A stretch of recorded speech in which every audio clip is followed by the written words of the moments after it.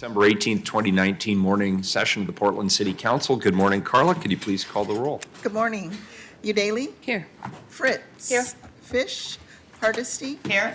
Wheeler? Here. Now we'll hear from Robert on the rules of order and decorum. Good morning, Robert.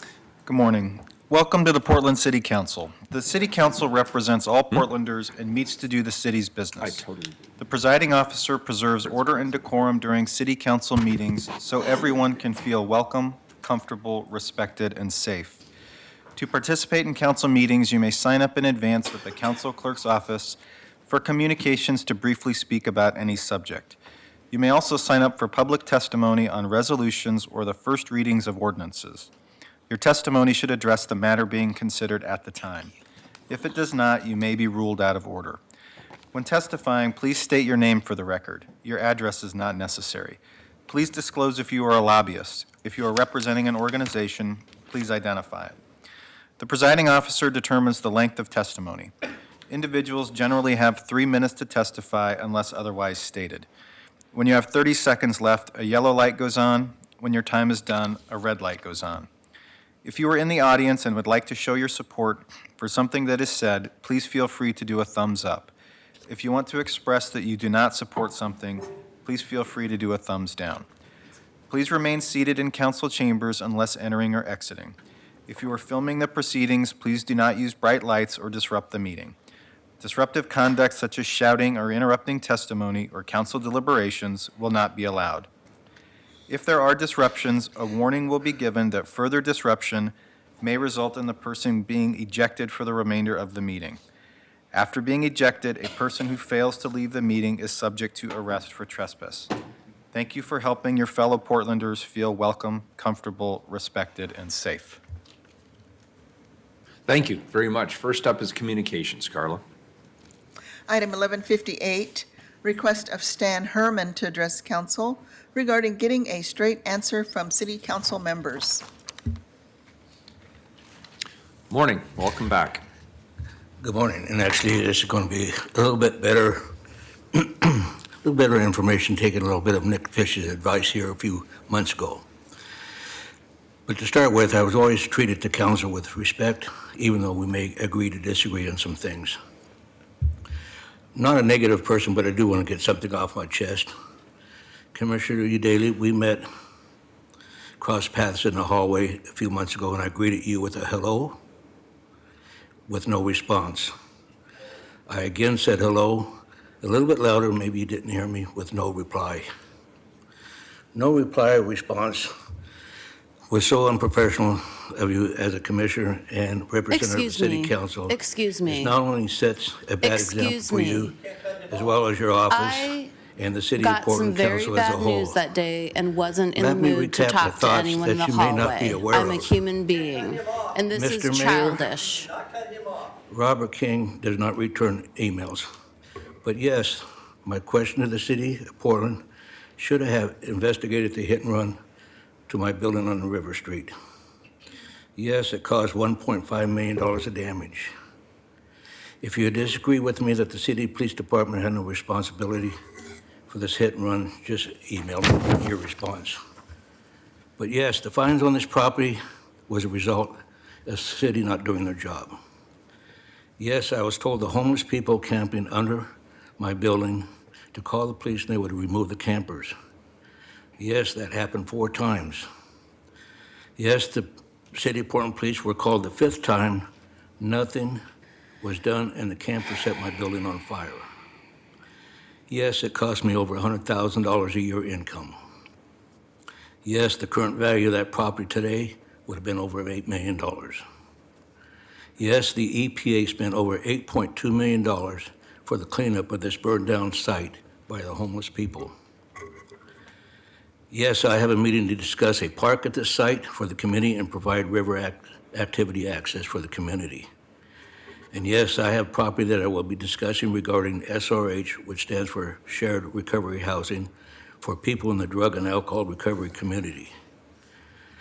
Yes, I currently run 5 successful homes housing 27 people in recovery, and I'm in the planning stages to build 6 more homes to house up to 60 people, perhaps plans for a 120-unit project house many, many more people in recovery. But with that said, I have nothing else more to say, nothing else more to add, but you'll see some positive results in the future. Thank you. Stan, a couple of things. Number one, I look forward to hearing how your housing program works out. I think it's an ambitious vision, and I wish you the best. I will just say what I say every month that I've said probably for the last 3 years, every month on the month straight, which is we have responded. If you would like me to dig up all of the emails again and send you the emails again, I will, but we cannot help you here. And Commissioner Fish, I think, was very eloquent in his statement. The items which you have discussed have been investigated. You have been responded to. You have met with my staff, with many other people. We cannot help you, and we're just being honest with you at this Yeah, point. So please understand that. Yeah, I understand. And if you wish to keep coming back every month No, and we're reading okay. the same I statement, you just can didn't do it. understand why Robert King But didn't respond to at the some- last email. Because honestly, I've told him that we have responded to you with the same statement over and over and over again, and at some point, you're really just taking time away from other important, there are people who we can help and who really need our help, and we have limited staff, and we can't keep sending you the same information every single month over and over. At some point, you have to embrace it, you have to read it, you have to understand it, and you have to take the very good advice that people have Yeah, given you. well, we're going and to I go appreciate forward with it. And I'm sure we'll see you The next only reason month. why I came to this level, because I could show you names of 20 people that couldn't get answers, and I thought I'd get some communication with upper Okay, well, management. I'm just telling you, we We're- have done we're doing fine. everything we can for We'll move you, forward, given Mr. Mayor. the bounds We'll of jurisdictional responsibility. There's nothing more we can do for you here on that point, but I wish you well on the housing project, and I'd love you to keep us updated on that. We'll do It sounds fine. really, really impressive, and I appreciate your being We'll here. do fine. Thank you. Next, it looks like some folks would like to come up together. Would the next four like to come together? Very good. Why don't you call the next four individuals, please, Carla? Okay, 1159 through 1162, request of Craig Hamilton, Chris Crever, Evan Madden, and Greg Madden to address council regarding proposed zoning changes that will affect Northwest Industrial District. Good morning. Thank you for being here. Thank you.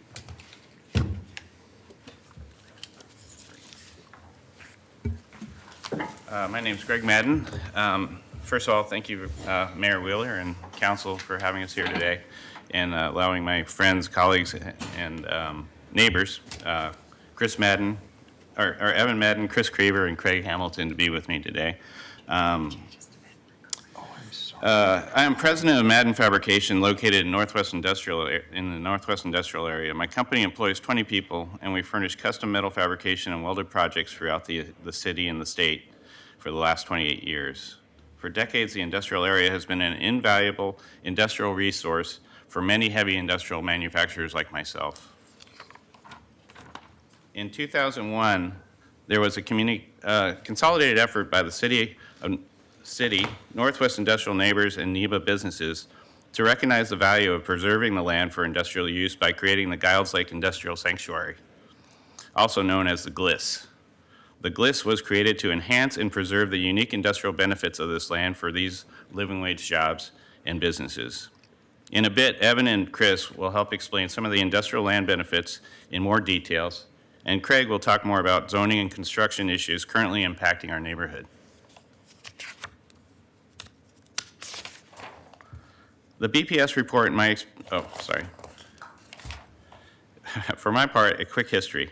The adoption of the GLIS in 2001 resulted in the preservation of 1,625 acres of industrial land between the St. Johns and the Fremont Bridge. The resulting value of jobs in the GLIS is documented in a recent Portland Bureau of Planning and Sustainability report, which we've included to council. This report shows that in 2017, the GLIS contained 479 businesses and 12,150 living wage jobs with a total payroll of over $768 million. This report also shows the average wage in the GLIS has grown to $66,000 a year, while overall district wage jobs in other areas of the city have only stagnated at a level of $62,000 per year in the same 9-year period. Compared to other types of business districts, industrial district jobs help to moderate the region's growing wage inequality because industrial jobs provide middle wage incomes that require little or no college education. And very needed right now. The BPS report, in my experience, shows that this exceptional quality jobs growth is restrained by the limited amount of industrial land in the GLIS and how it is protected. So in summary, I just want to reintroduce our industrial neighborhood and share these statistical and personal facts showing the Northwest Industrial Area benefits the entire city, as well as our businesses, the lives of our families and employees. We also ask that our opinions be heard and considered concerning Bureau and Council policies that both positively and negatively affect the GLIS. Thank you very much, and I submit my notes for your record. Thank you, appreciate it. Thank you. And if you'd like to, we already have it, we have a copy. Okay. Good. We have hard Great. copies, thank you. All right, thank you. Good morning. Yeah, good morning, Mayor Wheeler and City Council. My name is Evan Madden, and I'm here to talk about the Gods Lake Industrial Sanctuary as well, or GLIS. It was established in 2001, and I have worked in the GLIS for 6 years, and I'm proud to be a part of this hardworking community in Northwest Portland. Our business association has had monthly meetings averaging 20 to 30 people with an active email network of 300 people who participate in food drives, trash pickups, and volunteer with local charities. Our members represent a wide range of businesses that require industrial land, and we're here representing these people who want to preserve the GLIS as intended in 2001. The Gods Lake Industrial Sanctuary land provides space and extended hours of operation to perform some of the city's most important jobs. This type of work provides an opportunity of a true living wage job and the ability to learn new skills and trades that can lead to high-paying careers. Working swing and night shifts and employing people around the clock, industrial jobs have a high demand for employment. This type of work requires a large footprint, a space to make noise without disturbing residents, as well as easy access to highways and other transportation. Portland's industrial land is ideally located for businesses to succeed and has a long history of doing so since the 1920s. Portland's industry has kept the city afloat during recessions and has allowed Portland to compete with the largest cities on the West Coast.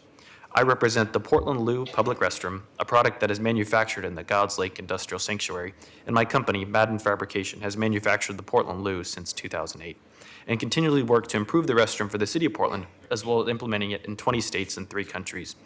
Relying on a great network of vendors and suppliers in the GLIS, the Portland Loo restroom is entirely sourced locally from vendors within the city. Not only is the Portland Loo made in Portland, but 8% from each sale goes directly back to the city to keep up with maintenance and cleaning of the restroom. Industrial manufacturing jobs have been in decline and will be cities that designate land use for all types of industry that will see economic success. Industrial jobs have, our town is very fortunate for a lot of resources, and one of those valuable resources is the GLIS. We ask that you recognize the importance of industry in the city of Portland and maintain the Gods Lake Industrial Sanctuary for strictly industrial zoning.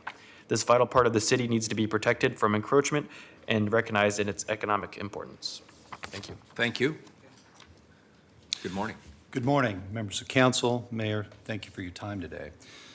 My name is Chris Creever, and I own and operate a photography studio in the GLIS. We've been serving the needs of our clients since 1994 and relocated to the Industrial Sanctuary Zone in 2018. We were located 5 blocks away from our current location at Northwest 26 and Northwest Upshur for over 2 decades. In the past several years, that section of Northwest Portland, which was once established as a more commercial industrial area, went through a series of zone changes that prompted several new development opportunities. What was once commonplace and straightforward to have grip trucks, art department trucks, and crew vehicles show up for work and park directly in front of my building or in my own private gravel lot became increasingly difficult to manage, navigate, and regulate. An increase in residential opportunities combined with the decrease in commercial and industrial businesses in the same area created a loss of business, neighborhood conflicts, and difficulty in running our daily operations. Since relocating to the GLIS over a year ago, we've avoided all these issues. However, there's deep concern that what happened to my business 5 blocks away can happen again at our new location. And this time not affecting one business, but multiple businesses in the industrial sanctuary zone. Safety is another huge concern when addressing the potential zone changes and the 2-block buffer zone encroachment that surrounds the GLIS.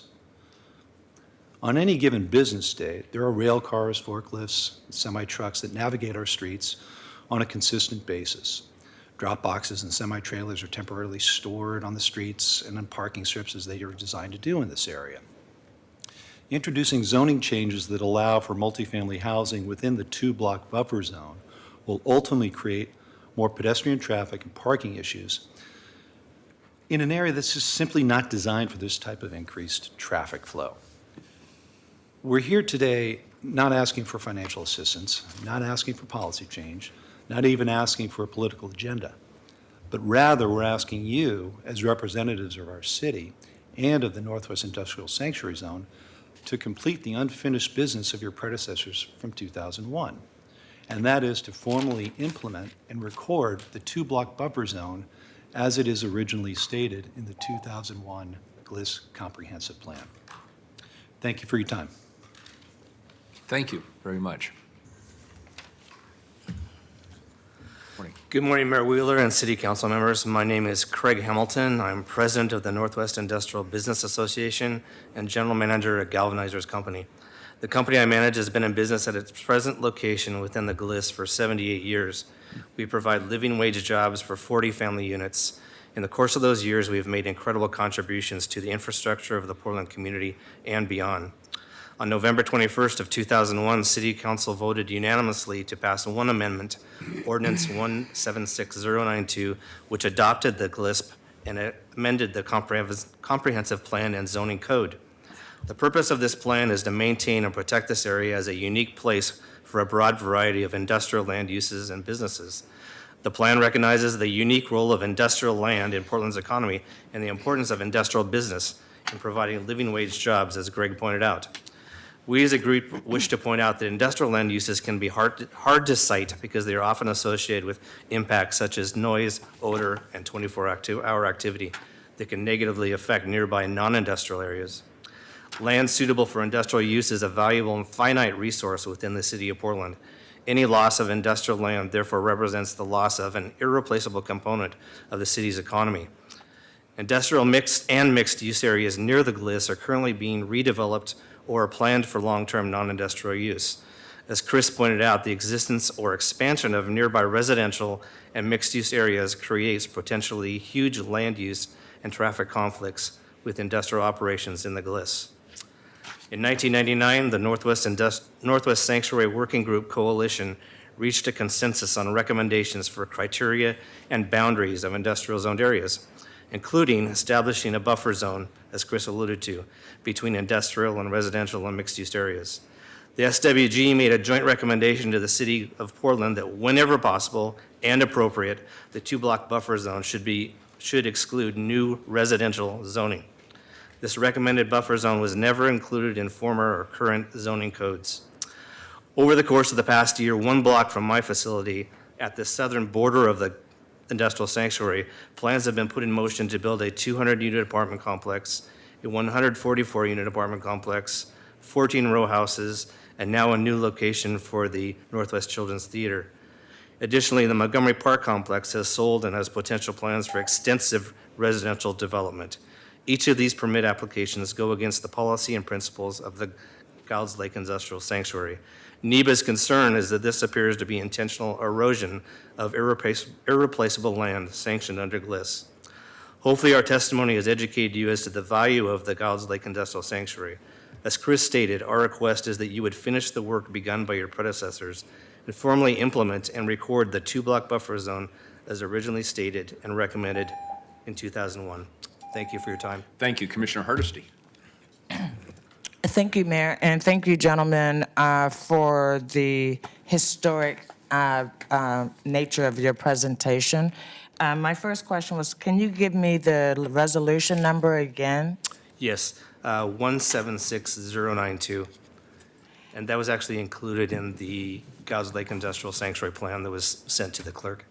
And I'm a little confused. If it was passed and it was, City Council said, hey, this is a great idea, we should do this, and they passed a resolution and say, we're going to do it, what happened?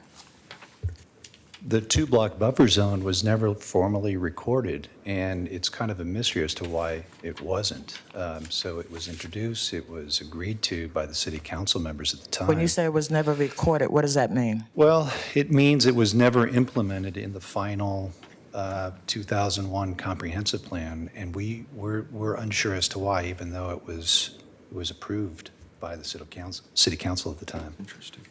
Yeah, and the GLIS, when it was being developed by the neighbors, NWDA and whatnot, they were all in agreement of that buffer zone at the time. So there was documentation of the fact that it was a highly required and requested buffer zone, which is very helpful for, as we mentioned, with all the facts today.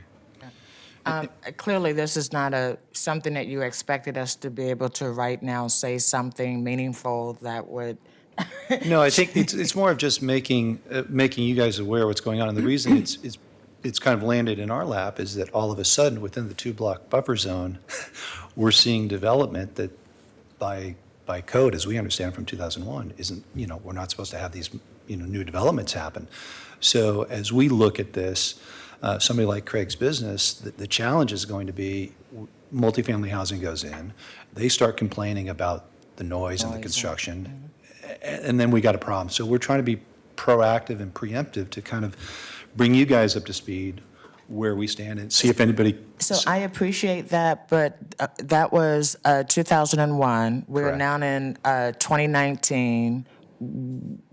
There was a slow effort to come and talk to us about what you saw taking place.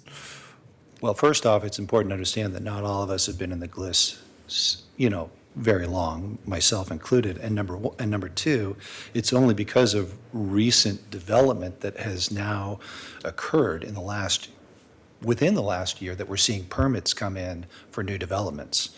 And our understanding is that the two-block buffer zone was in place, but if these permits are allowed to develop here, then it appears that it was not. Commissioner Fritz. Thank you for coming in. There was an extensive discussion of this during the 2016 Comprehensive Plan map amendments, and I think I lost on the votes because I was concerned about exactly this. The majority of the council thought we need more housing, we need more housing, we need more housing, and so they allowed these multi-use zones. And so really what you're highlighting for us is an early warning sign that, in fact, that was a mistake. And so I think that's the conversation that this council needs to grapple with, is that it's going to be a trade-off. And do you want more housing or do you want good industrial jobs? Because as you so rightly point out, the two cannot peacefully coexist. Yeah, correct. So Mayor, you'll need to talk to the Planning and Sustainability Bureau to see. I'll put it on the list. Yeah, I know. But when community members who are, doing the right thing in providing these jobs and come to us saying, oops, this is not turning out as was hoped, I believe the council should take another look at it. Yeah, this is actually, I'm really glad you guys came here today because like Commissioner Hardesty, I share the interest in sort of the historical perspective here. And I was taking some notes as you were speaking that the issue you're bringing forward is really at the forefront of a lot of conversations that are already taking place around the city, not just with the comprehensive plan amendments, but just in the last year, as I was writing this down, we've had conversations around Terminal 2. Mm-hmm. We've had conversations around Swan Island. We've had conversations around the expansion of residential areas and the decline of industrial space in the South Waterfront. I'm heavily engaged in conversations right now in the Central East Side industrial area. The Columbia Corridor Association deals with this throughout the entire Columbia Corridor area. And in maybe a smaller way, the Wapato conversation becomes a discussion about the needs of the community at large versus industrial land. And of course, all of this is under the umbrella of the urban boundary conversation, the urban growth boundary, thank you, conversation that we have every 5 years through the Metro Regional Government. And another part of the conversation is the definition of industrial is changing before our very eyes. And so we used to think of industrial being more, metal manufacturing and the like, but now industrial is also becoming more like office work. And we're seeing that particularly in the Central East Side. So there's this blending of what really do we mean by industrial versus other types of commercial uses. And you also hit on something that's near and dear to my heart. I actually have no problem with housing being close to industrial areas, but I agree with you that it is problematic that when people move into housing and then they start complaining about the industrial uses which were there previously. And so there's something about a communication and a disclosure requirement that we've never really addressed head-on. And some people love living around the manufacturing areas. The Pearl District is surrounded by manufacturing. There's a lot of noise there. We hear noise complaints from there, but we also hear the need for commerce and industry in that area. So these are all very timely issues. And I don't know how to solve this problem right now. That's why I was sort of chuckling. I'm not sure you know how to solve this problem, but it's one that we're going to be dealing with for quite some time, and I just appreciate you coming here and shedding some light on this particular And I area. just add that the industrial land is it's a very valuable thing to the city from the It is. standpoint, and very few cities have that kind of a close tie, like Evan mentioned, that we work together, everything is close. That's a very lean, LEED certified type program. We get a lot of building LEED certified programs because we buy locally and it doesn't travel far. So we have that ability, just like, we have one of the largest inner city parks, we have one of the largest inner city industrial areas. And That's right. We're very fortunate to have that. So. We are, and I appreciate you bringing the economic development, the workforce component to the fore as well, because Absolutely. that's something that weighs on my I mind. mean, just as a second note, I think that solves some of your homeless issues. Yeah, very, And very idle possible. hands, and we need the bodies. So when I drive by these camps, I think about how many people that I could hire tomorrow. Well, thank you. It was a provocative conversation, and thank you for this. Commissioner Hardesty gets the last word. I was just going to appreciate the other historic nature of this dialogue is that Commissioner Fritz was actually in a deep dialogue about this conversation before. I absolutely agree with the mayor. We're having this conversation all over the city of Portland because the reality is that a lot more people are moving here, right? And so far, we haven't figured out the right mix, right? But I hope that you will continue to work with us and find ways to actually make sure that you are engaged as we move forward, right? I don't think we're going to do development perfect, but we're going to do it really better the more people who are at the table trying to help us figure it out rather than being confrontational and telling us, that we're not smart enough to be doing what we're doing. No, we So- appreciate that, and I think it's super important to understand, we're not against housing and multifamily development. That's not what we're about. We understand we're Yeah. going through some massive growing pains in the city. I think we all recognize that. I think it's just important to talk about what's happening here, and this, we can kind of see this coming our way. See the train coming, yep. Right, and how do we combat it? How do we combat that? And if we can't enact and formally have this two-block buffer zone, which is what we're here to hopefully, have amended, but if it isn't, maybe it's something where, when you issue permits for development, those specific multifamily housing developments, the builder has to create an extra layer of soundproofing or something that, people can't complain about when Craig's business is working at 2 a.m. because we're established for that, So I think there's ways to solve this problem, and we very much want to be part of that And if solution. you could please leave copy of your testimony, all of you. I think I have, is there a packet? I may have them all, but yeah, I think I do. Thank you. You do have this. Can I make one last comment? That is, Mayor Wheeler, I really appreciate your final comment. We actually hired legal counsel to approach the developers at the land use meeting to propose that, can we at least have a notification that, hey, you're moving in next to an industrial sanctuary, there will be issues that you may face. You acknowledge that. And that was turned down. The developer initially said, yes, we're willing to do that, and then it came back and said, no, we're certainly not going to do that. Okay. All right. There it is. Thank you, gentlemen. It was a great presentation. Thank I you. appreciate your coming in. Next up is going to be items 1163 and 64. Oh, I'm sorry. Thank you, Commissioner. Have any items been pulled off of the consent agenda, Carla? None have. Call the roll. Udaly? Before I vote on the consent agenda, I want to help clarify any confusion about 1177. As many of you know, earlier this year, a UP train derailed and caused damage to the Ross Island Bridge.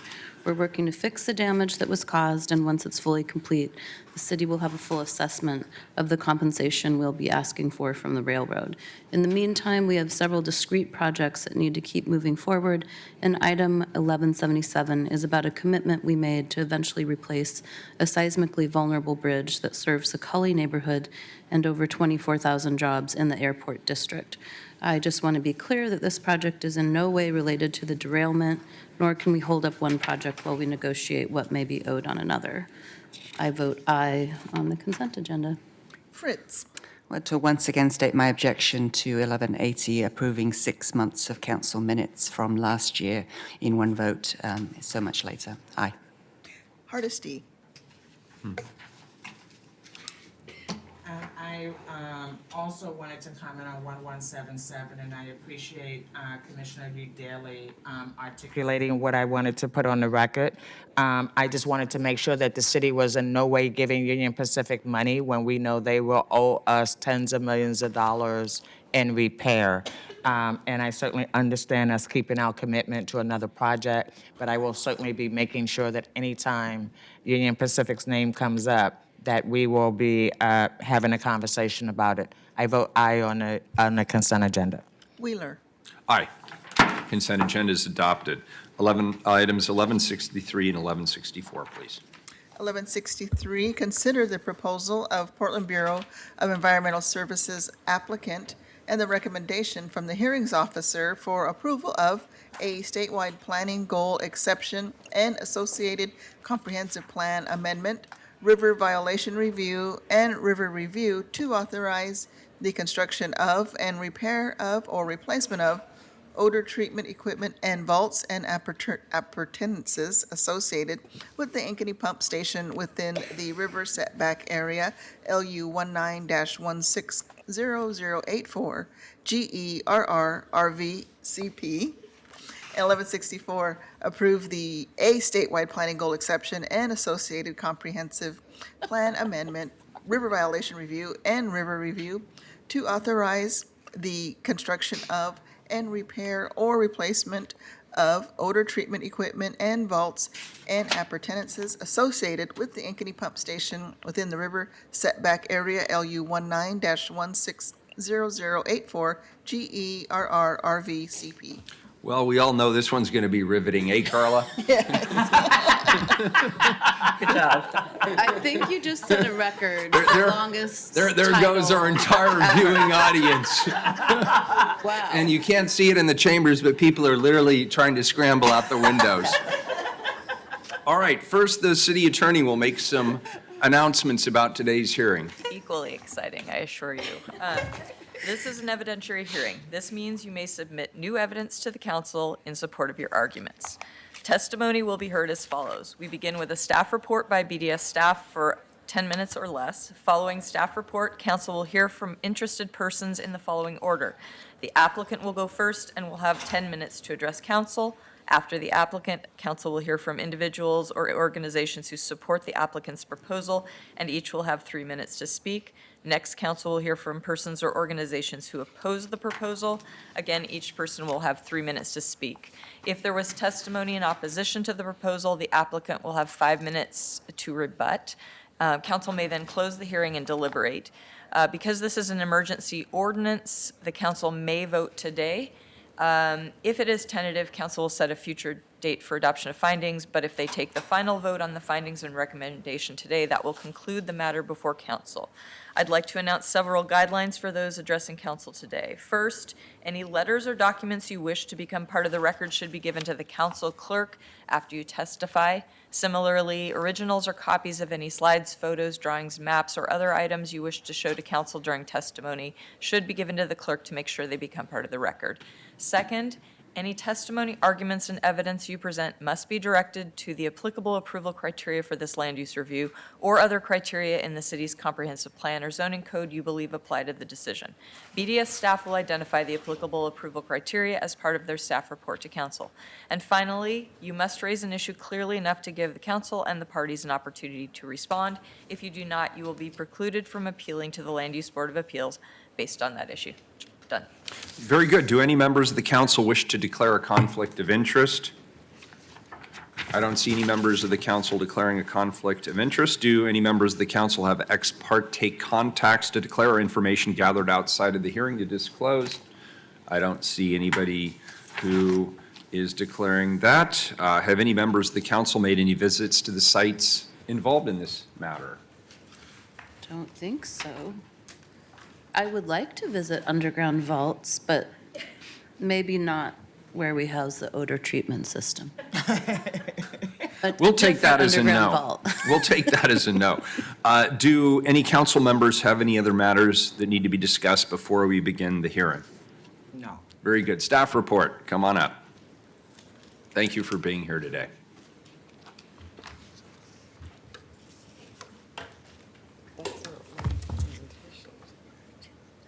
Thank you.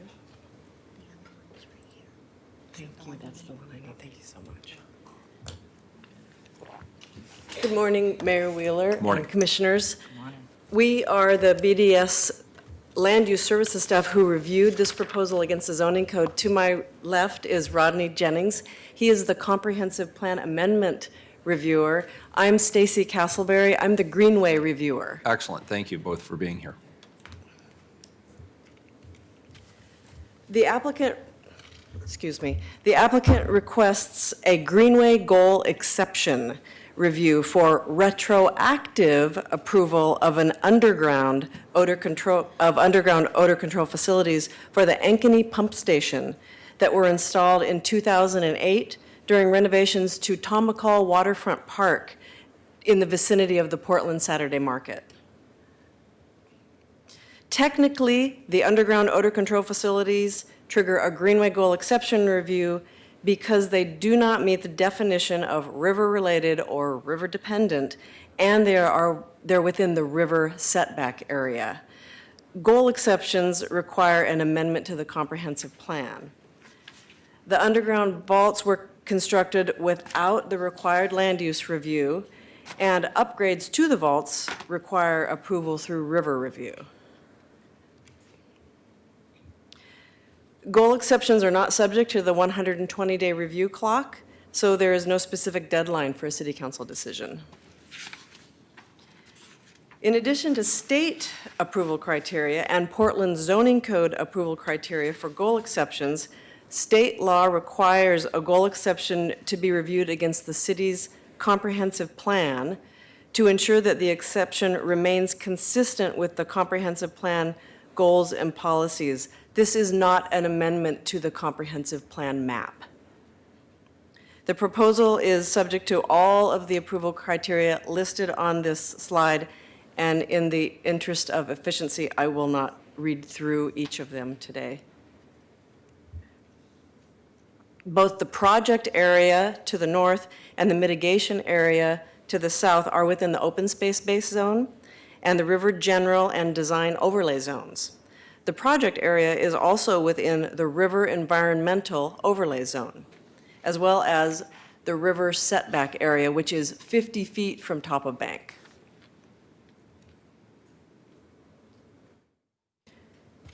The underground vaults are located immediately north of, and on this slide to the left of, the Burnside Bridge in Tomahawk Waterfront Park, and temporary and permanent impacts to construct the vaults affected approximately 2,500 square feet in this area. Approximately 3,700 square feet of mitigation plantings are proposed at the Battleship Oregon Memorial, which is about 1,000 feet south of the work area for the project. Existing conditions on the ground appear as mowed lawn and the waterfront greenway trail, as you can see in this photograph. This is a plan view of the existing vault areas. It's difficult to read. I'll highlight some things with the mouse. This shows you the location of the two existing vaults relative to the Burnside Bridge that runs up and down through the center of the slide, and the Willamette River that runs right to left at the top of the slide. The line immediately north of the vault area, it represents the seawall of the Willamette River, so it creates a very firm separation between the river and the park area or the vault area. This is the current condition of the mitigation area at the Battleship Oregon Memorial. It will receive approximately 3,700 square feet of mitigation plantings consisting of native trees, shrubs, and ground covers. The hearings officer adopted BDS's staff report and incorporated it into his recommendation of approval with conditions to City Council. Only BDS staff, the applicant, staff from Multnomah County Bridges, and Portland Parks and Recreation staff attended and testified at the hearing, and all were in support of the project. So the alternatives facing City Council today are adopt the hearings officer's recommendation to approve the application with conditions, which we hope you will do. Adopt the hearings officer's recommendation to approve the application with modifications, or overturn the hearings officer's recommendation, thereby denying the application. I know that was brief, so I'll be happy to answer any questions.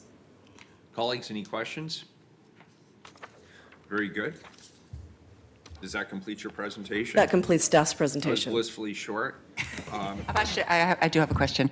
I'm not going to do this, but supposing we were to overturn the hearings officer's decision, what would happen? Would they have to take the vaults out?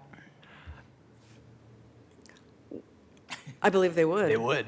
I think believe, so. yes, I believe that's the answer, yes. Okay, which would not be a very pleasant thing. Okay, In my opinion, that would create a huge mess. thank you. Very good. So according to my notes, the applicant is up next. Good morning. Thank you for being here. Thank you. Good morning, Mayor and Commissioners. Morning. How do I do this here?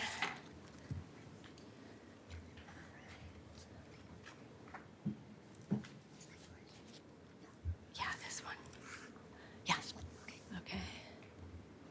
Here we go. Okay, thanks. I'm Chris Selker, the project manager for Bureau of Environmental Services for the Ankeny Pump Station Odor Treatment System Rehabilitation Project. And I'll just tell you a little bit about the project today. Stacy has covered a lot, so I'll try to skip through these pretty quickly. This is the Ankeny Wastewater Pump Station located near Waterfront Park, downtown Portland. It's a historic building built in 1928. It's an important part of the city's wastewater collection system. And this is looking east toward the Willamette River. The Waterfront Park fountain is in the foreground there. Bit of a timeline. The pump station was built in 1928. In 2008, BES put in 2 odor treatment vaults to handle odors from the pump station and from the east side CSO pipe, which runs under Waterfront Park. And to determine the vault location, BES worked with Parks, Multnomah County, and the Portland Development Commission to determine the location. 2015, the odor treatment system flooded, not because of the river flooding, but because there was a water leak in the equipment vault. So we went to BDS for early assistance, and they informed us, surprise, we had never had a land use approval for those vaults when they were installed in 2008. And it turned out part of the facility is in the greenway, within the greenway. So now we've started this project.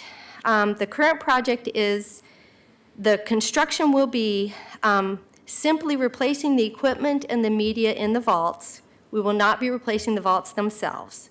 And we will enlarge one hatch at the top of the media vault by about 12 square feet. It'll go from being 4 by 4 feet to being 6 by 6 feet. Again, we're not replacing the vaults. So yeah, and Stacy said in 2019, we had approval of the land use application by the hearings officer. This is basically the same slide that Stacy showed, so I won't discuss that anymore unless anybody has any questions. Again, Stacy showed this slide too. This is the existing facility, how it stands right now. This was construction in 2008 of the vaults. They're 9 feet deep. Blower vault is 18 by 18 feet at the top. The media vault is 25 by 27 feet at the top. And again, they're both 9 feet deep. This is how the odor treatment facility looks now. The stack and the tops of the hatches is all that is seen. And the stack is 11 feet tall and 2 feet wide. It's stainless steel. It was designed to be simple and unobtrusive. Proposed construction, so again, the only permanent change that will occur in the vicinity of the vaults is going to be increasing that one hatch size. So that's the only difference that there'll be there, and that's the kind of the cross-hatched area there. We anticipate we'll be on site for 3 to 4 months. The earliest we could start would be spring 2021, but we will work with the local Saturday market and other neighbors to make sure that we stage it for the least public interference.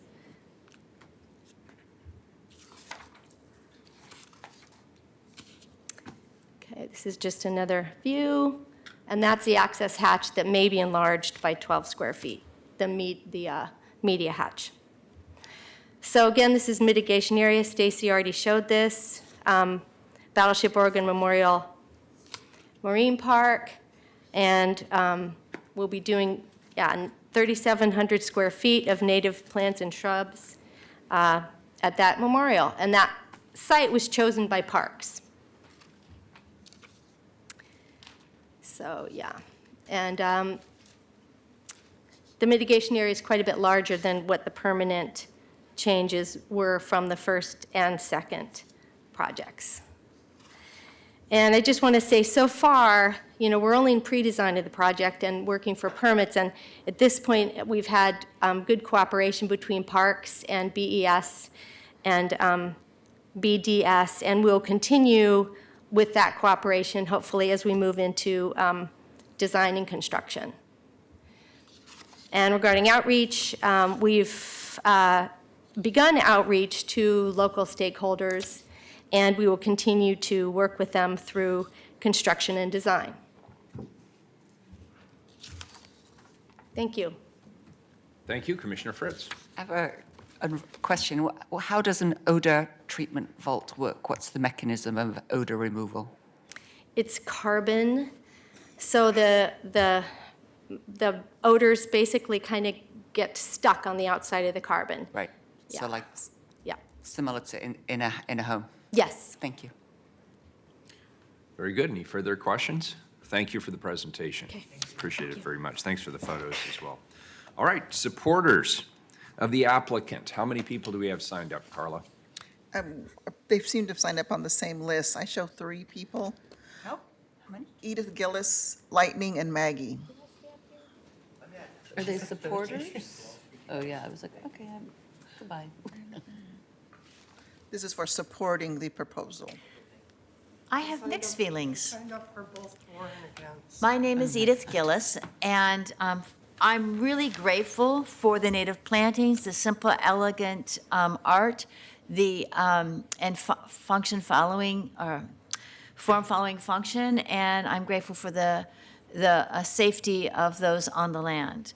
What I'd like to know is how far up from the highest projected sea level rise causing the rise of the river are the vaults, and how secure are they from climate emergency caused failure of the seawall? I would like to have bioremediation with enzymes, bacteria, algae, and fungi before the carbon, so there's less need for carbon and for less odor. It would also produce better oxygen and better care of our facilities. So it's yes and improvements. Thank you. Morning. I'm totally with Mimi, and this is about sewage, right?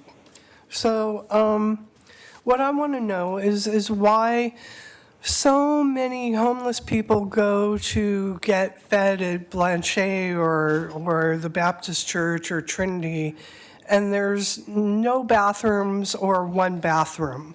So this is about sewage. So if there's no place to go to the bathroom where you eat, where are they going to go? Well, I guess they're going to go in the street, and then that's going to run into the ocean, right? And it's going to cause odor, right? I mean, I guess you're talking about sulfuric odor, they say, because it's not broken down enough to be methane gas.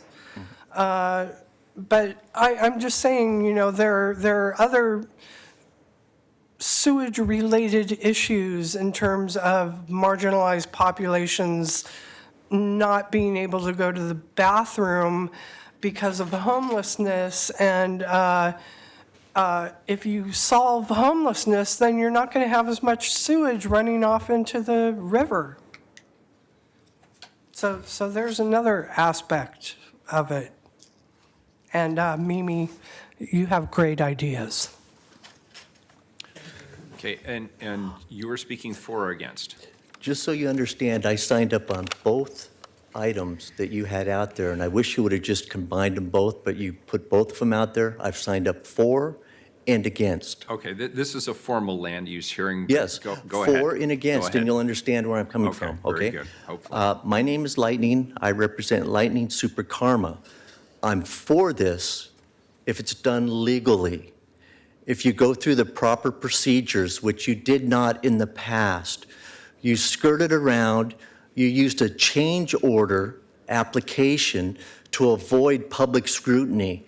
You illegally put the vaults in, illegally went around the public, and illegally, when it broke down, you refused to fix it. What is the point of having that there if you refuse to fix a broken pipe for 3 years?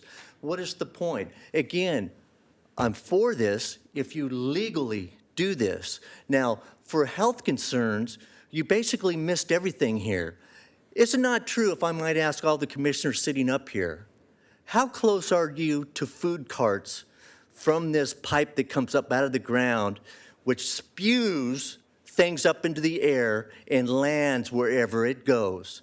How close are you to the food carts, and to the food, and to young kids eating food, drinking coffee? Again, I'm for this if the health inspectors approve this.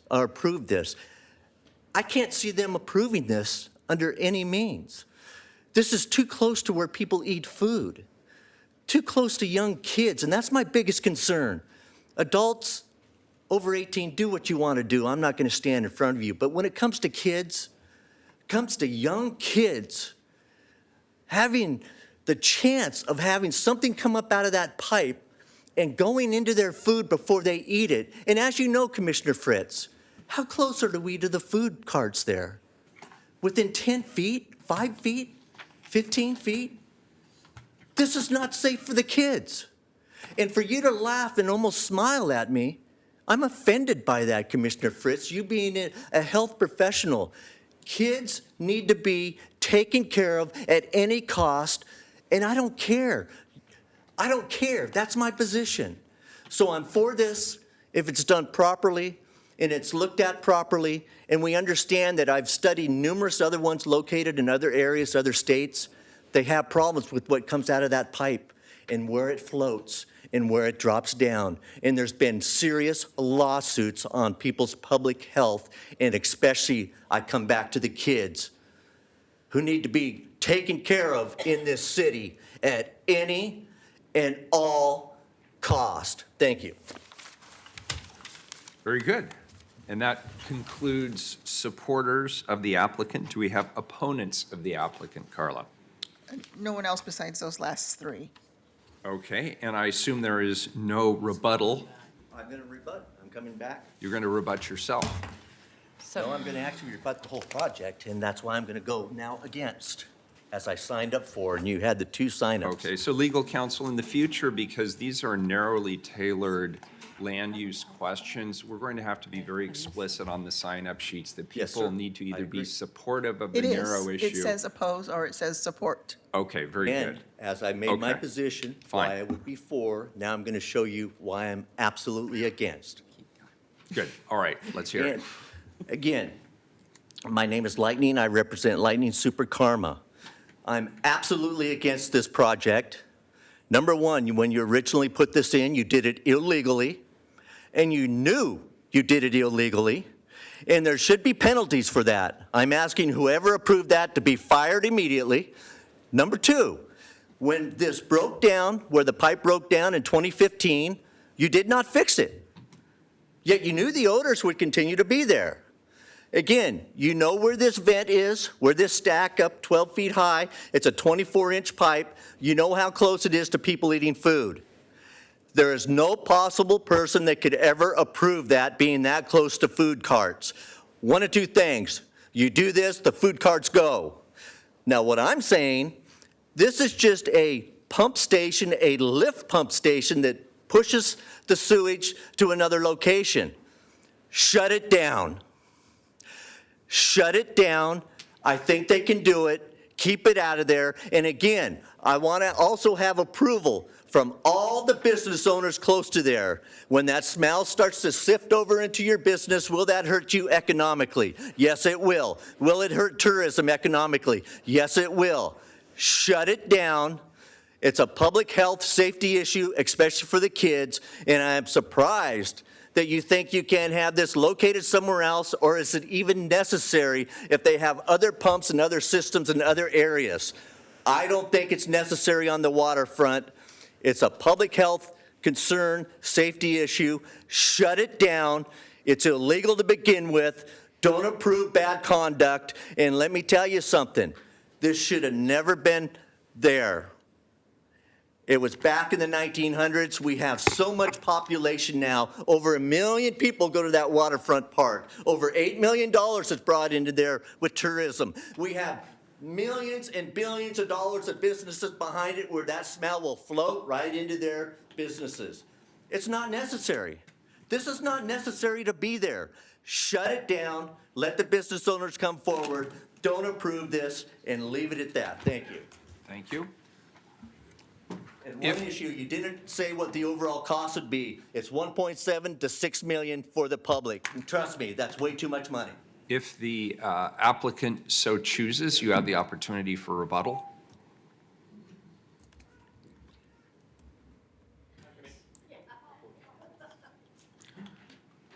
You really need only rebut items specific to the land use question that is the subject of the hearing.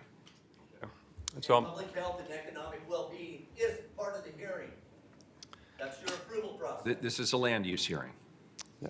So I'm Paul Sudo with BES Engineering Manager.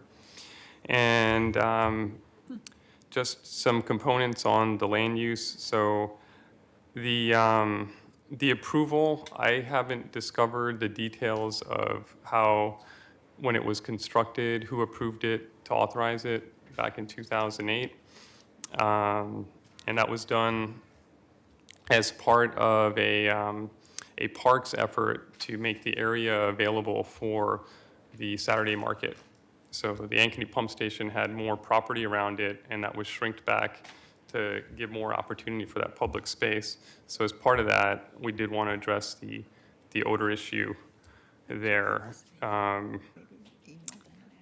So just to comment on that, from a timeline. The point I believe someone made about bioremediation versus carbon, I just want to make a technical point about that. The existing facility that was installed used biomedia. We were trying to be greener there, but what we've learned is with these sewage pump stations that they're very challenging to keep the bioorganisms work productively and efficiently since the sewage varies. So we found we're more successful with carbon. So it's a technical reason. We tried the bio, but it hasn't worked quite as well.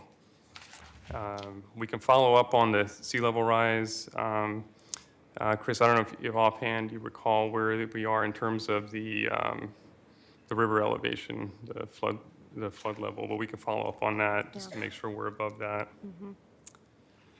So is there anything else that was mentioned that I may not have just kind of spoken to? No, I think you're good. Thank you. Okay. All right, so we are now at the council discussion section here. Unless there's any objection, I'd like to close the evidentiary record. Is there any objection to that? The evidentiary record in this hearing is now closed. That means the council will accept no more oral or written testimony on the land use appeal. Commissioner Hardesty, then Commissioner Fritz. Commissioner Fritz. Commissioner Fritz. Thank you. I'd Then like to Commissioner ask the city attorney, can we just move to adopt the findings? Yes, and I think the mayor I think this could be finally decided today, so Thank you. yes. That's what I wanted to check. Okay. Does anyone wish to make a motion to adopt the hearing officer's recommendation in item 1163? So moved. Second. We have a motion from Commissioner Hardesty, a second from Commissioner Fritz. Is there any further discussion on 1163? Please call the roll. Udaly. Aye. Fritz. Well, it's particularly nice that all this happened in 2008 when none of us was here.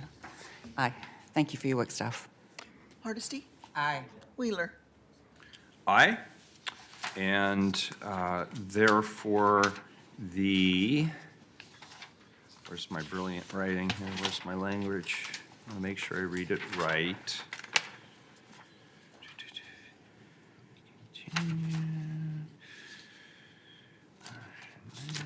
I don't have the language. Can you state it again, please? So the hearings officer's decision is now final. Is that right? So, council has adopted the hearings officer's recommendation on that item. Thank you. That's what I meant to say. Very good.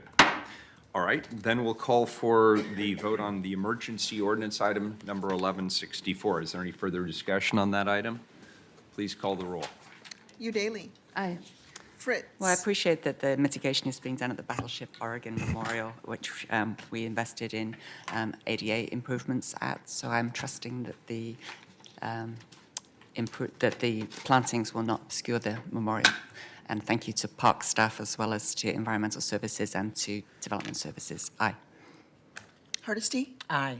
Wheeler. Aye, the ordinance is adopted. Thank you, everyone. Thanks for the good staff work on that. We're going to take the next two items slightly out of order. Could we read 1166 first, Carla? 1166, amend the comprehensive plan map, zoning map, Title 33, planning and zoning, Title 18, noise control, Title 30, affordable housing, Title 32, signs and related regulations, to revise the multi-dwelling residential designations and base zones.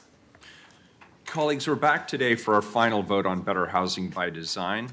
To help reorient everyone, the intent of the Better Housing by Design amendments are to expand housing options, address housing affordability, and improve design in Portland's multi-dwelling zones outside of the central city.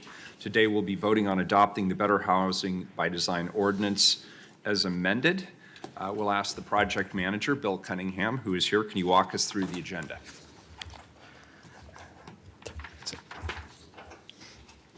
Thank you, Mayor, Commissioners. Glad to be back to you at the Better Housing by Design project. Just one moment here. I need to grab the materials that are at subject for today.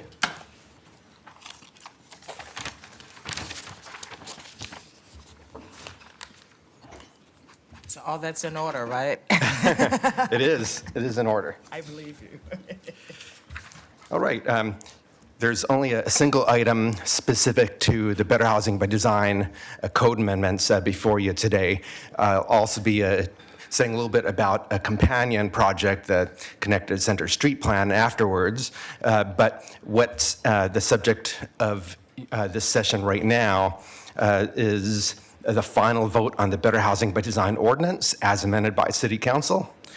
And I believe you've received the ordinance itself.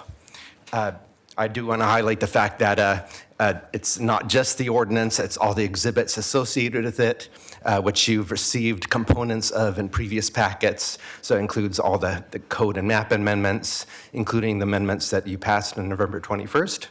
So just to be clear, adopting the ordinance will also mean you'll be adopting the code and map amendments that you've discussed in the past.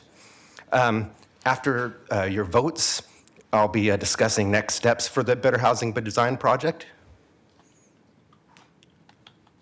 Any questions about the basics? So yeah, the one thing you'll be voting on is adoption of the ordinance, Better Housing by Design ordinance, including the exhibits that amend the zoning code and other sections of the zoning code, as well as the comprehensive plan and zoning map. And I think with that, I'll be turning things over to the mayor. Okay.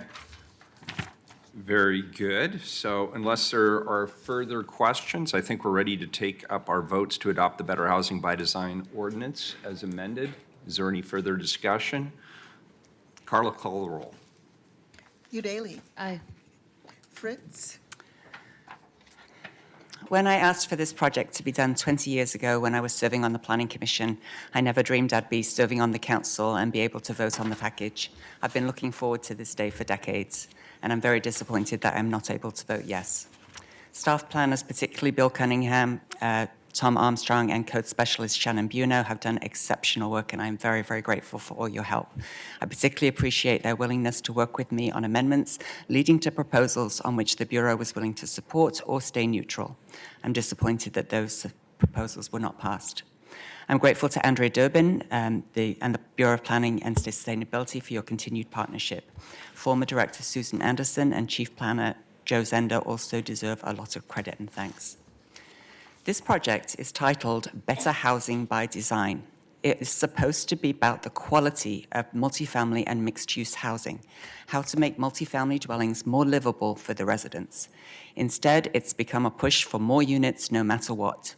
The council is voting for quantity over quality, as if we need to add more housing capacity. The 4-year comprehensive plan map review led by Mayor Hales looked at every lot in Portland to see where it makes sense to encourage more development and where it doesn't. As a result of that work, we have the zoned capacity to build 249,000 new homes in Portland. In the 2016 map amendment process, we added 39,000 more units, including 10,000 in the central city, which has the best services. An Oregonian article recently stated 31,000 new units were built in the past 6 years, and that projections show supply will outpace demand in the next 2 years. We don't need more capacity. We need more livable homes. These amendments don't accomplish that goal. We also need city regulations that all Portlanders can understand. The zoning code amendments continue the trend to make Title 33 incomprehensible to anyone except professional planners, developers, and lawyers. The old zoning code had designations like R2. Even a neighbor like me, when I was new to land use planning 27 years ago, could understand that R2 meant 1 unit per 2,000 square feet of site area. R3 meant 1 unit per 3,000 square feet of site area. Now we have designations like RM3 and RM4, and instead of a simple site area to density ratio, there are floor area ratios, or FARs, with terms like 3:1 or 4:1 to indicate something but not density. I challenge anybody on the council to explain to me what a designation of RM3 with a 2:1 FAR on a 10,000 square foot lot allows a property owner to build. I certainly could not tell you. The change to FAR makes our complicated zoning code even more difficult for most Portlanders to understand. There are some improvements, particularly requiring common outdoor space. Actually, that's the only zoning code improvement from my perspective, and even that is marred by allowing up to half of the common open space to be inside. For 6 months of the year, it's best for children and adults to spend time outside, and outdoor recreation generally needs more space than indoor. I'm grateful to Commissioner Hardesty for supporting my amendment to require a small amount of shared indoor space for residents to gather and socialize the 6 months of the year when it's not pleasant to be outside in Portland, either because it's too cold, too rainy, or too hot. I appreciate Habitat for Humanity's testimony in support of my amendment. Some people say they expect market forces to create good design. That's the very reason this project started. Market forces have not created good design. Some people say that affordable housing property owners find managing indoor common open spaces too arduous, and they don't want to manage conflicts between renters. It is paternalistic and denigrating of renters to assume that nobody renting housing would step up to organize residents to self-manage common open space. 40 years ago in my 20s, when I was a low-income renter, I didn't need a property owner to supervise me in leading community management of the community indoor and outdoor spaces where I lived. The council recently approved changes to bicycle parking in multifamily buildings to require shared indoor spaces for bicycles, and I supported that. With this vote, the council is saying bicycles deserve more consideration than people, particularly those who are middle or low income. People living in large multifamily buildings need spaces to gather together, to hold community meetings or family celebrations. Failure to adopt a required indoor space will continue to perpetuate the social isolation of people living in multifamily apartments, which is especially problematic for seniors. We have adopted policies striving to be an age-friendly city. This is a missed opportunity to achieve that goal. When Council recently appointed new and returning members to the Historic Landmarks Commission, we stressed our appreciation of historic resources and commitment to historic preservation. With today's vote, the Council supports changes in zoning, height, bonuses, and transfers that will adversely affect historic resources. Like a stable climate, once a historic resource is gone, it's gone. I appreciated Commissioner Udaley's support of the amendment offered by staff to discourage demolitions in conservation districts. I missed the fact that today, bonuses and transfers into conservation districts are not allowed. With this vote, the Council will allow those bonuses and transfers. Demolitions may be slowed for a time, but the character of the districts and their ongoing viability will be affected by this change. Historic resources are irreplaceable. I particularly thank the residents in Goose Hollow, the Northwest District, and Irvington for your data-driven advocacy and for working with my staff and Bureau of Planning and Sustainability on these crucial issues. Historic resources are supposed to be co-equal with housing needs in Oregon's statewide land use planning rules. This vote does not uphold that state law. We are honoring two specific historic projects, amending the zoning map on the Anna Mann House and Jacob H. Cook House, so they may achieve their highest and best use. I'm sad that once again, the Council is missing the opportunity to right-size the height, FAR, and zoning of historic districts, particularly those in the Kings Hill District in Goose Hollow. Those of you who continue on this council in 2021 will undoubtedly be asked to make choices only design review and historic preservation experts are qualified to make when you are tasked with appeals due to this lack of clarity in the zoning. But perhaps this is the new course of the council, to vote in favor of quantity over quality every time. As a result, Portland will no longer be the Portland I chose to make my home for more than half my life. 2 weeks ago, we voted to transition from the city's use of gas-powered leaf blowers due to their impact on the climate crisis. Council members expressed concern about the climate crisis. Today, the council is voting to add more homes where the residents cannot walk to transit, in fact, can't walk or cycle anywhere safely due to the lack of sidewalks and bike lanes. I appreciate that the project we're about to hear about would add those. My amendment said that where those facilities exist, yes, it's appropriate to add more density, and where they don't, it's not. Only 10% of the multifamily housing is located in these places where automobiles are the only safe option for transportation. Yet the majority of council refused to prohibit density transfers and FAR bonuses in locations where residents will have to drive. This will contribute to continuing the path to climate catastrophe. Our planet is on fire. We should be making every vote based on whether it addresses that reality or whether it makes it work. 50 people have been killed on Portland streets so far this year.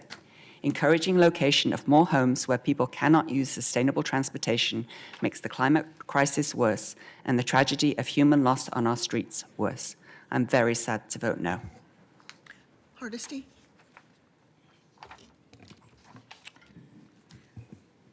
We have a history of planning that has not been equitably benefited from in the city of Portland. And the city of Portland, of course, is not any different than any other city that had areas that were designated and redlined and that prevented African Americans, Asian Pacific Islanders, and others from being able to create wealth for their communities that they could then transfer over and over again. What we see today is that we continue to live with that legacy of redlining, racism, exclusion, and what we're being asked to vote on today, Better Housing by Design, won't in and of itself fix that historic reality that we live with here. However, it is one piece of ensuring that the pain of growth is shared by every single community. No one should be exempt because they have owned their home for 30 years. No one should be exempt because their home was passed down by their parents to them. This is about ensuring that even though none of us wrote Oregon's racist past, that we get to write a new segment in our future. We had this presentation, Historic Context of Racist Planning, that the Bureau of Planning and Sustainability put together. It's not the complete picture, but it's a great picture of what we have promised and who has benefited from those promises. I want to make sure that as we move into the future, that every decision that we make, and I hope from this council and in every Bureau office, that the decisions are based on and who will be negatively impacted by this decision. We're going to be asked later today to vote on infrastructure improvements that really concern me because, of course, we have a history in Portland and in Oregon and around the country is once we make those investments and improvements, we walk away and allow market forces to dictate what comes next.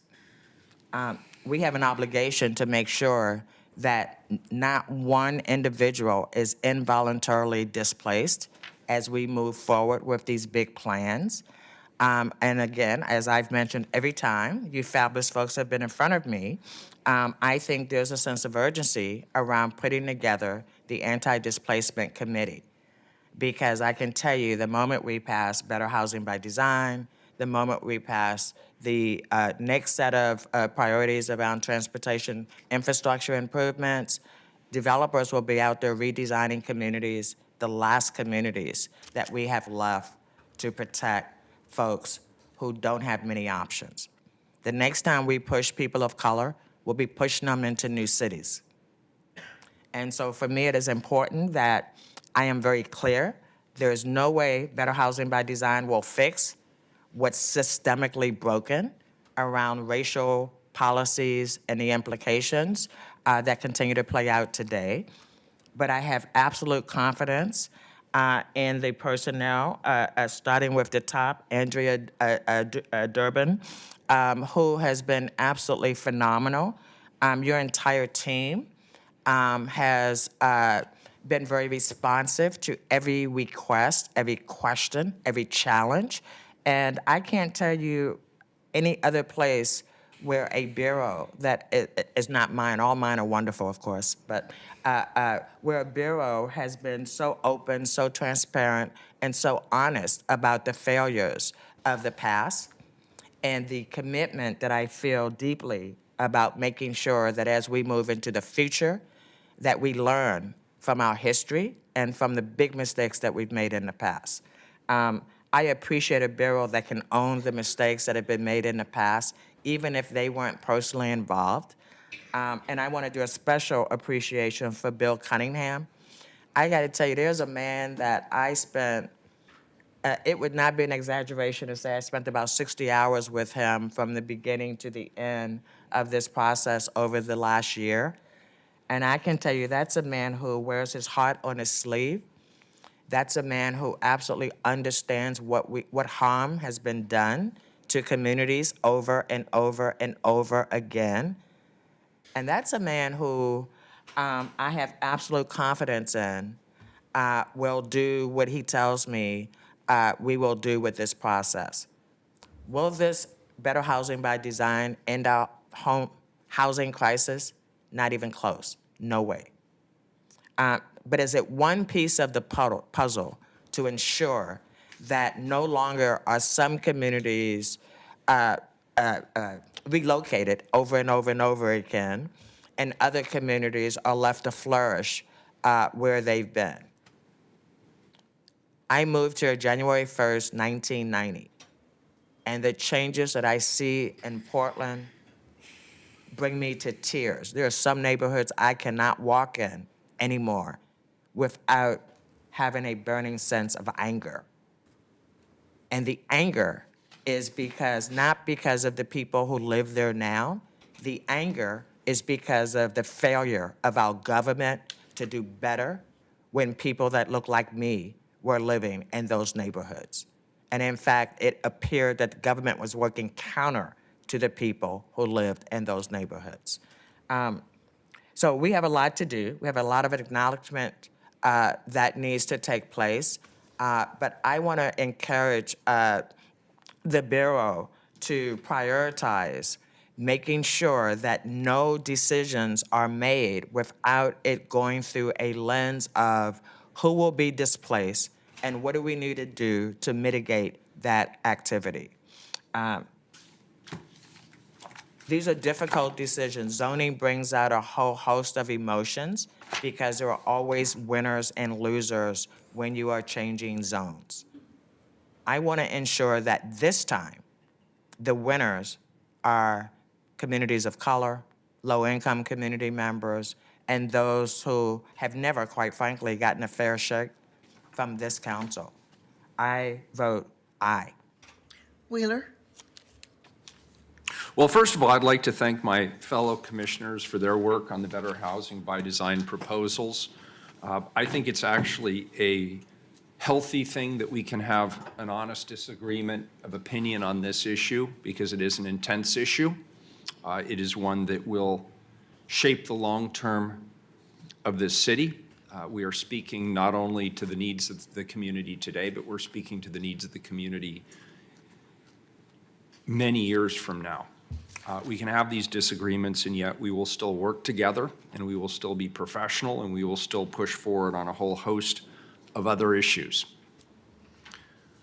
When I think about the Better Housing by Design project, and I think about last week's work session that we had on the residential infill program, and I thought it was a very good work session. I think the Housing Opportunity Initiative, which encompasses both RIP and Better Housing by Design, is helping us to answer, well, frankly, to ask and then answer the right questions about how we're going to grow as a city in the coming decades. The reality is we cannot maintain the status quo. And for people like me who were born and raised in this city, and in fact, my family's been here for several generations, there are aspects to this city that I don't want to lose, that I mourn in terms of the passing. But I also acknowledge that our city is dynamic, that it is changing, that it is growing, that people are continuing to move here, companies are continuing to locate here. We're on the global map, and so it's going to change. So the question isn't how do we stop growth and how do we stop change? The question is how do we manage it so that we maintain the things about our community that we love, and that, as Commissioner Hardesty said, we address the things that we got wrong previously to make sure we're not passing those wrongs on to future generations. the kinds of questions that I've been asking myself as we go through this process. Are the changes really going to deliver on providing truly affordable housing so that the people who work in this community, that provide a lot of the benefits that we like about this community, the food culture, the artistic culture, the service industry, teachers, firefighters, police officers, the people who make this city go, are they going to continue to be able to live here? Or are we going to follow the path of some of our sister cities up and down the West Coast where the answer is emphatically no? So I want to make sure that we are really delivering on providing truly affordable housing for the people who work in this community so that they can live here. And I believe they deserve to do that, not only today, but in the future. Are we reducing barriers to creating flexibility, to increasing housing options at all income levels throughout the city in connection with other investments like parks and the transportation system? Are we helping our region grow in a way that will help us address the climate crisis?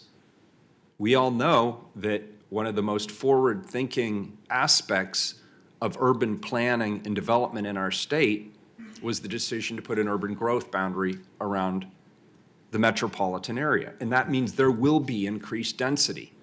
There will be more housing. And we will be more densely populated. That is a decision that we made as a state nearly 50 years ago. And I think it was the right decision then. I think it's the right decision now. But we are now at the point where there is a legitimate trade-off between maintaining the urban growth boundary, and yes, it will expand around the edges, it will adapt, and we all know that, but are we going to maintain the basic trade-off, which is increased density within the urban growth boundary, in order to protect the forests and the wildlands and the farms that are outside of the urban growth boundary? I still believe that our forebearers who supported those strategies were right, and that we should continue to support that. And that means the work we do inside the boundary needs to be dynamic and changing as well. Are we supporting livability for people of all ages and abilities living in multifamily housing? And Commissioner Fritz's good remarks notwithstanding, I actually believe that the intentional inclusion of design elements in the Better Housing by Design and some of the work that we've been doing in conjunction with the 2035 planning to ensure that we have more family housing that is consistent with the needs of older adults is a huge step in the right direction. Are we achieving the right balance between growth and preservation? We have an honest disagreement of opinion on this council as to whether or not Better Housing by Design furthers those goals or not, but I believe we're all committed to it, and time will tell. Are we being thoughtful about where and how density in housing should be located? Better Housing by Design addresses that question head on. Are we being thoughtful about design and aesthetics? When I first started hearing this debate, and it started well before I got here, Commissioner Fritz was involved, Mayor Hales was involved, Commissioner Fish was involved. I heard a lot of arguments about design and aesthetics. People were sick and tired of historic Portland-esque bungalows being demolished and then McMansions being built in their place that were blown out lot line to lot line. Better Housing by Design addresses that issue, and it addresses the aesthetic while also increasing the diversity and affordability of housing options in the city of Portland. And as I said earlier, are we taking into account the needs of future generations? It's so easy for us here in this chamber and elsewhere across the city to get hung up on our own immediate needs here today. But understand, we're also making decisions at this dais for future generations, and we have to lead with an eye to the future. And I believe Better Housing by Design does that, and it does so intentionally, and it does so in a thoughtful way. So in short, I think that the Better Housing by Design proposals are moving us in the right direction on all of these issues. Better Housing by Design is exemplary land use policy that will allow more people to live closer to the services that the city has invested heavily to put into place, while also ensuring that outdoor spaces and green elements will be close by. Again, this housing policy does not work in a vacuum. It works alongside our transportation strategies, our park strategies, and other strategies, investments that we make as a city. I want to take this moment in closing to thank the Bureau of Planning and Sustainability staff. Director Durbin, I want to thank you for your leadership on this, and especially to Project Manager Bill Cunningham, you've been working on this for a long time, and you've been working tirelessly, and I want to thank you for the way that you did it. You listened to a lot of people, and I think you were thoughtful and respectful for a diversity of viewpoints on this, and we could not expect anything more from you on that. And I want to thank you personally for that, and I want to thank all of your colleagues for that. The work that Bill and his team has put into this matter, the attention to the important details, their incredible effort in working with community activists, historic preservationists, real estate people. It's a really good example of good government. So with that, colleagues, I vote aye, and the ordinance is adopted. So that concludes, Bill, our work on Better Housing by Design with regard to the code and the map amendments. And now we're going to move on to consideration of the resolution in support of the Connected Centers Street Plan. So Carla, if you wouldn't mind, could you read item 1165? Adopt the recommendations within the Connected Centers Street Plan. Hello again. Mayor. Commissioner Udaley. Thank you, Mayor. In 2016, as the BPS, Better Housing by Design multifamily rezoning project was being developed, PBOT and BPS staff identified the opportunity to coordinate on addressing centers with a high number of multi-dwelling zone sites with poor street connectivity, focusing on East Portland.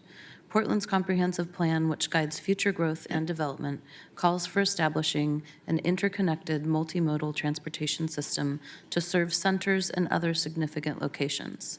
The Connected Centers Plan and Better Housing by Design both aim to enhance development patterns, to create more integrated neighborhoods, and to introduce new connections for improved access for walking, bicycling, and motor vehicles. Both planning projects carried out public engagement activities in tandem to ensure that plans would work together to meet the community needs. Early in the process, staff held walks with community stakeholders such as Rosewood Initiative and Apano in the Jade District and Rosewood neighborhood areas.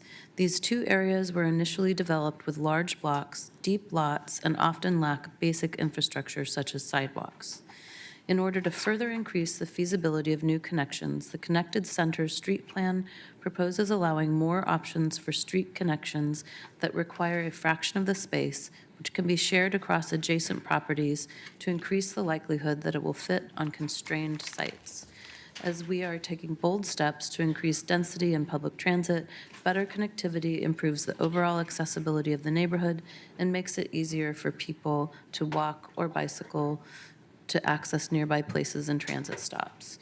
Here to explain the pilot project in more detail is Complete Streets Supervising Planner Denver Igarda. And of course, we have Bill Cunningham.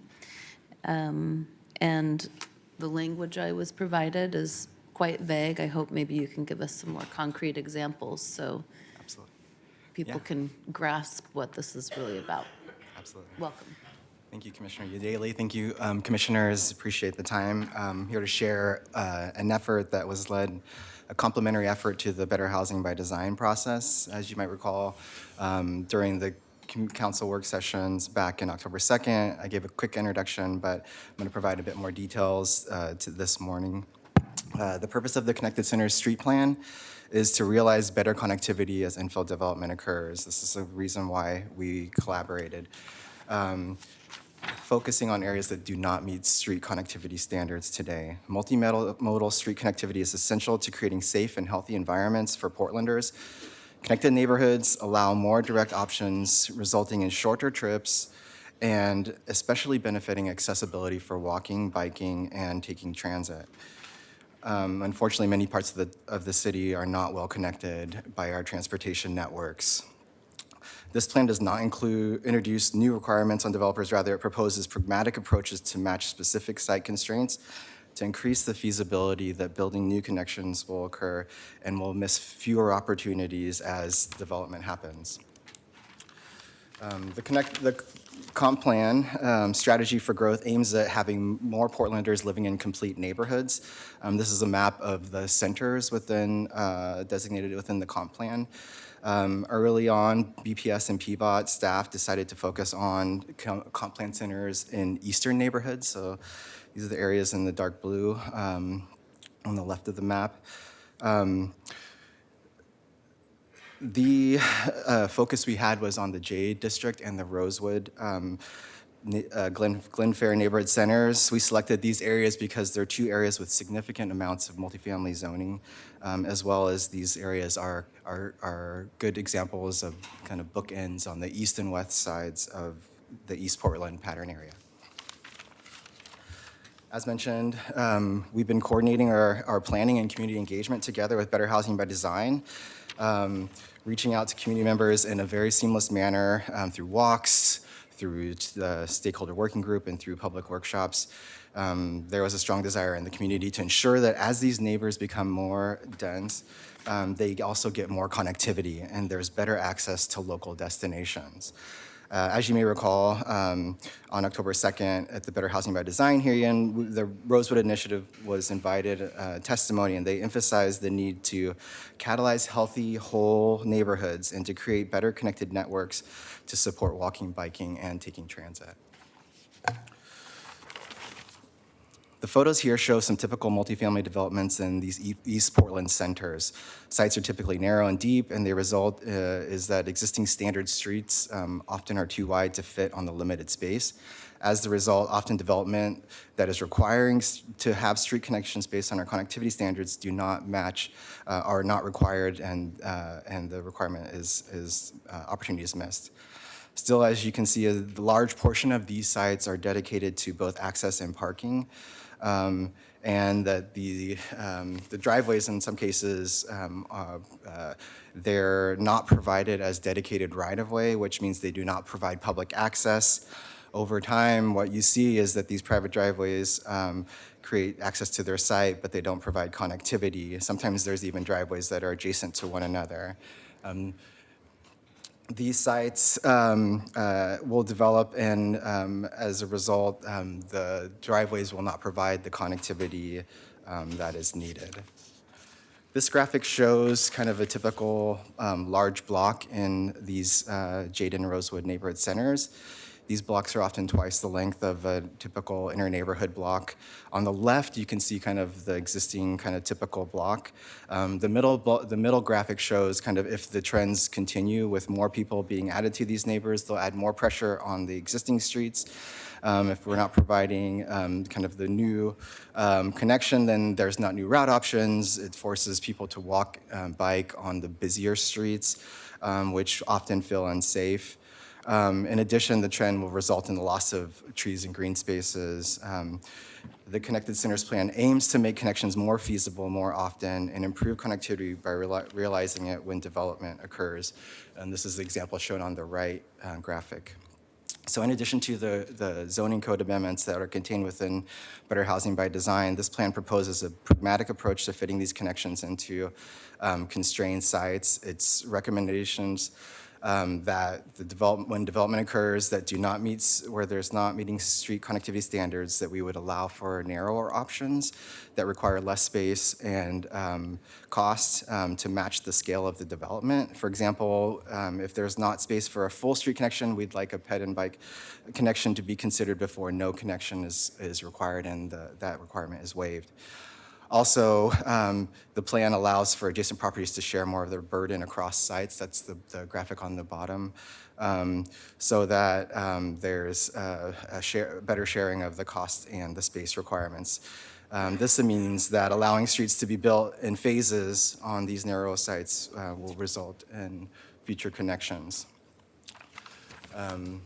In addition to coming up with ways to get these connections to fit, we're also leveraging transportation system development charges to require needed connections when infill development occurs, primarily to fill the gap, as you can see in the graphic on the left. Oftentimes, the determination is that these improvements are not feasible, and that to make them more feasible, we would like to provide the transportation system development fees as a way of leveraging the required connections and extracting these connections when development occurs. Commissioner Hardesty has a question. Yeah. Thank you, Mayor. The systems development fees, now normally a developer would need to pay systems development charges for street improvements if they are building a project. What will be different from what we normally traditionally do as it relates to systems development charge if we approve this proposal? So what would happen is the projects that we're providing in the transportation system development charge would allow for the city to contribute to the cost of the project so that it can be determined to be feasible. So wait, what do you mean when you say allow the city to contribute? If the city's building affordable housing, It provides capital funding, so the Transportation System Development Fund is a capital project that we can contribute up to 50% of the costs. And this map shows specifically the blocks that we identified the most need for providing connectivity based on pedestrian access analysis of these neighborhoods. So walk me through a process, right? I'm a developer, I want to build an apartment complex in Inner Northeast, you pick a street. Walk me through that process today and what changes with this proposal.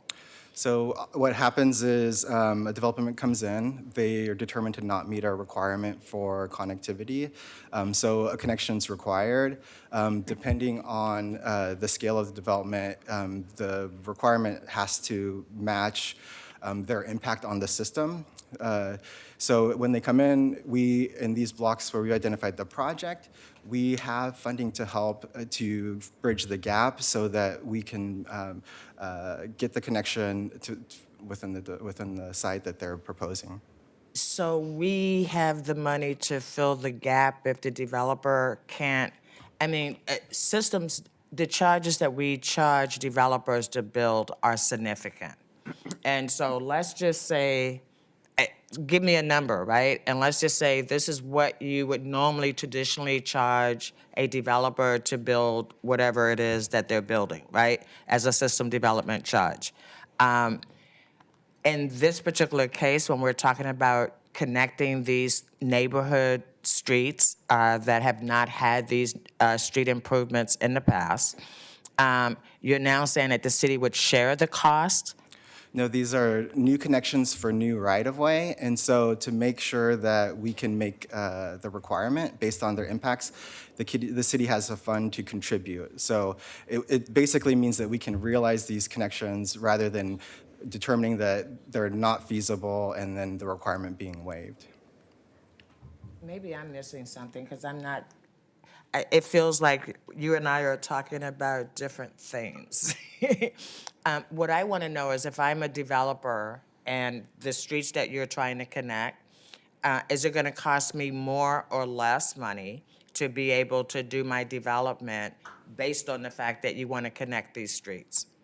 It will cost you the amount of money to build the street. It'll be the same as you would be required otherwise. The only difference is that we're realizing these connections rather than waiving the requirement. So oftentimes, because the sites are, the cost is higher than the impact, then we're not able to get the street connection.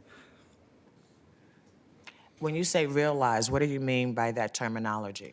I mean that today, if that if the development impacts are not determined to be it's not feasible to get the street connection, that we miss the connection. So we don't, what happens is that example where we're not seeing any connection being built. So being able to have a little bit of money to contribute from the city gives us the ability to bridge that gap and actually have a connection built. And you're going to give money to who to do what? The money is going to go to the developer to support the completion of that street project. Any developer, are we going to prioritize developers that are developing housing that people can afford to live in? What's the criteria to determine who we should be giving additional city resources to? In this case, it's specific to these blocks where the sites are not meeting this connectivity standard. So in even these if the 10 areas. development project isn't going to further a city council goal, whether the goal's around equity, whether the goal's around housing people can afford to live in, whether it's around multifamily housing, it doesn't matter what the developer is building? It's going to be eligible to have some funding to support if it's determined to not be feasible. Yes. So if I could jump Commissioner in Daly, here, then thank Commissioner you. Fritz. We have requirements to do improvements on frontages. These are not frontages. They're not frontages, no. So we are limited in what we can compel developers to do, and we often can't compel them to do a fully connected street, connected into our existing system. So this is a creative solution, really, where we're saying, without any additional burden on you, because we can't put the additional burden on them. I mean, we just had a land use hearing on this very issue where we use an equation to determine what they have to do. And particularly because this is not an existing street, it's not as much. Does that sound right? That's absolutely right, yes. And so, I mean, I would argue that we are achieving a council goal, which is creating more connected, walkable neighborhoods, especially in East Portland where that is such an issue. And it's not a reward to any particular developer. I mean, anyone can walk or ride on these Yeah, they're ways, public, right? They're not dedicated public They won't be right-of-way. private, Yeah. yeah. Okay, I just wanted to clarify that. Thank you. Commissioner Fritz. This project is specific to the Jade District and Yes. Rosewood. Yes. So it doesn't apply in Northeast Portland. It just applies there. And I believe that the market rate housing in that area is at about 80% of median family income. So even if it's not designated, is that about right? I think that's what we heard last week. I think it's what we heard last week, yeah. So that if they're large multifamily developments that also have the inclusionary housing requirement, the goal of the council is to get housing, as we've just discussed. So I think this is, as Commissioner Daly said, a way to use citywide system development charges to supplement what the developers are paying for these projects. And my reading of the material that I received basically said that they would not be required to build full streets out, but basically they would be building like a quarter or whatever the percentage was based on what it was they were building. That's not the same as giving developers incentives or money or making them pay less money so that they have the privilege of building in those neighborhoods. So it's either one or the other. And as we know about inclusionary housing, you're talking a couple of housing that still is unaffordable for folks who are living at the median income in the city of Portland. So I'm not sure that that's as helpful as we want to believe that is. What I want to be clear is that we're not giving more money to people who are making bucket loads of money, building housing in neighborhoods that are pricing people out. We are going to be doing transportation improvements, which means that now the area becomes much more attractive to folks who can ask for more money with their projects. So I'm just concerned that what I'm hearing today is not consistent with what I was reading in the material that I was reading last night. So I do have some greater concerns than I had when I walked in this morning. So yeah, I think just maybe a simple answer to your question, we'll be getting more out of the developer because they will having to pay and contribute to a street improvement.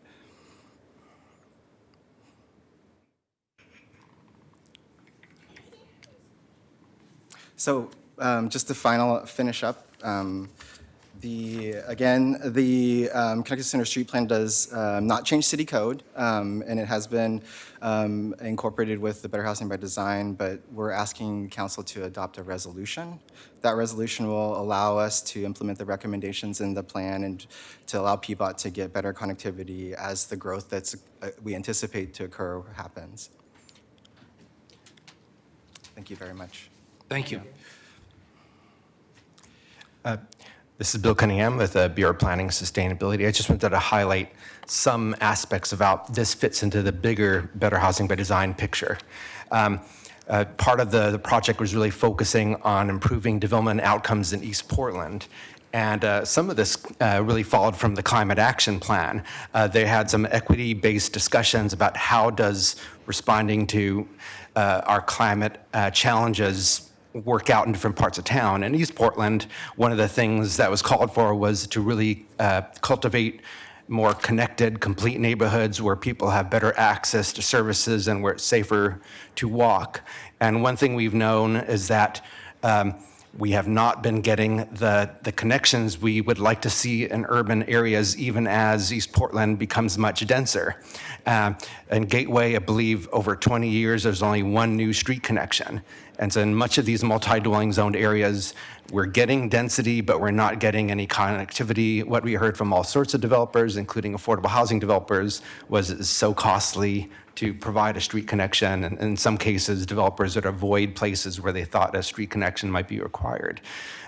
So this really folds into that Better Housing by Design picture of really improving development outcomes. And one thing we're clearly aware of, with your passing the BHD ordinance, we're certainly not done.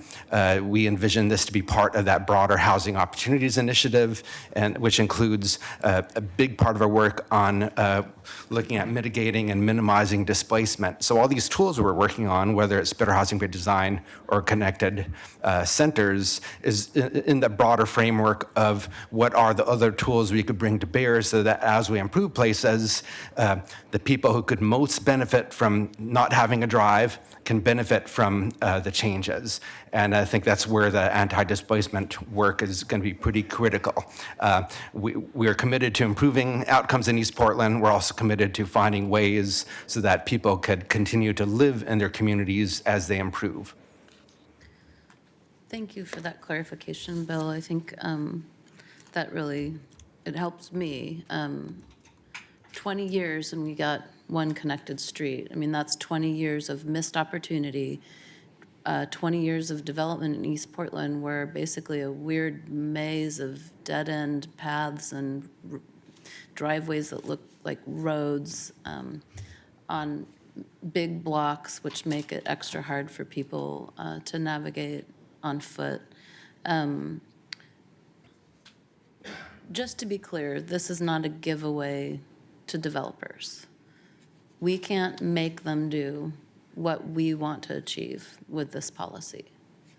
We are filling the gap, essentially, that's left between the cost of a connected street and what they're actually required to build. Is that a accurate characterization? Do you think developers will be influenced by this development and they will all of a sudden want to build places where they can get this added benefit? And I mean, again, because it's public right-of-way, I really don't see the problem with it, but I'm just trying to ferret out all the possible concerns and issues. I might just provide a bit of an answer to that. Yeah. Development is happening in East Portland, even in places without connectivity. Right. So you are, as you saw with those images, you're getting new development, and they'll often have that 20-foot wide paved area and a 5-foot walkway. So without this, development's still going to occur. it's just happening without any public connection. And this is trying to change the picture so that you could fit, in many cases, a narrower type of connection that could work in more infill situations, so that as that development occurs, which it has been, you actually get a public connection versus all those dead-end driveways. So at least what we've seen is without that, development keeps happening. You just don't get the connection. With these new narrower connections and the other approaches, along with the development, we expect to see some more street connections versus today's situation where you go straight from straight to nothing happening because a standard street width won't fit and it doesn't pencil. Yeah, we worked pretty hard to try and fit within kind of the space that's kind of already being dedicated for kind of driveway and parking access. So. Commissioner Hardesty. No, Francis.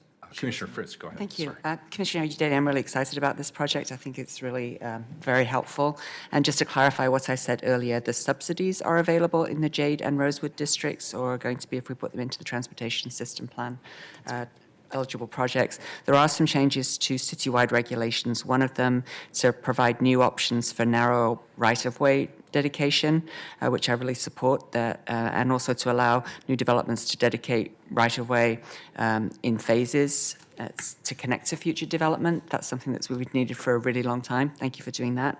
And then for multifamily, there's several things that were part of Better Housing by Design regarding frontages and how you calculate density, et cetera, which again, I think are good improvements. And so I really appreciate your work on that. Thank you. Commissioner Hardesty. Thank you very much. Can you tell me how much money is in this small pot of money that you have for this purpose? So for the TSTC projects, the plan recommends. Is that the 1.26 million? That's correct. And how are you going to track, is there a checkpoint where you check in to find out if you're actually having the outcomes that you're looking for? And then you can correct course if you're not? And where is that process? So that happens with the Transportation System Development Charge updates. We do regular updates. In fact, there's an update right now that's going to be coming as a second reading this morning. So we do regular updates, and then it's a 10-year plan. So every 10 years, we reevaluate and we say, is this being spent? Is it resulting in the outcomes? Do we continue this or not? I gotta tell you, you could pull your hair out trying to understand systems development charges and why we charge what we charge and how we get to the outcomes that we get to. I've tried and I'm still just barely cracking the surface of that. Clearly, these improvements, these transportation improvements are absolutely critical to life in East Portland. This is a community that has lacked these kind of improvements for quite some time. So I live in that community, so I am not arguing that we do not need these improvements. I am arguing who's going to hold developers accountable to ensure that as these improvements take place, that we are A, not displacing people, and B, that we're really putting development in that benefits the community, right? Because basically, I can see all kind of scenarios because of how zoning happens now in East Portland.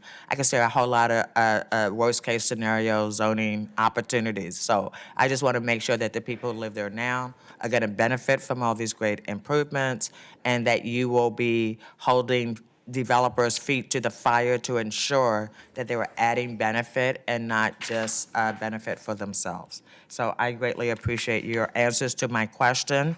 I may never in my life understand systems development charges, but I do know, I know equity and I know benefit, and I know people who pay the cost of development. And today it is an unequal burden, and we keep saying that all these improvements we're making is going to make it better. So I'm going to hold you to it. Thank you. Yeah, thank you. Thank you, gentlemen. Public testimony, Carla. How many people do we have signed up? Sorry, we did not get a sign-up sheet set out for this. Is there anybody here who would like to testify on this item? It's a resolution. It looks like Edith. Oh, Edith, come on and up. Maggie. Thanks, gentlemen. Yeah, yes. And for those of you waiting for the Portland United Against Hate report, thank you for your patience. We'll wrap this up quickly, and then we'll take a couple of minute break, and then we'll come back and get right to you. So thank you for your patience. Good morning. Related to this, I want to commend and thank Commissioner Fritz for comments on the earlier item related to this, and to Commissioner Hardesty that we need to have proof that this actually is going to solve the problem, not cause more problems. Where's the accountability? Where's the evaluation accessibility? Who's making the decisions? Where is the process for the stakeholders to assess, to give feedback, and to have oversight and accountability? I agree with Commissioner Udaley that it's taken a long time to get here. We're making progress, and there's only certain things that we can provide, and we don't want to be stuck in litigation.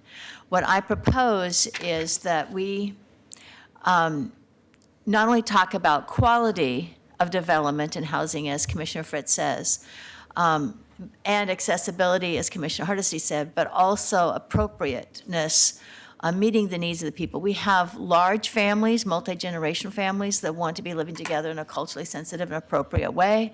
We need to have environments that are safe. In some communities where you're not going to have women out at night, but we need to have transit, we need to have shopping, we need to have things there. So we're not only connecting a vehicle to someplace, but we need to have fare, free transit for everyone.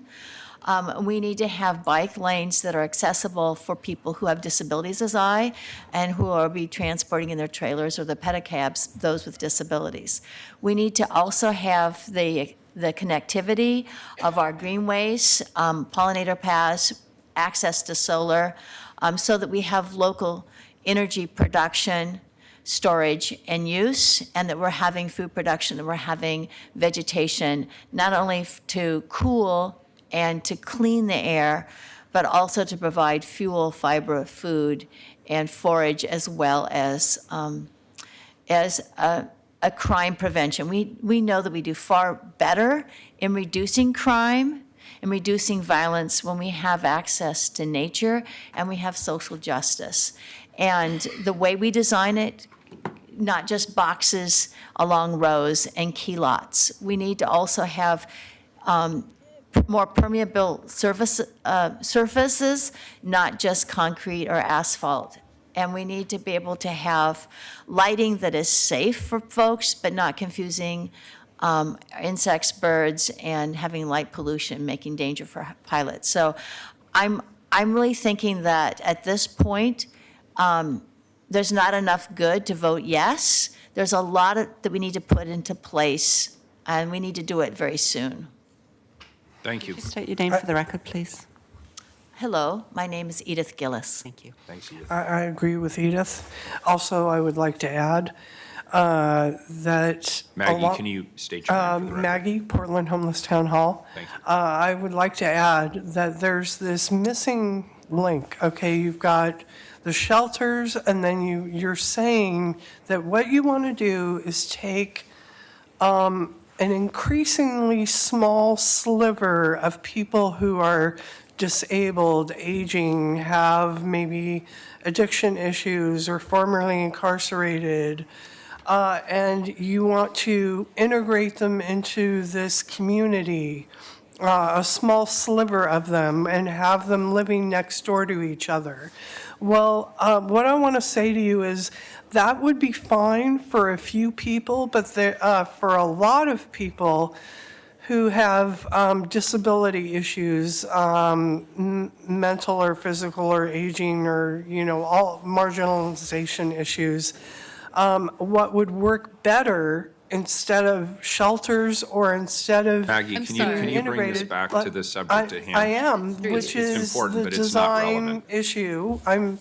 It would be a dorm campus style situation where because you're not dealing with single aging people, a dorm style situation where everybody has their own room and there's a campus-like situation with a community dining hall, and we're talking about those community spaces and where the social services Maggie, come in to meet their sometimes I feel needs like you were during the trying day. to Yeah. get me to kick you out. I really don't want to do I, that. I 'cause think this like has you, to do and with what- the fact that doesn't. Okay, you well, missed the tie it boat. together. Are then. you Please for tie it to or the against resolution. Well, it has to do with Connected you Center really Street missed the Plan. boat in terms of dealing with certain sections of the population. This is a And- transportation item. And this has to do with the displacement. Okay, the transportation issue is, Connected the Center Street connectivity Plan. is, rather than connecting cars, why not connect pedestrians, connect That's what this is scooters, and about. connect bikes? Yeah. Okay, and the permeability of the pathways. So you're with Yes. us? Yes. Awesome. Thank you, Maggie. We appreciate it. Carla, it's a resolution. Please call the roll. Udaly?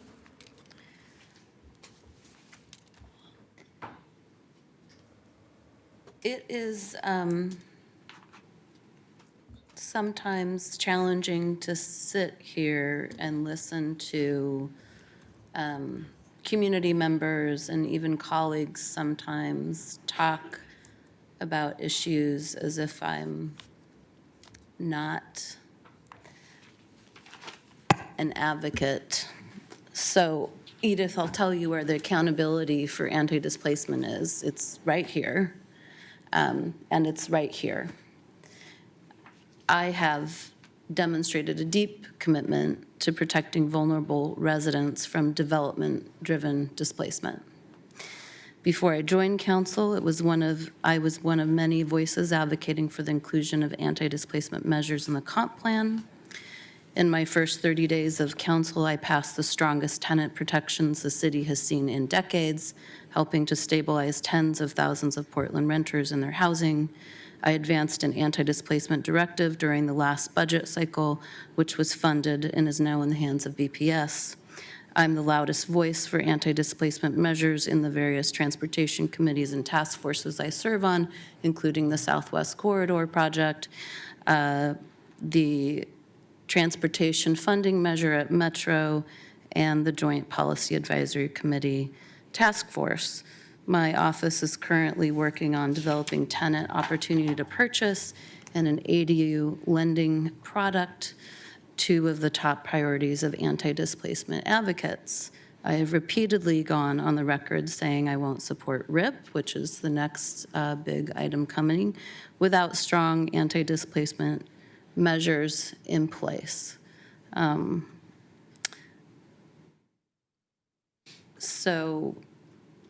And I'm also running a transportation bureau, overseeing a transportation bureau that asks two questions about every project we do.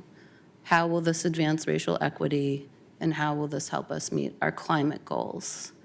I think the Connected Center Street Plan is creative and innovative and resourceful. It's a move away from an all-or-nothing attitude in PBOT that has prevented us from creating more connected communities.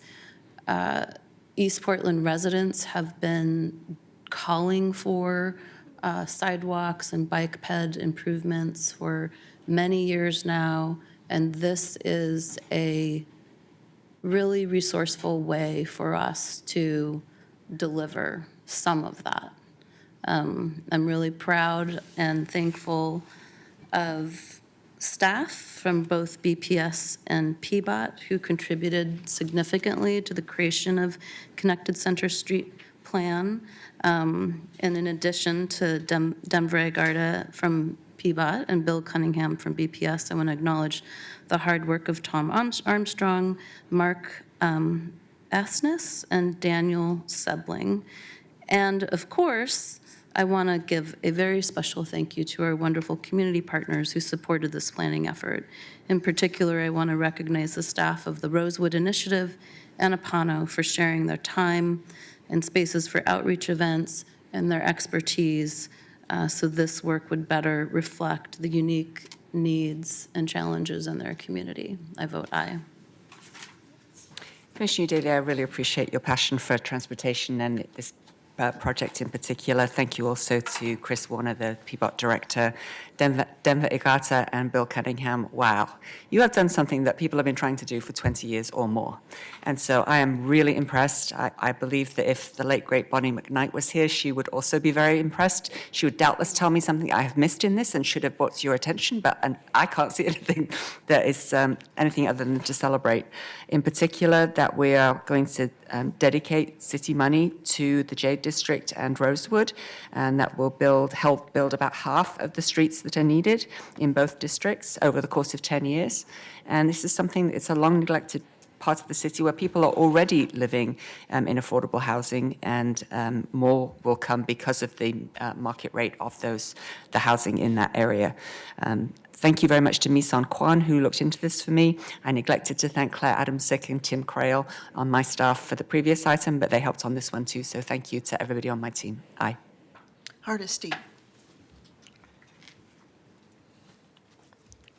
If the vision that we have for better housing by design and the connected Center Street plan is visualized, it will mean that East Portland will be a vibrant, multicultural, multi-generational community for generations to come. If it ends up like most of our other development plans, it means that there will no longer be people of color living in the city of Portland. Anybody who takes offense at questions, that's on them. It is my responsibility to ensure that when I vote yes for something, I clearly understand what it is I'm voting for and who will benefit and who will not benefit. I have an obligation not just to the people of East Portland, but to all Portlanders, but East Portland is my home. Every day I leave this building and go back to East Portland. This time of year, I know that we've got kids playing in parking lots because we have failed them as a government. Again, if people take offense because I'm not quite understanding, I'm not connecting the dots, I'm not understanding how this benefits those who have the least voice and the least power in this community, that's on them. When I spoke to a panel just yesterday in the Rosewood Initiative, they talked about focus group overload. I can't tell you how many governments show up in my neighborhood talking about we're here to help and we want a focus group because we want to hear your voice and we want to put it into blah, blah, blah. We need to do a better job of coordinating within this building before we go out to community so that we're not going out to community over and over and over again talking about the same geographic area. It is important that as a council that we are holding people accountable for what they say. Everybody says equity today. Everybody says inclusivity today. Everybody talks about inclusion. I'm just about outcomes. And if I look at the outcomes and they don't change, that means we're not doing what we say we want to do. I am excited about the potential because I'm one of those people that walk through those potholes and the gravel and all this as I go to businesses in my community, as I participate in community activities. And so if this is really going to benefit my community, I should see it almost immediately. And if it doesn't, I will see that as well. I absolutely trust the staff. I know that they're working as hard as they can within the limits that they have. But again, doesn't mean I'm not going to ask questions, doesn't mean I'm not going to hold you accountable, doesn't mean I'm going to ask questions from every angle. Because guess what? When I go home and eat in my neighborhood, the person sitting next to me asks me questions about it. And I got to tell you, if I can't answer it, I don't look like much of a representative, do I? So I will continue to do what I do because that's what I do. And I am very happy to support the Connected Center Street Plan. I vote aye. Wheeler. I want to start off by thanking Commissioner Udaley. I think, Commissioner, and I told you this privately the other day, but I want to say it publicly. I think you've done an outstanding job as the leader of the Portland Transportation Bureau. I think you have pushed the envelope on a whole host of fronts. You have really governed with an eye to the future. You've been willing to take the heat and take some shots, but I think you've done it in the interest of making the city a better place to live. And I support the work that your team is doing and the work that the Bureau is doing. I think this is great. Commissioner Hardesty does make a good point that all plans have to be followed through on with actual concrete action. I have every confidence that you will do that. And I share with Commissioner Fritz her enthusiasm for this. As I look through it, really, this is, there's nothing in here I can't overtly cheer about and cheer for. And so I hope we'll all work together on this. If there are problems in the implementation phase, I hope you will come back to us, be straight with us, tell us you need help or support in a different way or an increased way, and we'll be here for you because it's a really good vision. And I also just want to second what I think it was Commissioner Fritz who said that there is a focus here on the J District in Rosewood. And I think that's a really good approach. I think it's terrific that we are taking resources, that we're taking a planning action, and we are going in like a laser beam to focus on areas of need. And rather than just incrementally approaching something, we're going in with both feet. And I think that's really positive. So good work for all of you who worked on this. I didn't, so I can't take any credit for it, but I'm happy to be happy to be in the audience and cheering on Commissioner Udaly and cheering on our city staff for their great work on this. I think it's terrific. I vote aye. The resolution's adopted. Thank you. Next item is, oh, you know what? Can we take just a couple of minute break, Commissioner Hardesty? Why don't we take like a 5-minute break and then we'll get right back to the Portland United against Tate. We're in recess.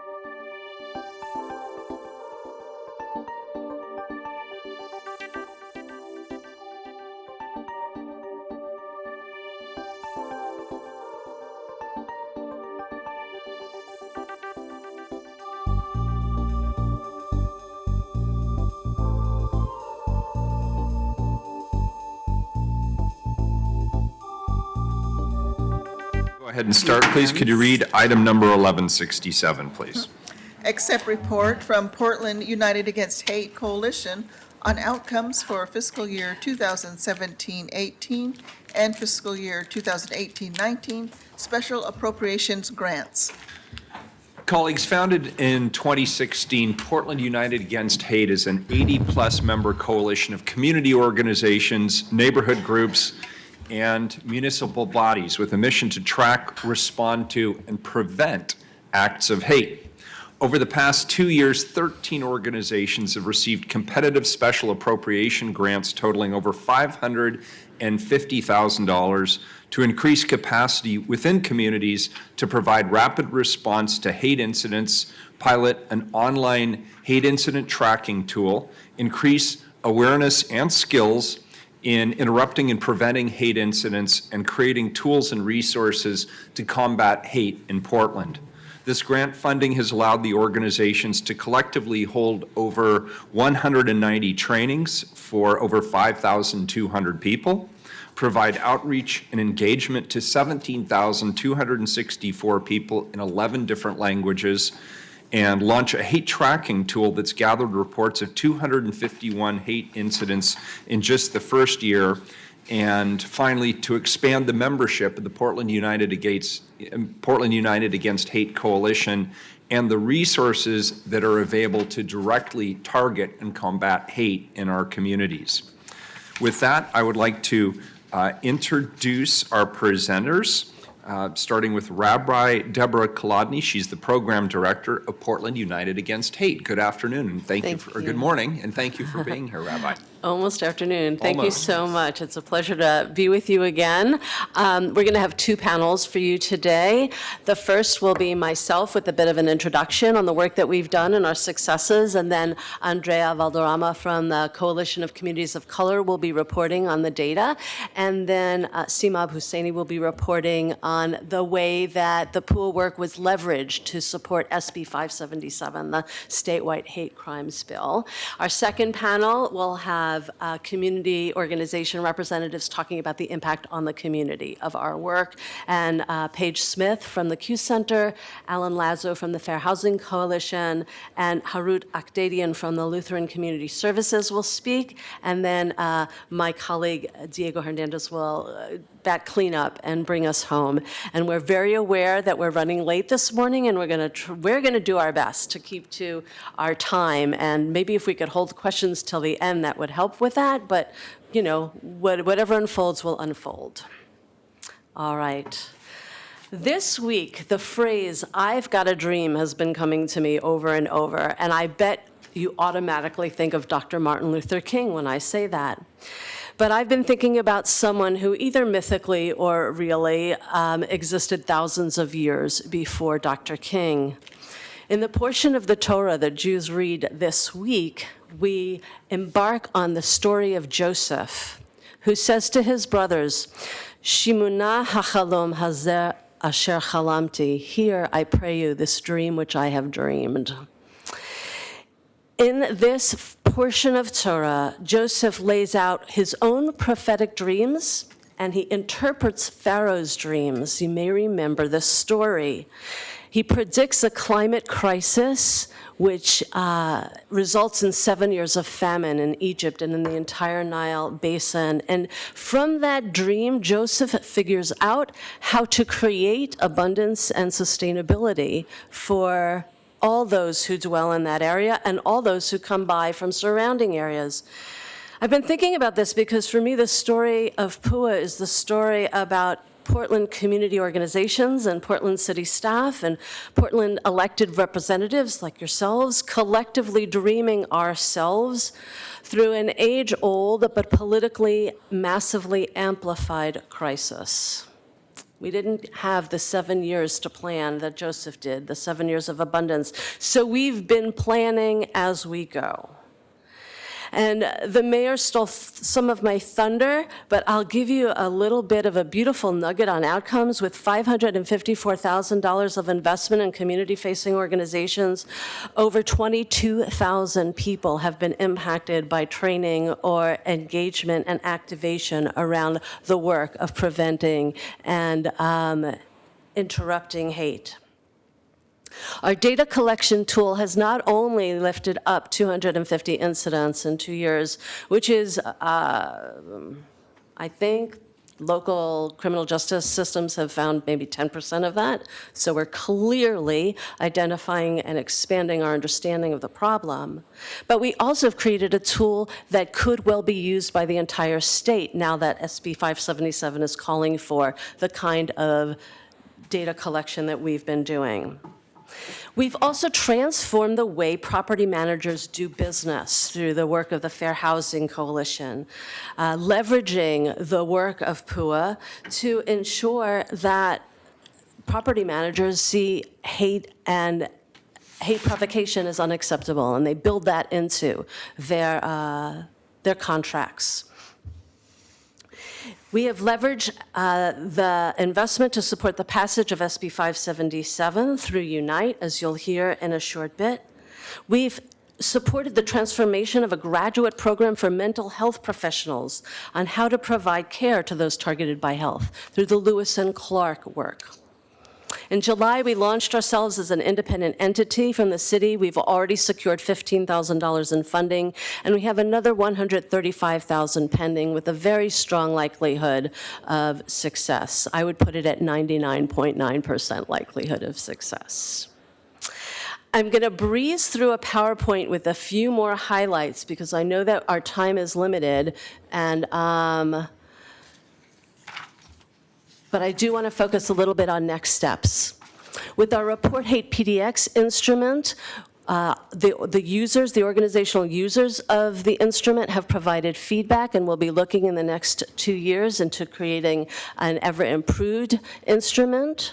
We're also embarking on a Report Hate PDX Creating a Culture of Reporting campaign because we recognize that even though we have 250 incidents reported, there's likely at least 2 incidents a day taking place on public transportation alone. And yet our communities, even though they know that this is a safe way to proceed, are so traumatized that they don't have the wherewithal to proceed. So we want to get every organization in this city working with targeted communities engaged in the reporting culture.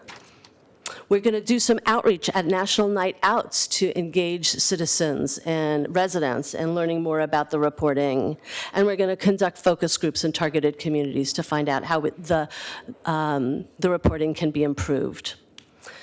I'm not going to go through all the tools and resources. It's in your report, but take note that we have created 2 new videos since we last reported on the tools and resources that we've created. The mayor already articulated our success in terms of the number of people trained and the number of people engaged. I just wanted to add a nuance here that in the second year with only 58.3% of the funding, we trained 97.2% of the number of people trained in year 1. So we are not only doing amazing work and impacting lots of people, we're getting more and more efficient as we proceed, which doesn't always happen. We also reached out in the second year. Our outreach, with only 58.3% of the funding, engaged 83% of the people reached in, of the number of people reached in year 1. So again, we're seeing great efficiencies over time. I mentioned the Fair Housing Council success. They advocated with Multifamily Northwest, Portland's largest association of professional property managers, to include language on hate and harassment on housing and standard lease agreements, which was, absolutely unheard of before PUA was launched. The Q Center, which you'll hear from soon, responded to a wave of homophobic and transphobic attacks on community members by collaborating with local LGBTQ2S IA plus leaders in hosting a town hall meeting, providing support to targets and information and resources to the community at large. Over 600 people attended. I'm not going to speak about Unite's leveraging its work on the SB 577 because CMOB will, so I'll just move down to Lewis and Clark, who developed a two training curricula on responding to hate for mental health professionals with the support of this city. We have 20 new PUA Coalition members, which means that we have 20 new organizations who can be conduits for getting more people to report on hate incidents, and who are also engaging in training their constituents on how to interrupt and prevent hate. Our independence. On July 1st, we became independent with Southeast Uplift as our fiscal sponsor.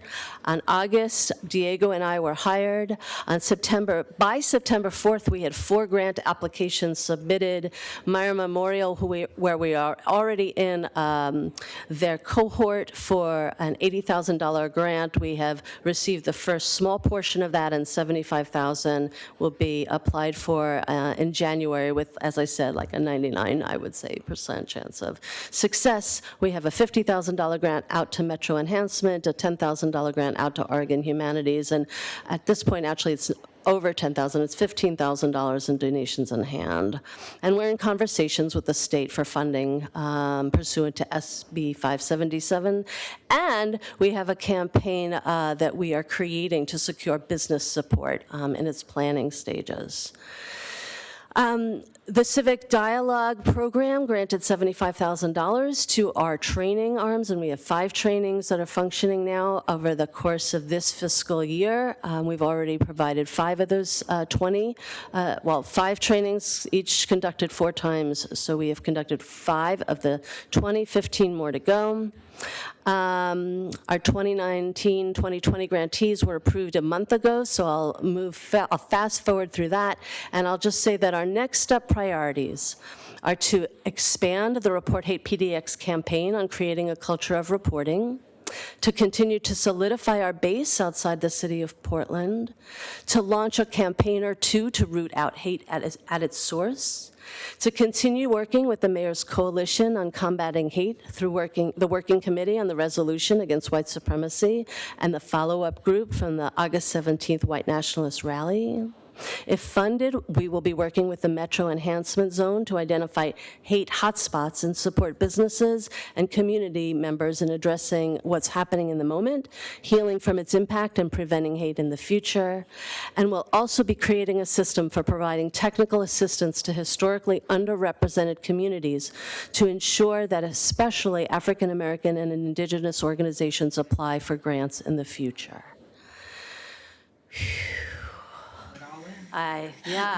So with that, I'm going to hand it over to our colleague Andrea, who will report on the data collection for the Coalition of Communities of Color.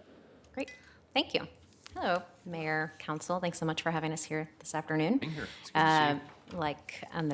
Like Deb said, my name is Andrea Valderrama. I currently serve as the Advocacy Director for the Coalition of Communities of Color, and I am here representing CCC. I also want to acknowledge my previous colleague, Shweta Murthy, who previously served as the research director and really led a lot of this work. She has since moved on and actually just yesterday moved to Chicago, so I'm filling in the gaps to the best of my ability. Will definitely do my best to answer your questions here now. If not, I will get you the information later. So I had sent Carla, do we just click? I had sent her some additional slides. And I'm wondering if you just push down, will it load? Just a couple minutes here. Early in there. Is that about this? Yep. Yes. I'll have you. Absolutely. 12 slides, or 8 to 12 slides. I don't remember. Okay. Great. So I'm good. I think I'm going to have coordinate with Deb. Yeah, thanks. So this is just kind of a brief overview of CCC and Portland United Against Hate. As you know, our missions, so I won't spend too much time on that. We can go ahead and move on to the next one. I wanted to talk about a little bit of the specifics of the platform. I know you got some of this information during the last presentation to council. It was really, based in community need and input, and the findings that came from community recommendations in the fall 2017 study that CCC, along with other partners, conducted. And the platform includes a community vetted survey that recognized that communities most directly most likely to be impacted by hate violence define and experience hate in ways beyond what legal frameworks and dominant understanding of hate and bias recognize. And I think that that's an important distinction to call out as we really look at why we started with the questions that we did in the survey. We also found that a lot of the types of incidences that people were mentioning in these focus groups that we then tried to tailor the survey to identify were incidents that were very complex, were both systemic and interpersonal. So we tried to make sure that we were trying to capture that these weren't necessarily just individual incidences, but also incidences against systems and institutions. Some of this information also is on the addendum A. I think that's page 11 through 13 in the big stack of papers that you all got. Next slide.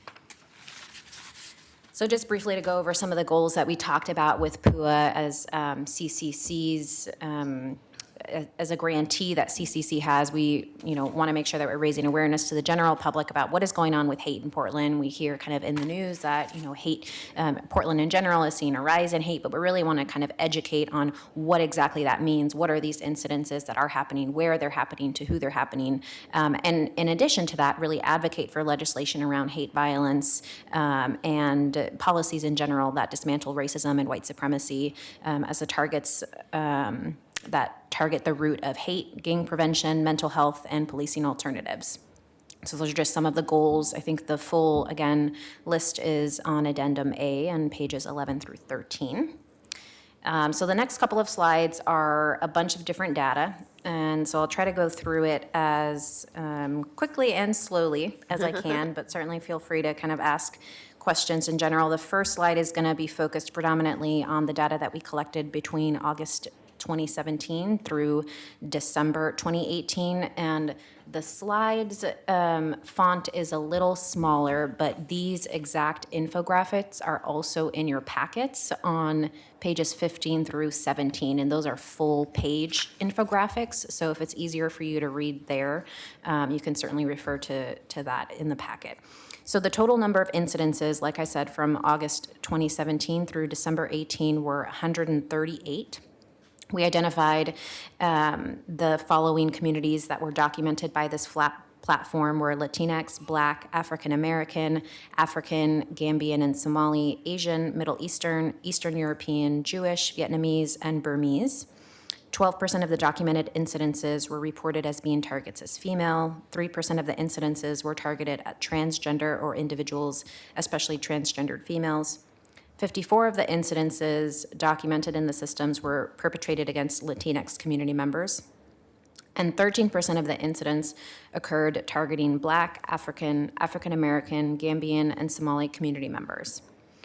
In terms of the type of incidents that we collected, we found that 84% of the documented incidents described verbal harassment, unfair treatment, exclusionary actions, examples being Islamophobic flyers, swastikas, and harassment motivated by race, sexual orientation, place of origin, or disability. I want to talk a little bit about the perpetrators here, both in 2018 and 2019. For this 2018 data, or 2017 to 2018 data, we found that 26% of the reported incidences were perpetrated by individuals, including neighbors, property managers, landlords, supervisors, and the general public. One incident recorded a deportation incident perpetrated by ICE. In terms of location, while 60% of them were not tracked in location, we do have some data that did identify location. 4 of them were reported in North Portland, west of I-5. 4 of them occurred in Northeast Portland, east of I-205. 4 in Northeast, 3 incidents in Northwest, and then 8 incidents in Southeast Portland. So again, there's a little bit more information on the infographics in the packet. So that's kind of the first set of data. And on the next slide. For 2019, we'll move on to the next one. This is data that was collected from January 1 through June 26, and we have a total of 65 incidents through that phase. But then there's also between June 27 and October 31, another 48 incidents. So this data is kind of reflecting that total 113 incidents that we've collected this year through October 31st. So similarly, who we have found to have reported into the system are Middle Eastern, Caribbean, Samoan, African American, African, or Black communities. 38% targeted were females. 2 of the incidents targeted Muslim women specifically. 20.8% targeted white, of which 80 identify as female, trans, genderqueer, or Muslim. 17% targeted Latino, Latina, Latinx, or Mexican individuals. 13% targeted trans female, genderqueer, and two-spirit people. 8% targeted Asian communities, and 6% targeted Native American communities. In terms of the type, again, we have 45% were involved verbal harassment and or negative insulting comments directed at the target. 43 involved physical threats, intimidation, and or physical assault. 17 involved vandalism, property damage, graffiti, and or robbery or burglary or theft. In terms of perpetrators, we have 71% of reported perpetrators were individuals and or groups of individuals, and then 18.5% reported law enforcement, examples being police and or ICE, public agencies, and other public agencies as perpetrators. We have a little bit more data on the location of the, yeah, that one was interesting. We have a little bit more information on the location and just a few more slides here of the data for 2019. 15% in Southwest Portland, 19% in Southeast Portland, 17% in Southeast, east of 205. The 19% was west of 205. And then the 29% in Northeast Portland. So I'm going to breeze through the next slide because actually Deb had already covered it. It was some of the next steps. Now that we have this data, right, what do we do with it? And as Deb mentioned, we are working with an IT consultant to really work on 14 identified improvements to the tool, basically on the survey, which we're really excited about. The full list of the next steps are on page 7 of the packet that you all received. And then the last thing that I'll just plug here is that we are really, as we go into this education phase of the campaign and of reporting, we want folks to report. So I put in reporthatepdx.com.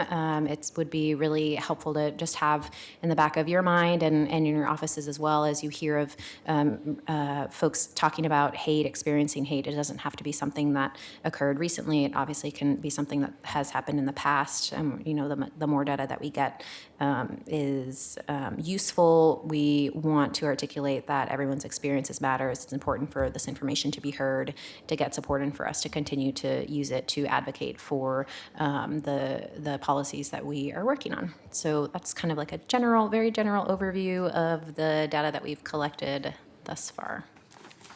Thank you. Appreciate it. Great. Seema. Yes, greetings. Hi, everybody. Mayor Wheeler, commissioners. For the record, my name is Seema Husseini, and I'm proud to be the Multnomah County Community Organizer at Unite Oregon. And I'm here today to talk about the powerful statewide impact of Portland United Against Hate in its second year. As we complete year 2, PUA continues to matter because our communities matter. And because we're in the middle of a shocking crisis of hate-based violence across the country directed at Jews, Muslims, queer folks, trans and non-binary people, immigrants, refugees, Black, Latinx folks, our unhoused neighbors, and other communities. And the data is heavy, as Andrea had outlined. Although this hate did not start with the election of Donald Trump to his presidency, his violent rhetoric towards so many communities has made this situation much worse. PUA's work early on identified a powerful need for better tools to deal with hate and bias incidents. We also found that the state's hate crimes law was lacking, having been written in 1981, to better be equipped to deal with older kinds of racist violence. We were especially concerned with the lack of a dedicated place to report, record, and track bias-based incidents, both in Portland and statewide. While we were able to create a reporting system for hate incidents that happened within the city of Portland, we know that bias and bigotry do not stop at the city limits. And so we started to look for opportunities to engage statewide. At the same time, Attorney General Ellen Rosenblum was interested in tackling hate crimes in Oregon and started the year off in January by convening a series of listening sessions in Portland, Eugene, and Medford to hear from the community about our experiences and our needs. PUA was instrumental in making the Portland session a success. This coalition and our members organized grassroots individuals to testify and submit postcards to the Department of Justice with their stories and demands. We highlighted how Oregon's existing hate crime laws was working for nobody, not police, not prosecutors, not victims of bias-based violence. And we demanded that law be changed. We won. This year, the Oregon legislature passed the Larnell Bruce Jr. Hate Crimes Act, SB 577, which changes the name of hate-based offenses to bias crime, makes it possible to charge individual perpetrators with felony bias crimes rather than requiring that two individuals be involved before a felony can be charged, explicitly includes gender identity to ensure that our trans and non-binary community members are protected, and creates resources for victims of incidents which cannot be charged as bias crimes, so that individuals are not limited in their ability to seek support and justice. That's the power of Portland United Against Hate, and keep in mind that this is just one small snapshot of our work. We came together, identified a problem, figured out the right solution, and we made it happen. Portland United Against Hate is powerful, and I urge you to continue to support for this vital program. Thank you. Thank you. Appreciate it. So as we shift panels, I just want to say, since I'll be leaving this table, that I hope you feel, as we do, that your $550,000 investment was well spent and well leveraged. And I don't have the gaze that you do. I don't look at all of the ROIs on the investments you make, but I have to think that we've been amongst the best performing receivers of city funding. So we're very grateful, and we look forward to continued partnership. Thank you, Rabbi. Commissioner Fritz. Before you go, if somebody's watching this and is impressed, as I think we all are, how could they donate to help your efforts? Oh, you could go to the Southeast Uplift website donation page, and they have, since they're our fiscal sponsor, and just push on the Portland United Against Hate button and be directed through PayPal. Thank you. Google Southeast Uplift, and it's a nonprofit, so it would be tax deductible. That's absolutely right. It's a Thank you. 501c3. Thank you. Thank you. Thank you, Commissioner. Thank you.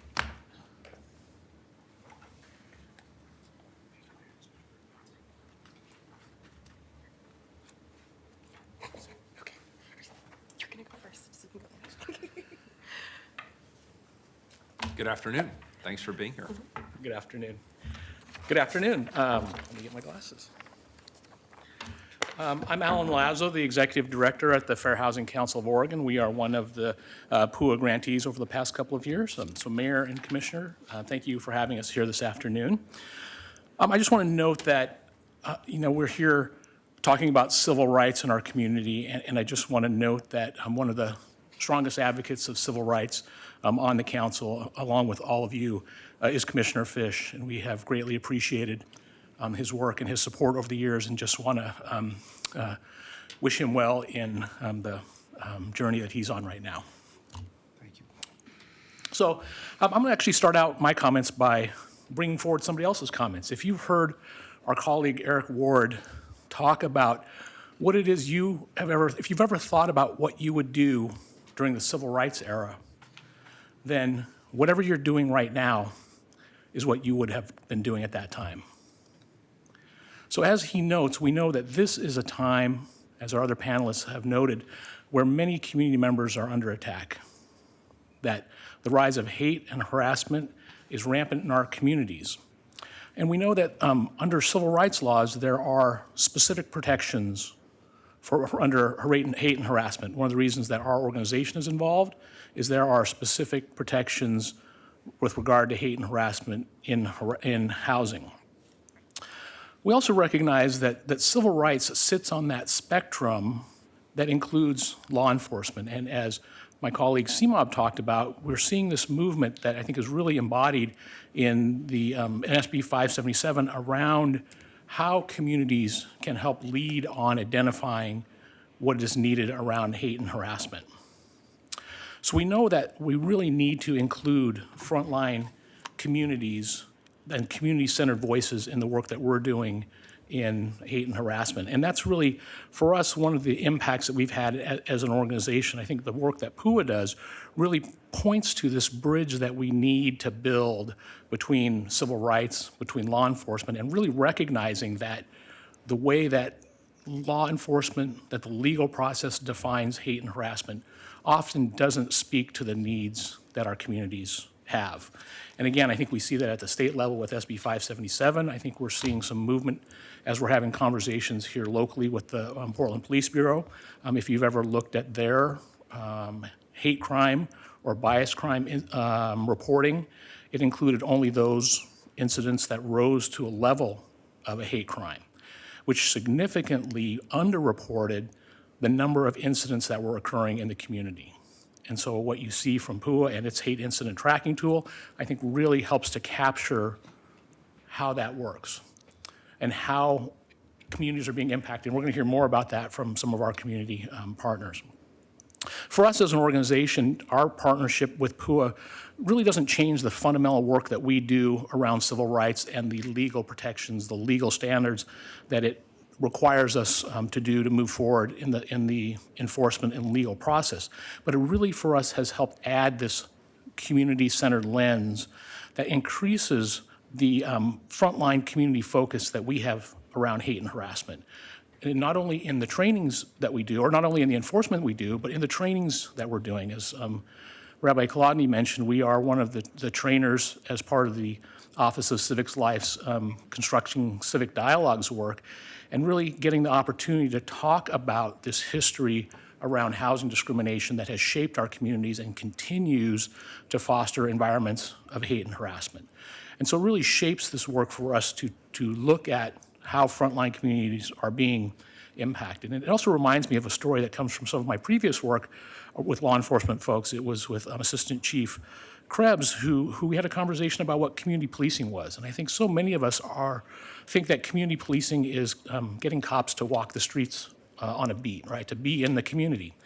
But what Assistant Chief Krebs explained to me was that the way he understood community policing was that it really was understanding how a community wanted to be policed and instituting that. I think that, I'm not sure we always get there, but it was really interesting to me to change that definition. And I really see our work in that same manner, that we really can't do the work of enforcing civil rights laws, enforcing hate and harassment without truly understanding what frontline communities are experiencing.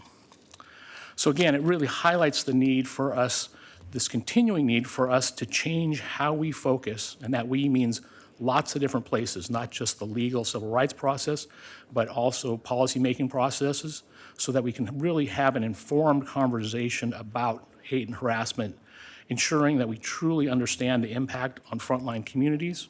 And when we do have that understanding, it can really help us better craft the solutions that address hate and harassment in communities, including the work that you all are doing in public policy. So thank you very much.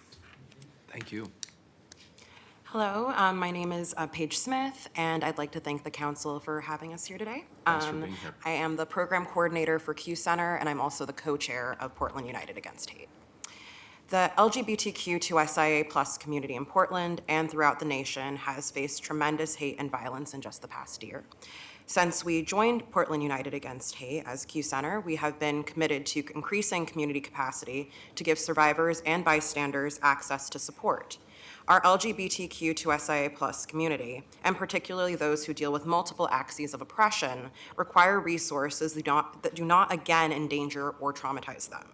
Portland United Against Hate's ability to connect survivors and bystanders to immediate care, such as mental health support or medical care, as well as legal aid, allows community members to focus on healing if something terrible does happen. In February, after receiving reports from 10-plus community members that they had been physically attacked throughout Portland, Q Center partnered with other community organizations and hosted a community town hall, as you heard. Over 600 people attended the town hall, receiving free self-defense items and access to community resources, such as more mental health support and advocacy from the other organizations that were there at the town hall. Since then, Q Center continues to host regular free self-defense classes and community education. We trained over 90 volunteers and 70 community members on how to identify and respond to a hate incident. With the next phase of PUA, Q Center became even more of a reporting hub for folks in the community who had experienced hate and bias incidents. When we lost TT Gully, a houseless Black trans woman who was found dead in a public park in Portland over the summer, her family contacted Q Center for support in getting answers. Through activating our coalition, we provided her family much-needed advocacy in the form of getting the family interviews with law enforcement and with the media in order to then get a more speedy response to what had happened to her. And there have been many other lives lost, people injured, and other harm caused. As most now know, Nikki Kuhnhausen, a 17-year-old trans girl from Vancouver who has been missing since June, was recently found dead. A murder suspect has already been arrested. Another life has been lost, brutally ended before its prime. She should still be here. We mourn her and so many others. At least 22 trans people have been murdered in the US since the beginning of 2019. The violence must end. Survivors and community members need to have access to robust, supported resources that are not only competent, but empathetic, and that advocate for them. PUA's sustainability is vital as it provides a platform for the disenfranchised to address and to respond to hate and bias. Too often, survivors feel that they are left in the shadows to tend to themselves. To have it be known that there are community organizations that not only care, but have the means to help is incredibly important, especially as we are constantly, cruelly reminded that there is an epidemic of anti-trans and LGBTQ violence, even as we continue to do this work. Thank you. Thank you. Appreciate it. Good afternoon. My name is Harut Akhtedian. I'm a community-based victim advocate at the Lutheran Community Services. The Crime Victim Advocacy Program at the Lutheran Community Services provides support to victims of hate incidents that is free of charge and confidential. We serve regardless of immigration status, and we are victim-centered. This means we believe our victims, we strive to be a safe space, we work with participants to identify their needs, develop a long-term community-based and culturally specific support systems, and assist in accessing system-based resources. Immigrant and refugee communities have been increasingly targeted by hate. We understand that these communities are diverse. Regardless of this diversity, almost every victim that accessed our services not only experienced hate on a regular basis, but also witnessed other members of their communities suffer from hate incidents. We have a diverse staff of advocates that include refugees and immigrants, such as myself. Despite this, building trust with communities that are targeted by hate remains a challenging task. Our relations with immigrant and refugee communities have flourished based on successes we have had in supporting those who have come forward to speak up. Having said this, it is important to ground our notions of success and understand what success really looks like. To illustrate, I would like to share the story of one of our clients who faced discrimination at the workplace. She was unlawfully discharged and accused of stealing time from the company she worked for. She is an immigrant, and it's been more than 2 years since the incident. This period included a prolonged but futile investigation by the Bureau of Labor and Industry, prolonged efforts in finding and affording attorneys, and a legal back and forth with the company. The victim finally received a settlement just recently. Our advocates have supported the victim throughout the process. Now, the client deemed the settlement a success. She was happy to finally receive something, anything, besides the abuse and exploitation she's received over the years. The terms of the settlement, however, prevent the client from ever making a public statement about the company. She is prohibited from ever naming the company or disclosing any details related to the settlement. There was no cultural sensitivity training imposed on the company, nor was there any public record of the matter. Instead, all they had to do was throw some money at it. Now, our client identifies her story as a success. After all, she finally received a personal acknowledgement of the injustice she suffered. We honor her perspective and respect it. But perhaps her story of success is not an indication of how much we've done or accomplished. Rather, it is an indication of the distance that we still need to travel to reach our goals of equity, justice, fairness, and equality. Our experiences so far tell us that we have only just begun realizing the magnitude of the exploitation and abuse that marginalized communities suffer. Despite progress and increased attention to hate incidents in the city, our experience tells us that there is still much work to be done. Thank you. Thank you. Thank you, all three of you. Appreciate it.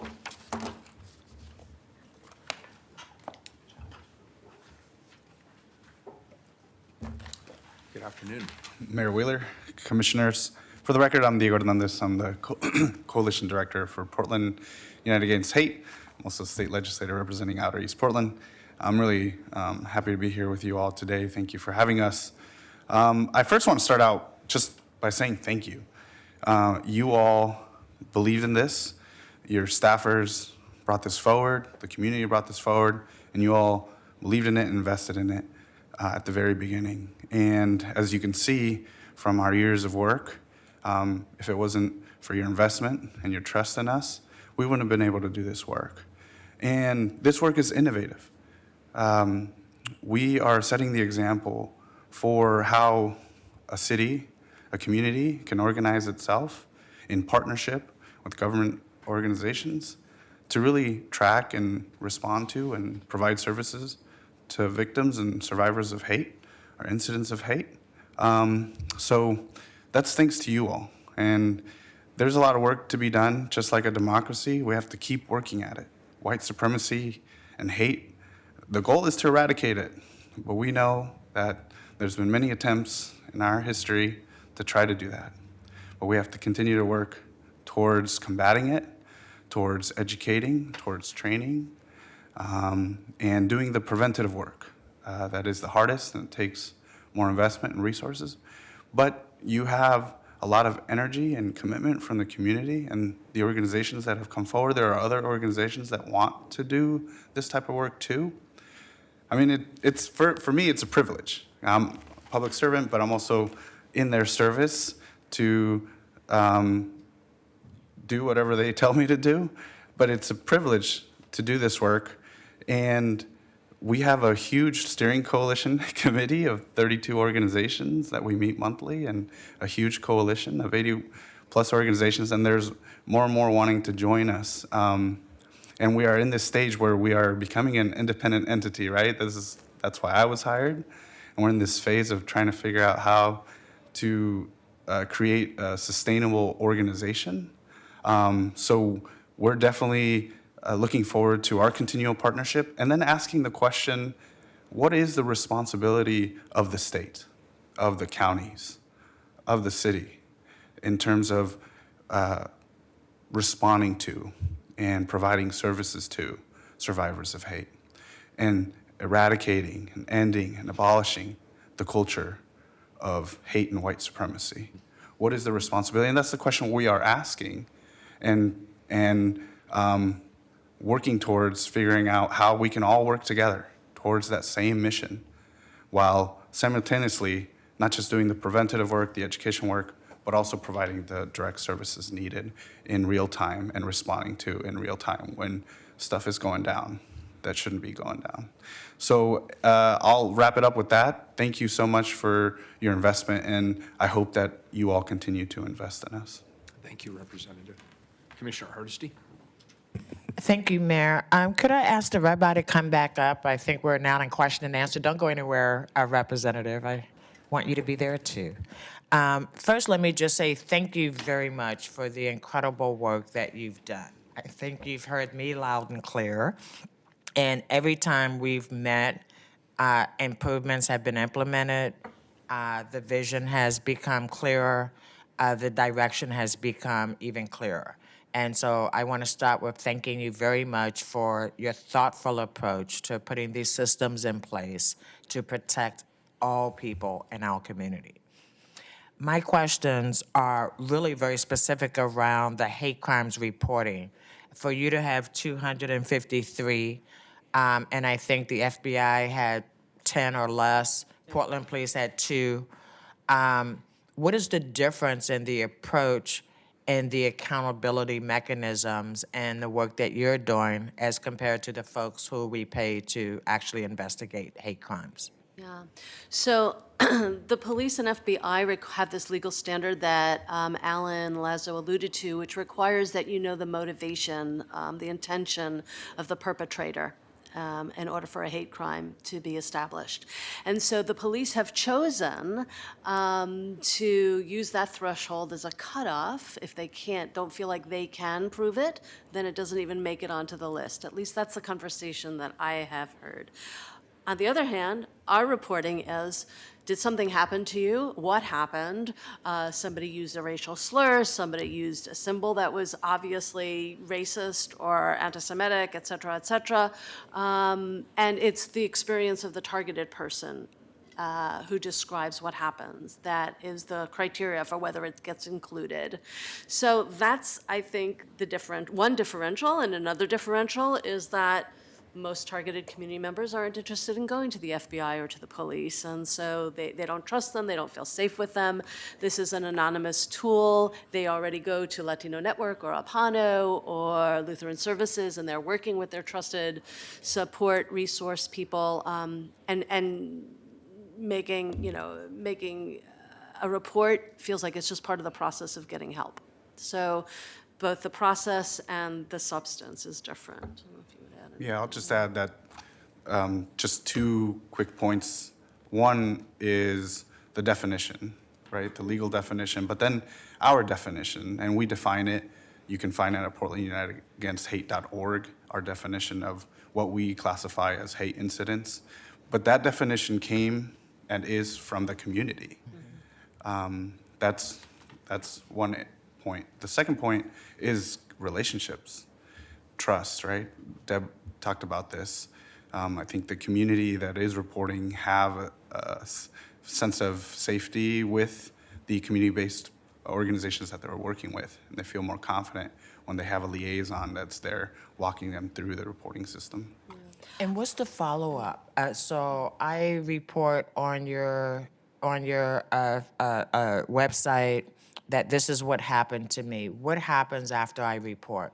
Yeah, I would just say that the vast majority of people who report are already engaged with the organizations who can be of service to them.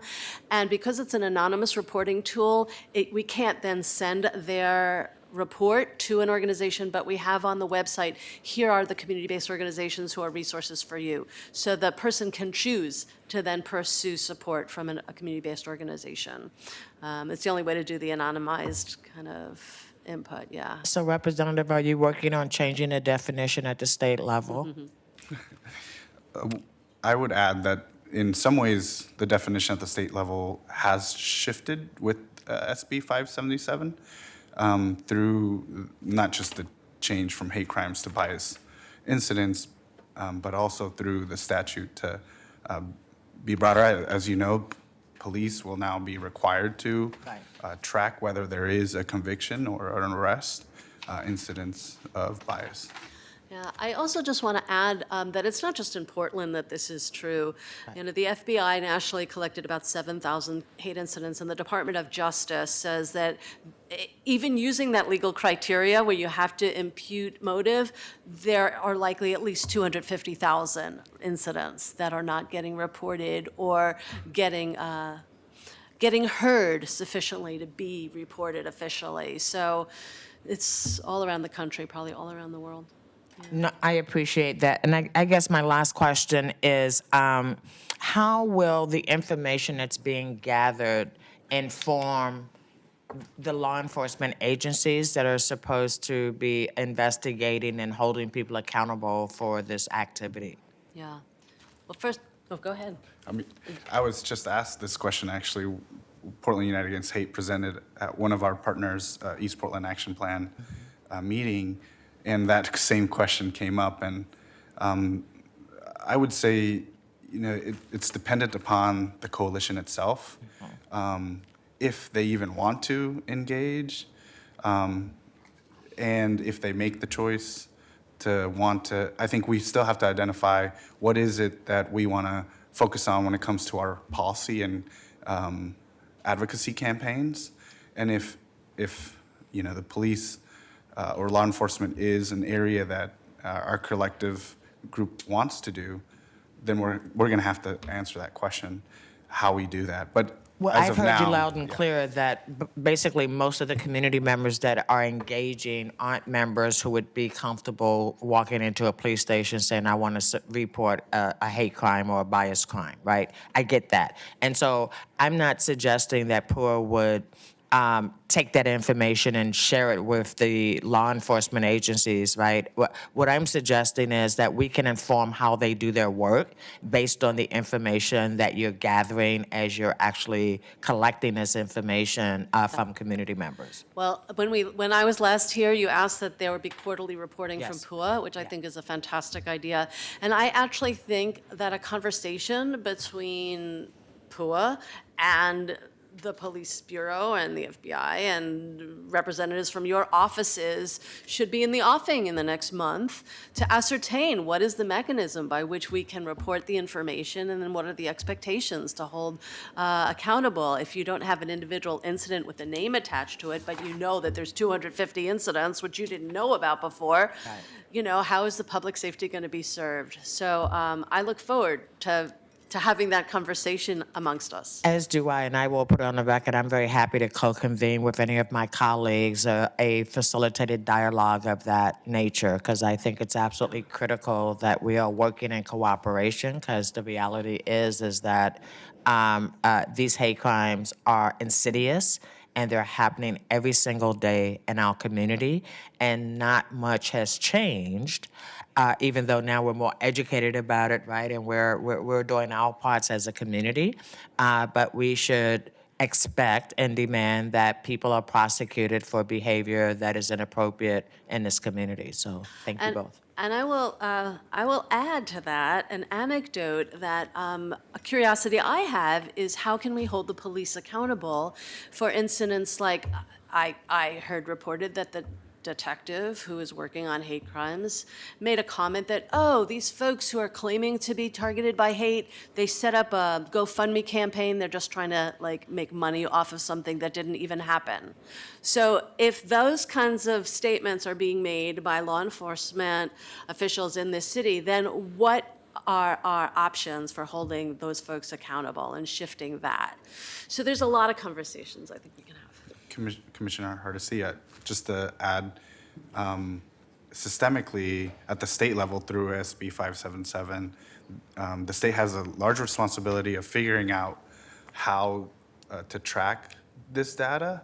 They still are putting that together through implementation, and we still need to figure out are there overlay in the type of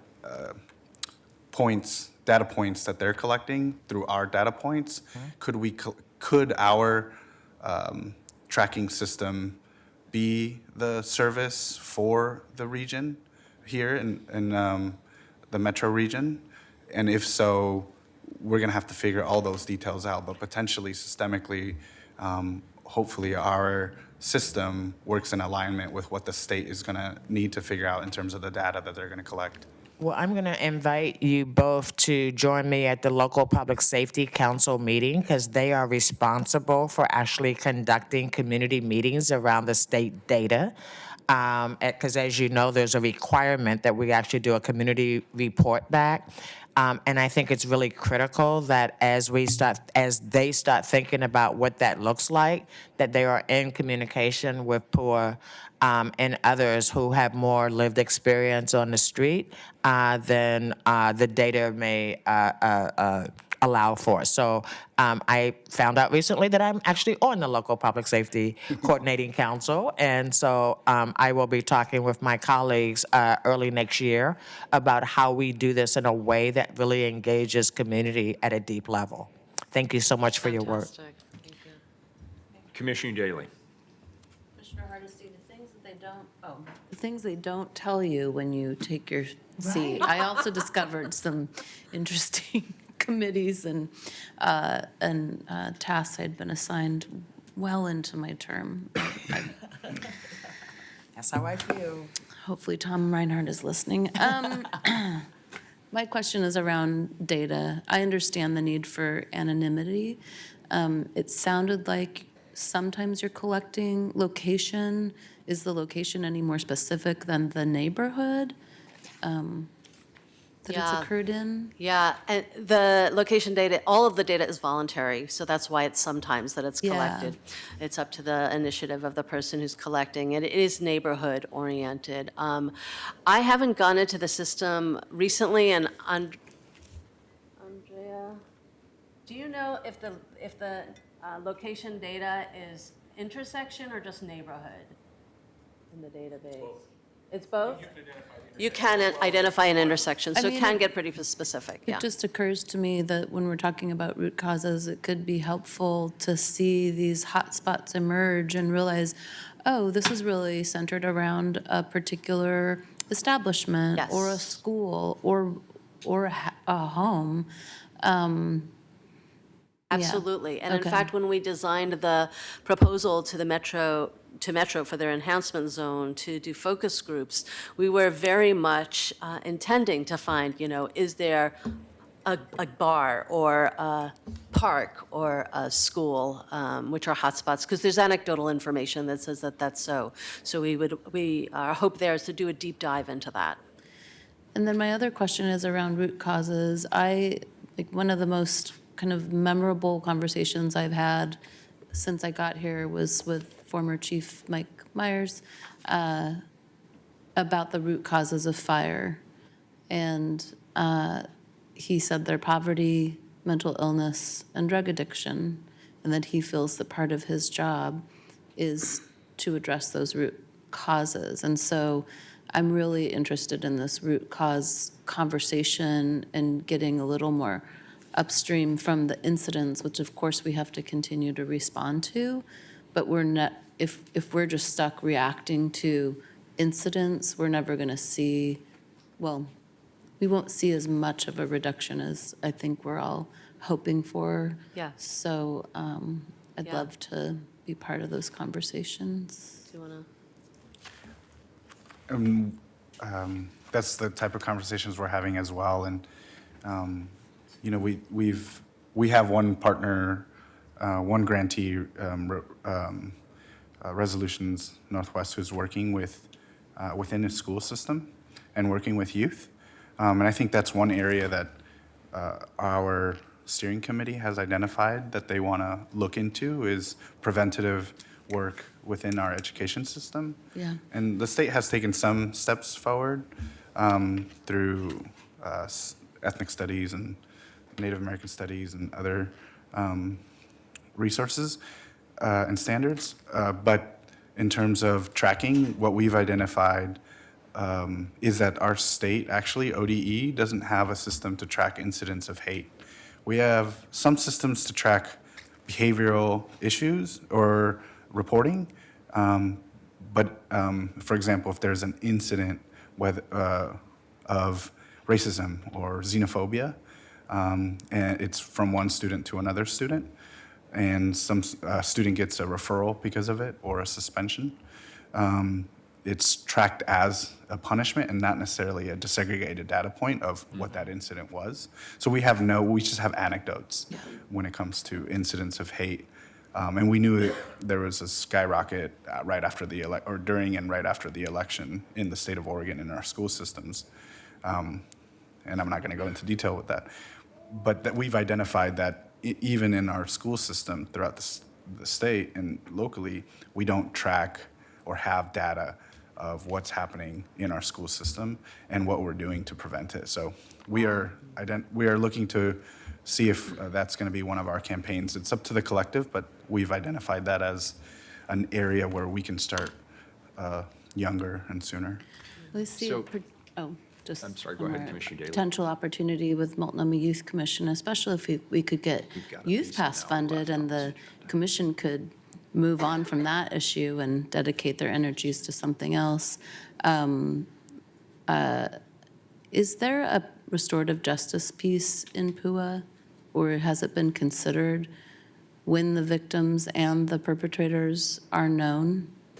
Yeah, so we haven't embarked on that, and because of the way we're structured, which is that individual organizations write proposals on the work that they are interested in doing, that's what we respond to. So that proposal has not been made yet, but as Diego mentioned, Resolutions Northwest is a specialist in restorative justice work. That's what triggered that question, It's actually. absolutely clear. Yeah. We can gather data till the cows come home, and we know that traumatized people traumatize other people.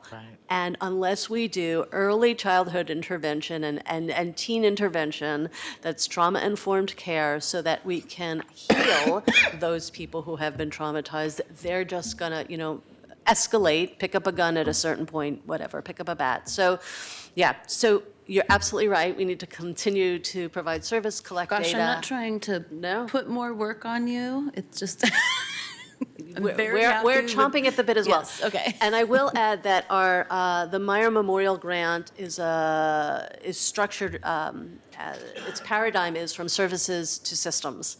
And so its intention is actually to move entities that are doing the service provision into systemic analysis, into systemic problem solving and root cause upstream work. Yeah. Very exciting. Thank you. Commissioner Fritz, and then I I'm move to sorry, we accept the have report. to move on. Very good. Second. We have a motion from Commissioner Fritz, a second from Commissioner Udaley, and it's a fabulous conversation, and it will be continued. I just apologize because we haven't even gotten to the regular agenda, and we have our afternoon council session. So I'm Understood. doing a little air traffic And control. hopefully lunch break. So Carla, please call the roll.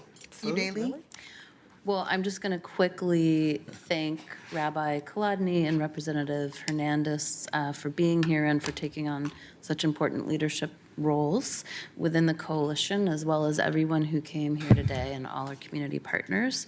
It's been fantastic to watch the evolution of PUA. I want to thank Commissioner Fritz for her vital role, and it was fun to get to shepherd this through a couple years, and I'm actually really glad that you're now an independent organization and you can speak a little more freely about your criticisms of us and of the city. Really excited to see the additional funding sources, and thrilled to hear that your work might expand to statewide. So I vote aye. Fritz? Thank you very much for being here. Thank you, Alan Lazo, for mentioning Commissioner Fish. I know that he is deeply committed to this work and has a lifetime of protection of civil rights. So I also wish him all the best as he's watching this. Thank you to all of you who've been here. I see many supporters in the audience here. Thank you particularly to the heroic two moms who have preschoolers here who have been amazingly well behaved. There may even be more, but I appreciate that the young people are here because this really is about the future as well as what we're dealing with in the present, even at this moment as the House is debating the impeachment requests. It was an honor to be the first elected official to sign on with the Portland United Against Hate. Thank you, Commissioner Udaley, for your stewardship and for asking for funding for it. I too am really happy that it is with Southeast Uplift. It shows the value of our independent coalitions, that they do reach out and are willing to support communities of color and other underrepresented communities with fiscal sponsorship, with a place to be, with support from the staff. And so I'm very happy that you're there, and congratulations on the work that you're doing. I had a conversation with folks from the New Portlanders Policy Commission who came to visit me when we had the Joint Terrorism Task Force discussions at the beginning of Commissioner Hardesty's term.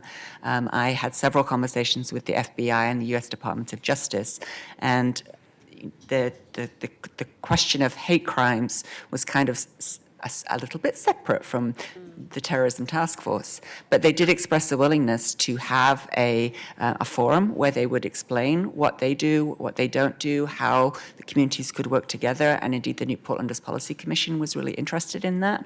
So I would be happy to help support setting that up, or just encourage you to do that. I think we need more people in the community to know about this. We also need more people in the white majority community to know how to be better allies. And maybe it is in terms of pushing the state's agenda, whatever it is that we can do to help. I think that there's a lot of people who really care that everybody in our community feels safe and be safe, and that we don't just report, that we then have actual actions so that the perpetrators no longer get away with it. So thank you very much. Aye.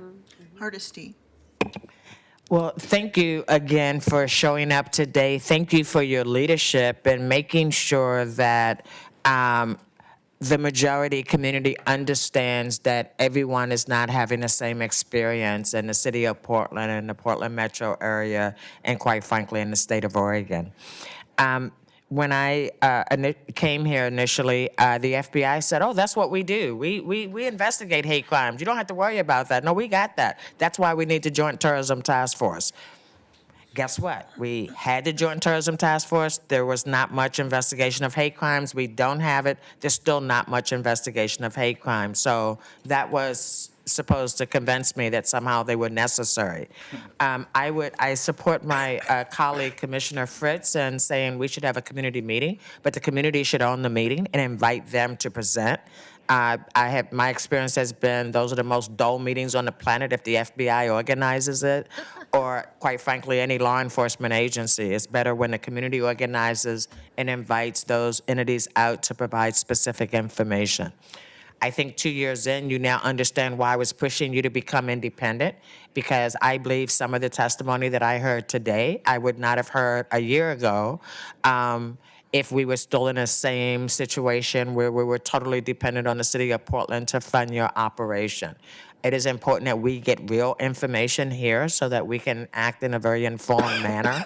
So it is a breath of fresh air to know that you are building that independence. That independent voice is critical because, again, the formal voices sell us things that we just simply know are not true. The last thing I will say is I continue to be disappointed that we don't have an African-American specific program, because I can assure you that kids in school and community members are having severe incidents of racial intimidation and harassment. I hope that when you come back to us again, we will have a plan to make sure that the African-American community can also feel safe in a place where they continue to be pushed out of their neighborhoods and their communities and feel like the city of Portland really will have their back. Thank you for your hard work. There's a lot more to come, but I am very, very impressed with the work you've done so far, and thank you for showing up, everyone, to support this presentation today. I vote aye. Wheeler. So first of all, I want to just frankly acknowledge I hold a unique perspective in that I am both a strong supporter of PUA and the work that PUA does, and I was very happy to ensure that funding got into the city budget. But I'm also cognizant of the fact that I'm a frequent subject of PUA. And it's not maybe me personally, but it's the position of authority and power that I hold, as well as the nexus of the bureaus that I am in charge of, including the Police Bureau and my role with the Joint Office of Homeless Services on housing and homelessness. And of course, I'm the Housing Commissioner. And so I come at this at a very unique perspective, and I want to tell you why I support it, despite the fact that my name, I think, was the only name of an elected official that showed up on your list of perpetrators of hate. And when we're talking about public safety, I know who we're talking about, at least up here. We're talking about the police commissioner, and we're talking about police accountability, and we're talking about the nexus of community with the Police Bureau, and I have a personal responsibility in making sure that those values are embraced. I support you, and I support the work that you are doing because you create the urgency in the same way that other community organizations, and I don't want to equate these two things, but the fact of the matter is this city council and government generally has been far more responsive to global climate issues because young people keep pushing us. And they come here and they call us out by name and they call out our bureaus and they tell us there are things you could be doing that you are not. And there are ways that you could be acting with urgency that you are not. And it's helpful.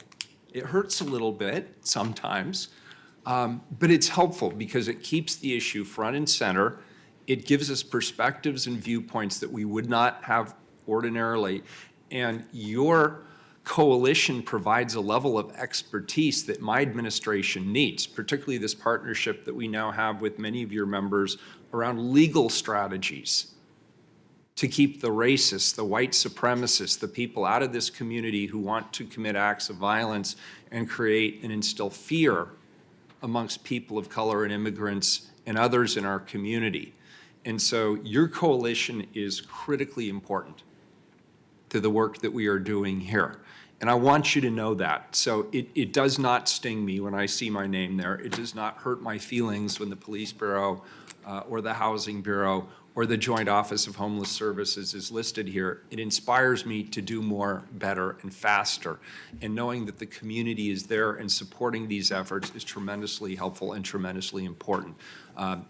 Rabbi, I was sort of chuckling when you said, I hope you like the return on investment, because you know that's sometimes how I think.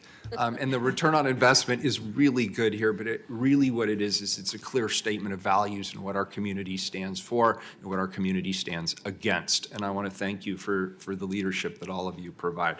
That was a longer speech than I meant to give. I'm sorry. I'm very happy with the work that you've done. And it was an excellent report and a great conversation, colleagues. I vote aye, the report's adopted. Thank you. Thank you. Appreciate it. So colleagues, here's what I think we can do. First of all, we're going to get right to the PSEP, folks, and I appreciate their patience. We are just now starting the regular agenda. I want to remind you that we moved the afternoon session back to 2:30. I would like us to be out of here in time for everybody to chill a little bit and eat something. So if you don't mind, I'll push forward and people can, if you need to take a break, just take a break. Does that work or no? So the plan is PSEF and then lunch? Well, no, we've got Well, PSEF, and then we've got 1, 2, 3, 4, 5, 6, 7, 8, 9, 10, 11 regular agenda items, 2 of which are second readings. So, Mayor, the afternoon agenda is supposed to be done at 4:30. But Correct. do you think that the fossil fuel thing is actually going to take 90 minutes? No. So could we move some of the items to this afternoon, because I, for Yeah, one, am so getting kind why of don't we do this? hypoglycemic. Let's finish PSEP, let's take a 5-minute break, and then let's go for another half hour and see how far we get and where we are after that. Would that work? Let's take a 10-minute break, so at least we could get something to eat. Okay, let's do PSEP first, just because Yeah. we've had people waiting for quite some time. So Carla, with your patience duly noted, could you call item 1181, please? Approve further amendments to plan for the Portland Committee on Community Engaged Policing. Colleagues, I'm extremely proud of the work being done by the Portland Committee on Community Engaged Policing, or PSEP, which has been operating successfully for over a year now. PSEP has held monthly meetings at various locations throughout our community since November of 2018. They've established 3 active subcommittees that are also meeting monthly. PSEP elected officers for 2019 who served a full year and now has elected officers who will serve in 2020. PSEP is comprised of a group of dedicated and diverse community members who devote considerable time, effort, energy, and attention to improving police services and engagement with the community in Portland. PSEP has provided community oversight of the DOJ settlement agreement and the compliance officers reporting, and has contributed to the development of the Portland Police Bureau's community engagement plan. As you know, some PSEP members have stepped down because of a new job or to attend school, and others due to their own individual circumstances. I want to be clear, their service has been greatly appreciated. They've been replaced with outstanding alternates, and PSEP continues to function very well with a strong group of members. In order to ensure that PSEP continues to have qualified alternates available to fill seats as needed, PSEP staff and co-chairs and my staff believe that some relatively minor amendments to the selection process should be made. That's what we're here to talk about, what I believe are minor amendments to the selection process. In addition, PSEP staff, in consultation with the co-chairs and others, has determined that it would be beneficial to expand youth membership from just high school age youth to high school and college age youth to fully represent the youth perspective. PSEP is well established, and this is an excellent position to function well beyond the life of the city's settlement agreement with the U.S. Department of Justice to help the city continue to engage with the community on issues of critical importance to all Portlanders. So I'm happy to invite up Theo Latta, who's our program manager with PSEP, who's going to kick us off. Good afternoon. Good afternoon. Thank you all. It's an honor to be here. My name is Theo Latta. I'm the Portland Committee on Community Engaged Policing Project Director. PSEP is here with me also is Judith, the wonderful Judith Mowry. PSEP has operated, as Mayor Wheeler said, as a body for a year now, led by community members. Today we're bringing forward amendments to the council-approved PSEP plan. There are three main components to the amendments, which include youth engagement, youth inclusion, and the PSEP member training. So I'll discuss the first one. The First Amendment regarding the age range is currently defined as high school age youth. It's per traditional Western academia. We are proposing an amendment to broaden the age range to 16 to 23.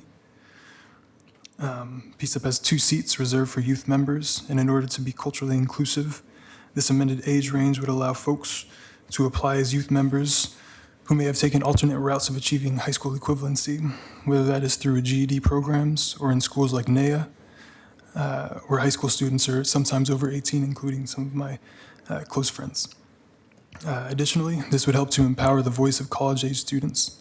PSEP members are often appointed for lived experiences. While college students are often incredibly socially and politically engaged, many may not have the lived experience to be considered competitive adult applicants. This would allow those potential applicants to apply as youth community members. The Second Amendment would help to streamline the youth application process from 2 interviews to just 1 interview, and that takes into account the time that youth folks have to take away from school or their extracurricular activities.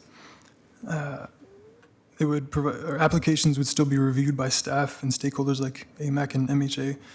Would still be invited to youth interviews, as well as a representative from the mayor's office. The Third Amendment, we would amend the PSEP plan so that appointed members could vote on PSEP recommendations before taking the Citizens Academy if necessary. The Citizens Academy is only offered sparsely, and in the past we have had appointed members who were unable to vote on critical issues because of this one training. The Citizens Academy training would still be taken at the first available or practicable opportunity because it is important. It's an important training, but voting on PSEP recommendations that are this critical shouldn't be inhibited by one training. So I thank you all for supporting the important work being done by these community members in PSEP. And if you have any questions, I'd be happy to answer them. Thanks, Theo. Did you have anything? I'm just here to help answer questions if it's helpful. Thanks, Judith. Commissioner Hardesty. Thank you both, and great to see you, Judith. I'm glad to see you moving around so efficiently nowadays. My question, let me just say that I know that PSEP got off to a rocky start. We had people coming and going. We didn't have the appropriate staffing. So my question is really around how are we supporting the success of the folks that we're bringing on to that committee? So that's one question, and I have a couple more after that. Thank you. This is a volunteer committee. It's also relatively young as a committee. Members who are appointed may not know about the significant time commitment that's required to function as members. These are volunteers who are given their time. It's basically a part-time job. It's a huge time commitment. With that said, folks who have left the committee have done so, as the mayor said, in large part due to relocation, work, or personal reasons. Folks leaving the committee hasn't prevented the PSEP from functioning as a body or the work that's being done, and the significant work that's being done.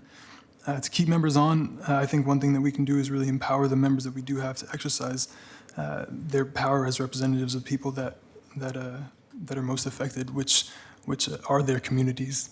A lot of the members have lived experience, and that's why they're appointed. So empowering the voice and making sure to exercise the 60-day requirement for response. And I think empowering folks is going to be our biggest ally in retention. If I would also add that when we're looking for folks who could express their lived experience of living with a mental health condition, growing up in an environment that in which they've been heavily policed because of their race, a lot of times, but we're not able to create a trauma-informed space necessarily when we're under the glare of the public. We've had some people who have felt they were too fragile to be in that situation, be upfront to that. We have sometimes had some unhelpful public comment that has been really frightening for some people. So, that's a push and pull that we work on all the time. We offer peer support services and accommodations to our members, but there's just the nature of being up there in the public with the glare of, all of this stuff. And the PSEP plan is highly proscribed, which sometimes doesn't give us as staff, that has not given us the ability to switch it. I will say we're so excited to have Theo on board. Claudia is an incredible staff person, and Markeisha has agreed that I'm staying engaged, so I feel like we have a little more bandwidth now. But I do think it's going to be a continuing issue because, as we've often talked about, we want voices from different folks, but we don't necessarily reset the table. So the same things that have marginalized and kept people out previously exist in the new model. So I think that is one of the issues. Thank you so much for that, Judith. I certainly know that you have deep knowledge about how these processes work. And so that leads to my next question, which is, we still have not put a community education component. We require people to go through the police academy, but we don't actually have a community component that is also a requirement. I think what you get when you go through the police academy is one perspective, and I think the community, in the hands of either the AMAC, the Albino Ministerial Alliance Coalition, or some other community group who's actually been involved in police accountability for decades in this community, could really be helpful in actually providing that mandatory training for new people coming in. And we're really going to ground them in what the history has been. It cannot be one-sided training. It has to be training that's on both sides of the spectrum. And so and let me just say that I am so impressed with the co-chairs of the PSEF. It is absolutely phenomenal how much knowledge they have retained for being on the committee for a little over a year. And what I hear from them is it took them a year to really understand what their role was, to understand the moving components, to understand how they needed to engage the broader community. And so I would say that we are probably exactly where we expected to be at this time in the process. I would encourage us not to oversell what PSEF will do, because quite frankly, they have not been in this body presenting to this council. And I think that's a missed opportunity. If they want us to know what they're doing, they should actually show up here once or twice a year and give us an opportunity to provide them more support. I was supposed to read a statement from one of the co-chairs of the committee, but unfortunately cannot pull it up on my phone at the moment. And so with the mayor's okay, I'll just submit it later so that it becomes part of the public record. But today I understand the urgency of actually getting new blood, but I also hope you will take to heart the need to actually do a full training and not one that just provides one perspective. Thank you. Thank you. Did you identify yourself?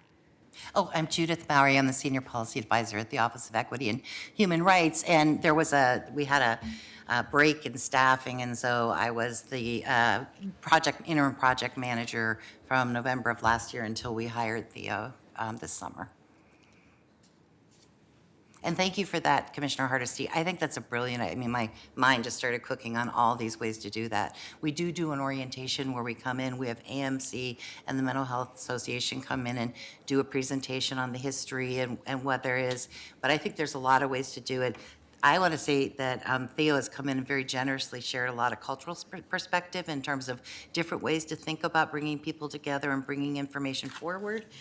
We did a retreat with the PSEP where we did a talking circle in a very traditional native way that was different from anything I had experienced before. It was very powerful, and I think we could really be looking at some of the ways that we can restore a restorative and a restorative approach, as well as a more culturally, I would say almost indigenous way to think about how we gather and how we tell our stories. Any other questions, colleagues? Public testimony, Carla? Yes, we have 3 people signed up. Very good. Thank you both. Edith Thanks, Gillis, Judith. Maggie, and Dan Handelman.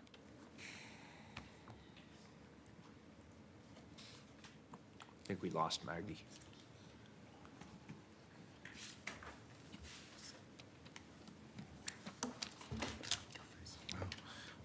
Good afternoon, Mayor and Commissioners. I'm Dan Handelman with Portland Cop Watch. I think you all know I'm also on the steering committee of the AMA Coalition for Justice and Police Reform. I'm not speaking on behalf of the coalition. The red line version of this document was not posted until late yesterday afternoon. Apparently, there's some problem that between the PCCEP office and the clerk's office where the red lines disappeared. So I had to go line by line to see what was actually being proposed for changes. And so that was less than 24 hours before even now, as late as it is in the day. So it wasn't a lot of time to look over this in great detail. Members of the PCCEP expressed last night at the meeting that they did not know that these changes were coming. So it sounds like they weren't consulted about what the changes are going to be. That doesn't seem like a good way to be making this a stronger committee, because there could be other changes being made right now to make this even stronger. I'm not necessarily saying what's being proposed is bad, but it's, when we're having this opportunity to make changes, we should make the changes that need to, all the changes that need to be made.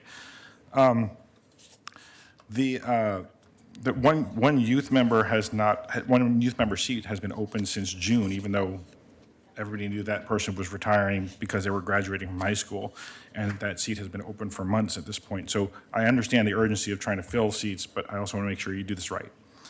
So while it says in Section 3 still that 2 of the 13 seats will be reserved for youth, in the new Section 4, in the new section about youth member selection process, a line was struck about there being 2 seats. I suggest that in the first sentence, it says, in accordance with best practices for youth-adult partnerships, the process to select the 2 youth members is as follows. So that is clear to people who aren't attorneys and don't go jumping around this document that we're talking about those 2 seats. Because I thought that requirement was struck, but it's in a different section. So if you look at the red line version, there's a sentence that's gone.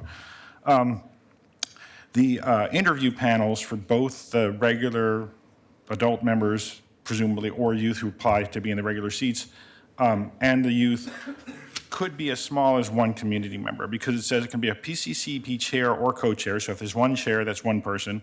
And by invitation, Albino Ministerial Alliance Coalition and the Mental Health Alliance. And if they decide not to send people, then you only have 1 person on that panel. So we had in the original induction, there were 5 people from the community looking at these, and it could be as few as 1. So you should try to figure out a way to make sure there's more diversity in who's doing the interviews and screening the applicants.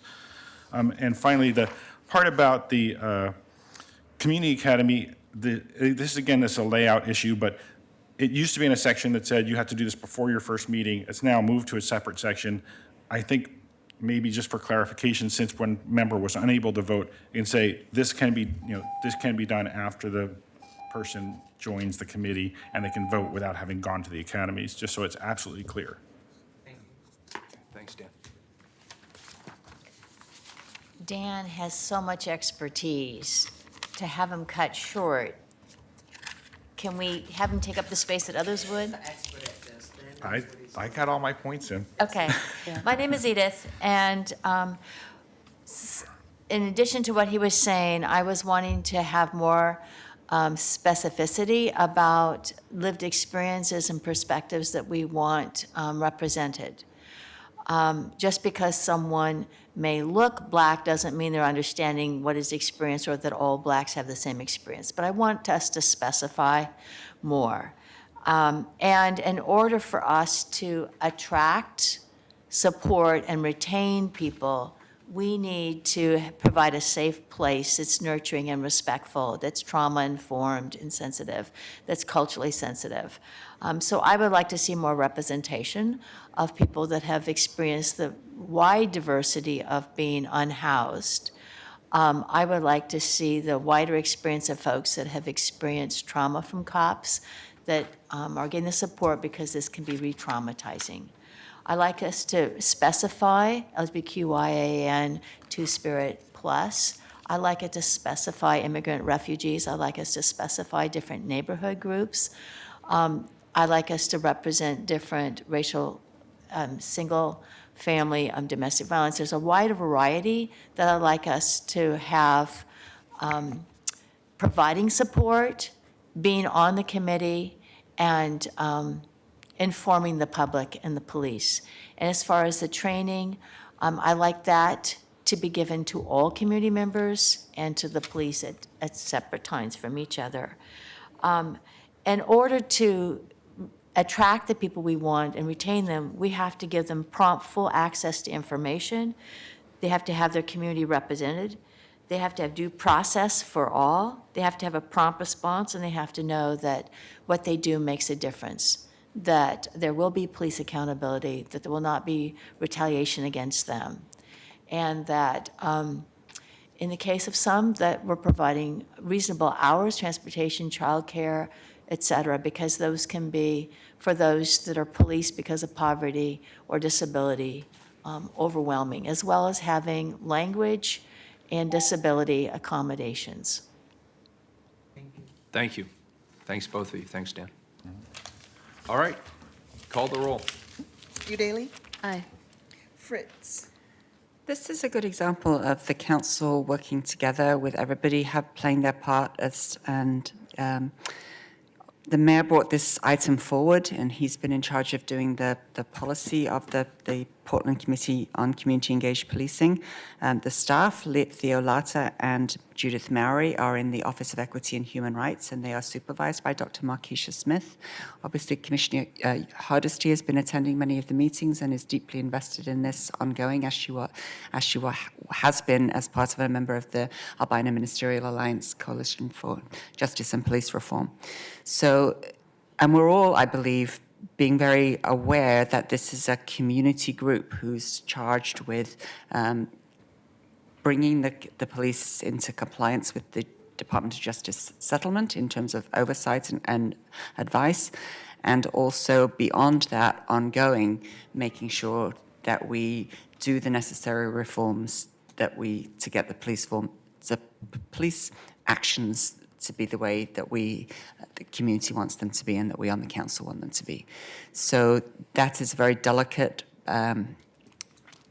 dance or juggling act. And in particular, I thank the people who are serving on this committee, especially since the previous committee was, as Judith mentioned, really traumatic for many of the people who are assigned to it, and indeed this one is too. This takes a lot of guts to be on this committee and to do the work that they're doing, and I really appreciate it. Mayor, thank you for your leadership of this, Commissioner Hardesty, your partnership, and my staff in the Office of Equity and Human Rights will continue to support everybody as well as we can. Aye. Hardesty?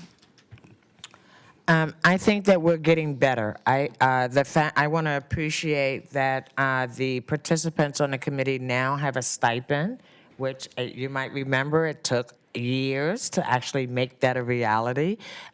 We are getting better because we have some really phenomenal young people who are unafraid to speak their truth, even in rooms that are pretty intimidating when you've got people with weapons walking around the room. I can see how that would make some people less willing to speak their own truth. Mayor, I think that you've done a good job of actually looking to get a cross-representation of folks to serve on this committee.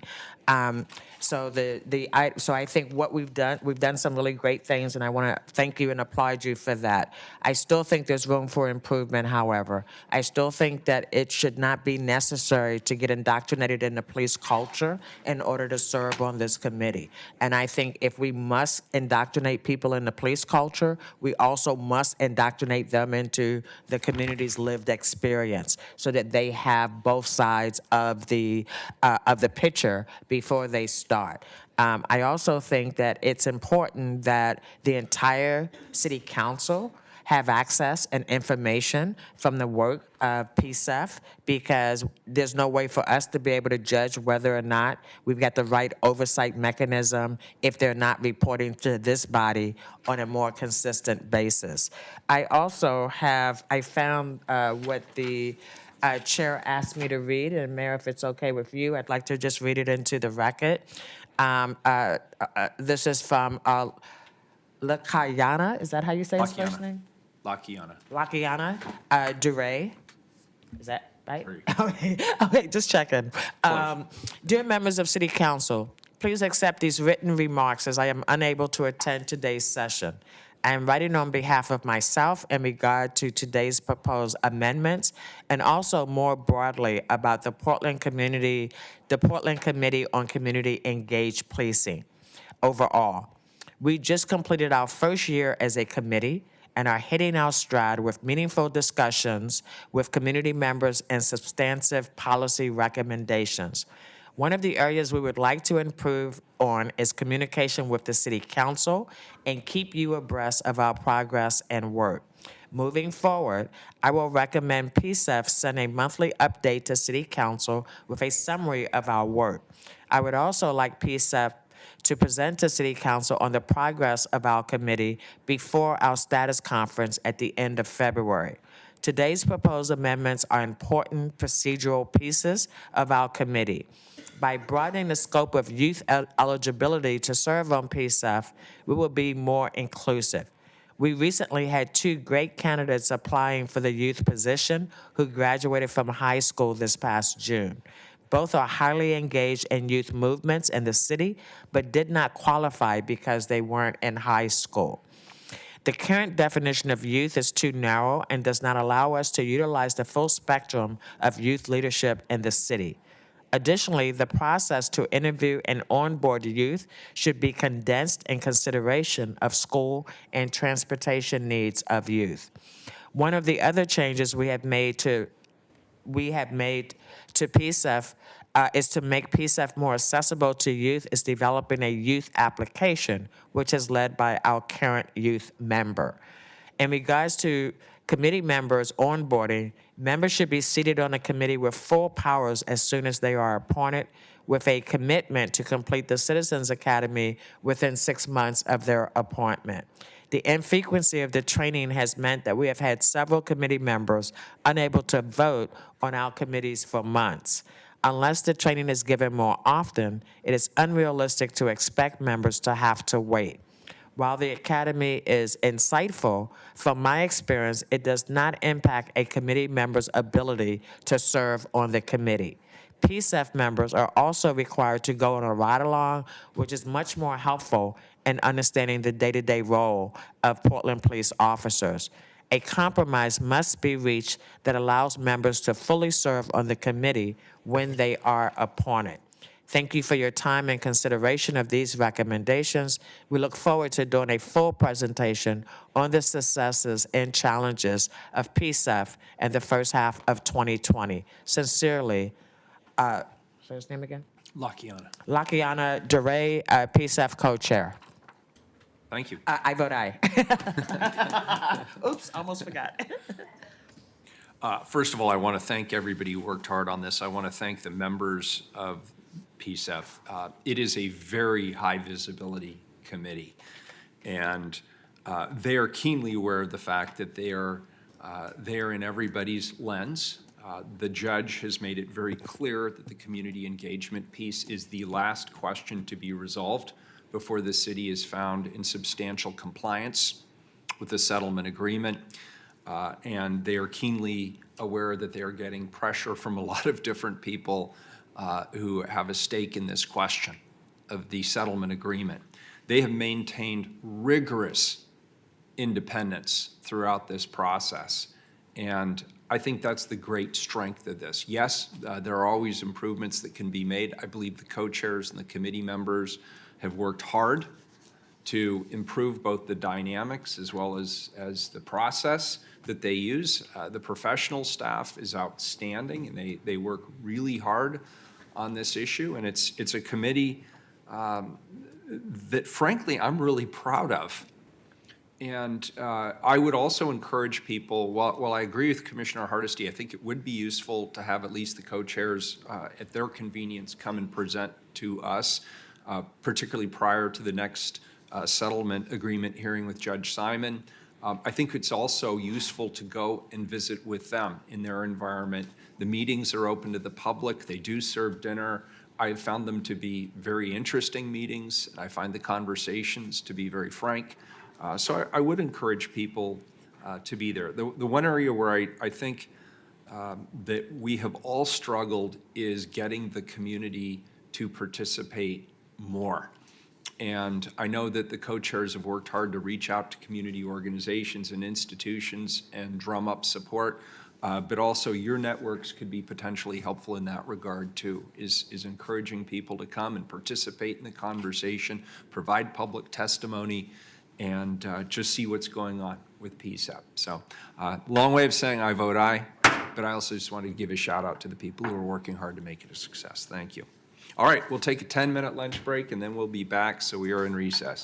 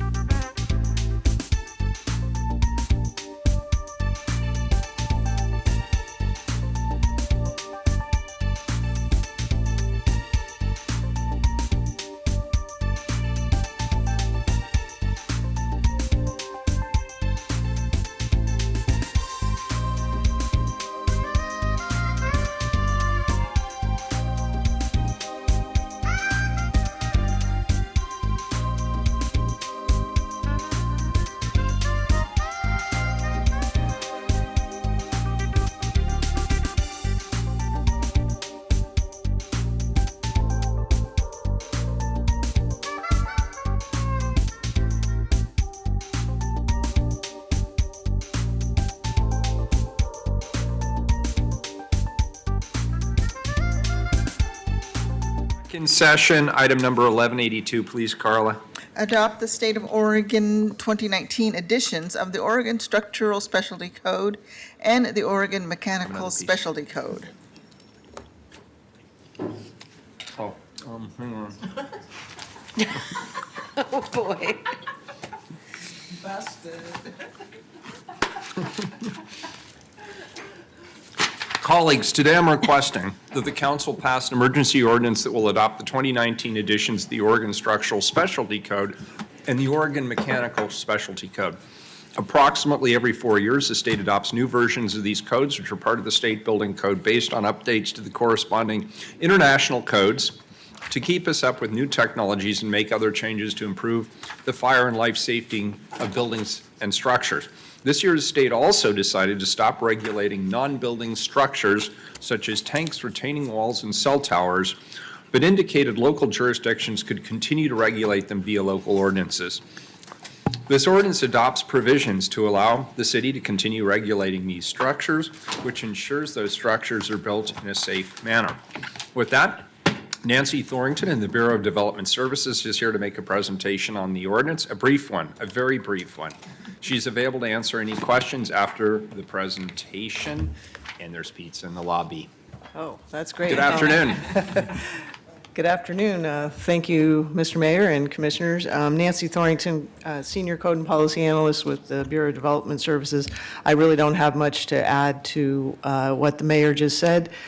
Basically, the only thing I want to call out is that we're going to be coming back after the first of the year with some changes to the administrative provisions because the Building Codes Division, the State Building Codes Division decided to take those provisions out of our purview. So we're going to be coming back. This is an emergency ordinance because it takes effect January 1st, and this is your last meeting before January 1st.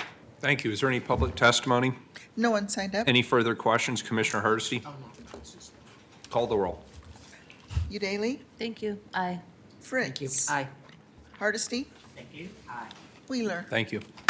I vote aye. The ordinance is adopted. Next item is item number 1188, please. Accept report on year one of the Universal Representation Project through the Equity Corps of Oregon. Thank you. Commissioner Udaley. Thank you, Mayor. Colleagues, I'm pleased to introduce this report on the Universal Representation Program, which was funded by Council in the fiscal year 2018-19. I'm proud to have championed this work and want to extend appreciation to my colleagues for their support as well. This council's early investment in the program allowed our community partners to leverage those funds to receive funding from both Multnomah County and the state of Oregon. We have a short presentation, emphasis on short, which will feature 6 invited speakers. And for the first panel, we have Jordan Cunnings, staff attorney from Innovation Law Lab, Adriana Miranda, executive director of CAUSA, and Daphne Auza, Equity Corps navigator from ERCO. Thank you. Welcome. Please state your name for the record. My name is Jordan Cunnings, and I'm a staff attorney at Innovation Law Lab, where I direct the Equity Corps of Oregon. I want to thank the council so much for fitting us in on a very busy day, Commissioner Udaley in particular, Mayor for moving us up. Really appreciate it. We had some folks who had to leave, or would have had to left. And we're just really excited to provide an update on our program's immensely successful first year, which would not have happened without the city's pioneering investment in this innovative program. I'm going to share a very brief program overview and some numbers from our first year, and then you'll hear from some of our partners who are directly working on the ground, and most importantly, from some of our program clients. The Equity Corps program officially launched in October of 2018 to begin providing universal representation to low-income immigrants in removal proceedings before the Portland Immigration Court. Equity Corps was created in response to the crisis of mass deportation and incarceration facing immigrant families in the Portland community. Unlike in criminal proceedings, immigrants facing deportation are not entitled to appointed counsel, which means that those who cannot afford a lawyer must find pro bono assistance or fight their cases unrepresented. The system is set up this way by design in that it maximizes the power imbalance in favor of the government, who is always represented by an experienced attorney, against an individual facing removal, who's almost never entitled to appointed counsel, even if they are a child. In the background, the Trump administration continues its war on immigrants, adding even more significant barriers to the already difficult challenge of prevailing against the threat of deportation. These problems are national in scope, but they're also extremely local. The Portland Immigration Court, which is just blocks away from where we're now sitting, currently has over 6,000 removal cases pending before it, about a third of which involve residents of the Portland metro area. In nearly half of all of these cases, the government is proceeding against an unrepresented party. Equity Corps' intervention in this crisis is to provide targeted and strategic legal services to Portland community members who are facing deportation. Though Equity Corps' 6 direct service attorneys provide a wide array of advice and legal services related to deportation proceedings, our primary focus is on representing immigrants at their final hearing, where their applications for relief from deportation will be considered. Lawyers are not the answer to every problem, though sometimes we think we are. But in the context of removal proceedings, lawyers play an invaluable and irreplaceable role in a comprehensive solution. Having a lawyer is the single most outcome determinative factor in whether or not a person will prevail in their immigration case and avoid deportation. Indeed, with representation, someone is 5.5 times more likely to succeed than they would be if they proceeded unrepresented. In order to provide high-quality legal services on the scale that this crisis necessitates, Equity Corps uses a model called massive collaborative representation. Massive collaborative representation means that Equity Corps attorneys and partner organizations work on cases collaboratively. Earlier in their case, clients can receive services from any of the 6 legal service providers in the system, and we work together on cases to fight creatively for the best outcomes. Equity Corps is currently made up of an impressive partnership of 12 very well-respected organizations in the community, including every nonprofit immigration legal service provider in the Portland area who provides removal defense services. Dozens more local organizations support our work by providing other services and referring cases to the program.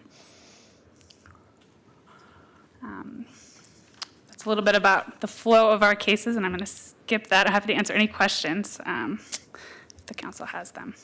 So Equity Corps launched on October 1st, 2018, thanks to the generous and visionary support of the City Council. This initial investment of $500,000 funded the program's launch with 3 legal service providers.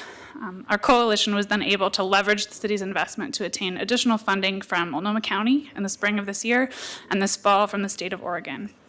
This has allowed us to double our capacity to 6 legal service providers and recently to begin providing services throughout the state of Oregon. The program has trained almost 150 community navigators who work out of 57 community-based organizations in the Portland area in basic asylum law and trauma-informed interview techniques. These navigators have submitted 464 navigations for review in the program's first year, 85% of which were eligible for the program and have begun receiving services. Program clients include asylum seekers, longtime Oregon residents, recipients of DACA, community members who've been released from detention on bond, children, and even some U.S. citizens who are wrongly in deportation proceedings. Equity Corps clients come from 30 diverse countries, speak 14 different languages, and all live in households that earn less than 200% of the federal poverty guidelines. In the program's first year, 5 attorneys provided legal services to over 500 people involved in 300 removal defense cases. These are numbers that we couldn't achieve if we weren't working collaboratively in the unique model that we've set up. Legal services include vigorous defense on the merits in immigration court, along with assistance with other important ancillary legal matters, like requests for work authorization, motions, and advocacy around onerous conditions imposed by ICE upon release from detention, like ankle monitors. We also held 11 asylum workshops where 188 people involved in 92 cases completed their asylum applications or filing in immigration court. Without our program, many of these clients would have been unable to successfully complete their application, which is 11 pages long, highly detailed, and available only in English by the mandatory deadline of 1 year. Equity Corps has also become an important community resource for unaccompanied minors. These are children who arrived to the United States seeking safety from violence without the assistance of a parent. Unaccompanied minors may have special forms of immigration relief available to them, but are still expected to navigate their complex cases entirely alone. I'm going to repeat that. Children between the ages of birth and 17 are expected to represent themselves in immigration court. Equity Corps fills this crucial need by representing this population in applications for immigration relief, including asylum. And many of our program's minor clients attend Portland Public Schools and have been connected to the program through concerned teachers and staff who are so relieved to have us as a resource. Thanks in large part to the city's courage in leading the way and funding this program and its commitment to immigrant defense and immigrant rights, Equity Corps' first year was a resounding success. But as we know, the Trump administration's escalating attacks on immigrant communities and people fleeing persecution make the need for our services all the more pressing, and the need continues to grow. This past year, we added an average of 35 cases to our docket every month, and due to the immigration court's backlog, many clients currently in the program will not have their cases resolved until 2022 or even later. Additionally, we're seeing an increased need for representation for community members who are detained by ICE, kidnapped from their communities, and transferred to the Northwest Detention Center in Tacoma. The city's continued commitment to the program is crucial to a comprehensive immigrant rights strategy locally, and we look forward to further conversations with you all on this important topic. I'm now going to pass it to Adriana Miranda, who's the Executive Director of CAUSA Oregon, to share some community perspectives, but I'm happy to answer any questions that the council might have as well. Thank you. Thank you. Mayor, Commissioners, for the record, my name is Adriana Miranda. I am the Executive Director of CAUSA Oregon. CAUSA works to improve the lives of Latinx immigrants and their families in Oregon through advocacy, coalition building, leadership development, and civic engagement. Latinx immigrants and their families are the heart of CAUSA and inspire, implement, and champion our work. CAUSA envisions a world where all people have the opportunities and resources needed to thrive, and a community that welcomes and values the contributions, strengths, and assets of Latinx immigrants and their families. CAUSA has been deeply involved in advocating for universal representation before the Portland Immigration Court since the coalition first began conversations around this goal. CAUSA's extensive community work has shown us the devastation that deportations cause to Oregon families, both immigrant and non-immigrant alike. The anguish only increases for community members who are forced to navigate deportation proceedings without the assistance of an attorney. Quality legal representation in immigration court plays a crucial role in our vision for holistic immigrant rights in Oregon. As we fight for the inclusion of immigrant Oregonians in all parts of public life, vigorous defense and immigration court must be part of that picture. We want to thank the city for its pioneering vision and commitment to this program. Thanks to the city's investment, Portland and in its footsteps, Oregon has become a leader in the universal representation space. Indeed, Equity Corps is the only truly universal representation program of its kind in the country. And while the success of the first year are worth celebrating, we also urge the city to continue its financial support of the program. As the initial pilot has scaled up and become more successful, the community response has been overwhelming, and the need for Equity Corps services will only continue to grow. We've also seen a particular need for legal resources for Oregonians who are placed in immigration detention. The federal government's attacks on immigrant communities increase in tenor and frequency, and the havoc reckoned by 4 years of xenophobia will outlast next year, regardless of the result of the upcoming elections. We look forward to continuing to engage the city on this important issue, and thank you again for taking the courageous first steps of launching this program. Thank you. Maadong hapon sa tanan. My name is Daphne Auza, and I am an Equity Corps community navigator with the Immigrant and Refugee Community Organization. I am here today not only as a community navigator, but also as a member of the Filipino community, and I stand with the many other migrant communities that are impacted by our nation's current immigration policies. It's especially an honor to be alongside my colleagues to advocate for legal services today on International Migrants Day as well. The people I support in my position with Equity Corps come from a wide variety of backgrounds. They have experienced political or social persecution, forced labor, poverty, domestic violence, or gang violence in their home countries. Personally, I have navigated clients from all over the world, including Ethiopia, Cambodia, the Philippines, Vietnam, Russia, Kazakhstan, Ukraine, the Pacific Islands, Mexico, El Salvador, Guatemala, Cuba, China, and Honduras. Many are asylum seekers who do not speak English or Spanish, but languages indigenous to Latin America. And not all I support are seeking asylum. Some arrived as refugees or have their permanent residency, yet this administration is still trying to deport them. Before the launch of Equity Corps, low-income Portlanders facing deportation had an extremely challenging time finding legal assistance, and many were forced to fight their immigration cases alone. The vast majority of the people I navigate cannot afford private representation, and without an attorney or access to free removal defense legal services, their chances of successfully fighting their deportation are slim. Now that Equity Corps is available as a resource, however, I can connect people seeking services with program attorneys immediately. The community members that I navigate into this program are relieved to hear that they will soon be meeting with a free attorney who will help explain to them their options, their rights, and advocate on their behalf. There is a heightened need for legal representation as the Trump administration issues more anti-immigrant policies, and anxiety in our communities is increasing.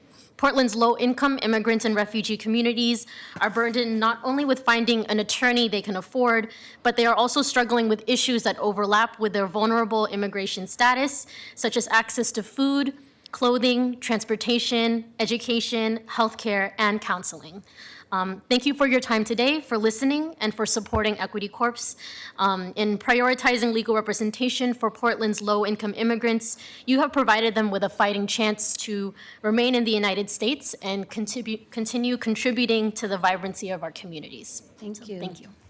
Thank you. I have a quick question before we move on, and that is, we know that this administration's focus is really on our southern border, but I know we're seeing people from all over the world being targeted in our area. Is there a particular group that seems outsized relative to their population here? I think about 40% of our clients are actually from Guatemala. There's a large community in North Portland who we've been really privileged to serve. But as Daphne mentioned, we serve people from all over the world, including folks who are not from Latin America. Cool. All right, thank you. Next, I'd like to call up Amy Adams from Equity Corps Direct Service Attorney, Wendy Garcia Gutierrez, and Jimmy Rapala Palacios from Equity Corps Client.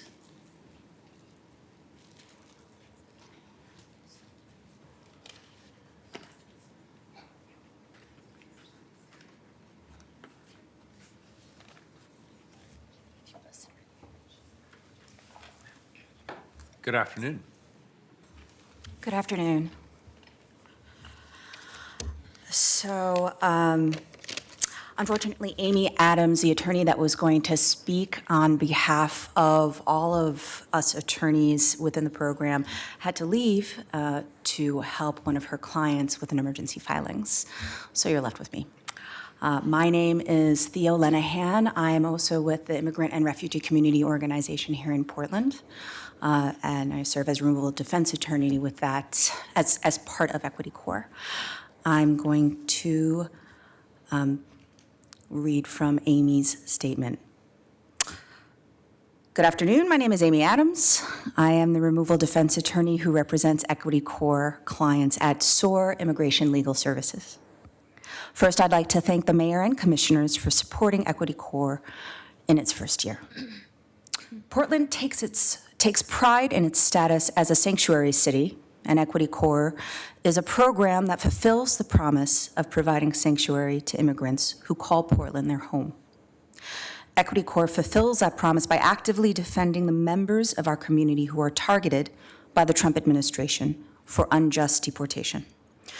This administration is trying to create a system that deports as many people as quickly as possible while not giving immigrants the right to an attorney. As Equity Corps attorneys, my colleagues and I interrupt the deportation machine by ensuring immigrants' rights are understood and honored by the Immigration Court and ICE. Most of my clients are asylum seekers who are put into deportation proceedings without fully understanding what is going on and what their rights are. All across the country, asylum seekers are expected to represent themselves in court hearings, which will determine whether they are granted asylum or deported back to countries where they face violence and even death. By sustaining Equity Corps, Portland takes a stand that we will not let our friends, neighbors, and community members be alone and at higher risk of deportation. Children are also victims of this unjust deportation machine. I represent several unaccompanied minors who came to the United States without their parents, who were put into deportation proceedings and expected to fight a legal case on their own. I offer not only immigration court-related support to these kids, but also help figure out what other legal options are available to protect them and what other support they might need. Last month, I went with two of my unaccompanied minor clients, a brother and a sister, to their asylum interviews. They told me that my presence made them feel more calm and better able to tell their traumatic story to the immigration officer. These kids fled horrible abuse, sexual assault, and gang violence in Guatemala and arrived in the United States only to be incarcerated and put into deportation proceedings. Now that I am representing them, they feel more empowered and they have the comfort of someone walking through this confusing legal system with them. They are also more likely to be granted asylum by having an attorney, as having legal representation makes their case over 5 times more likely to succeed. In addition to representing children and adults in their immigration hearings and interviews, I also help asylum seekers apply for work permits. Most of my clients came to the U.S. because they fear horrific violence in the countries they fled from. But they are also self-sufficient and community-oriented people who want to contribute to our workforce and local economy. Having permission to work allows asylum seekers to be contributing members of the Portland community. Portland is fulfilling the promise of offering sanctuary to immigrants who are being targeted by the Trump administration. As you know, the attacks on immigrants' rights are continuing. History will remember how we all respond to this moment in time. I hope the city of Portland will continue to provide sanctuary to asylum seekers and vulnerable immigrants in our community. Thank you. Thank you.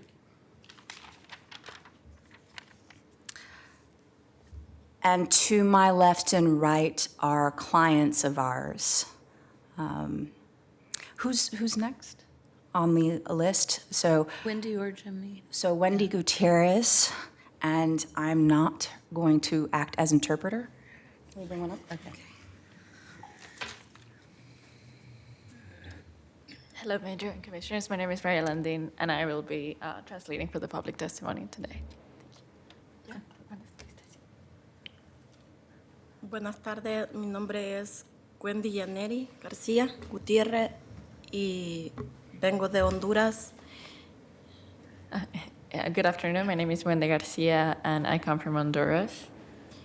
Entré a Estados Unidos el 3 de mayo del 2018 a pedir asilo. I came to the United States on the 3rd of May of last year to seek for asylum. Tuve un problema en Honduras a causa de una hidroeléctrica que querían plantar en Honduras y me tocó que huir de Honduras para acá, para Estados Unidos. I had to escape from Honduras because of a hydroelectrical plant that they wanted to install in my community. So I had to come here and escape. Entré por la frontera de San Isidro y estuve en Texas por un mes y luego una organización de Emerge me ayudó a venirme para acá, para Portland. I entered through the San Isidro border and I was in Texas, and then an organization called Emerge helped me get through the United States. Por medio de ellos encontré una abogada que la que estaba hablando ahorita, y pues ella me ayudó a representarme en las cortes para la petición de asilo. It was through them that I got to meet the lawyer who was just speaking, who helped me go through this process and be represented in court. En marzo de este año 2019 me ayudaron a llenar la solicitud de asilo y me tocaba la corte, entonces la presenté en la corte y en octubre me tocó la última corte donde gané el asilo. It was in March when we had an interview for the asylum seeking application, and it was in October when he was accepted and when they won asylum. Y la verdad que para mí ha sido pues de mucha ayuda esta organización de Equity Corps, porque ellos me han ayudado bastante, porque también me ayudaron con el niño el año pasado a encontrar una escuela para él, y estuvo 3 meses en la escuela y ha aprendido inglés. This organization has been of great help to me. They have helped me in all this process, and they have also helped me with my kid. They helped her find a school for her kid, and now he's learning English as well. So she's really thankful for the organization. Y también, si no hubiese sido por la ayuda de la abogada, pues no sé cómo me hubiera ido, porque yo sola no hubiese podido hacer lo que me tocó hacer, porque no tenía ni la idea, como decimos, de cómo era pues el proceso de lo que tenía que hacer. Pero gracias a ellos, porque me ayudaron, y pues logré a salir como es. Had it not been because of the lawyer, she would have not been able to do this because she had no idea how this process worked, but they helped her through it. Sí, y espero que así como me han ayudado a mí, pues sigan ayudándole a otras personas más, que también, porque hay más personas que necesitan también la ayuda de ellos. There are multiple people who need this type of help, and it's because of them that they get this help. So she hopes that the organization is able to help more people like they did to her.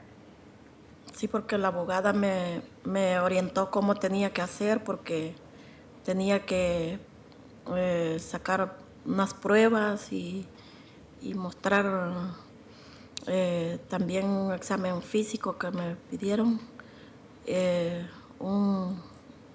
una evaluación por lo que me sucedió a mí allá en Honduras, y pues gracias a Dios todo salió bien. The lawyer helped with evaluations that she needed to go through, including physical evaluations for what had happened when she was in Honduras. And it was because of the lawyer that this happened. So thanks to God that it was, and to the lawyers that helped her.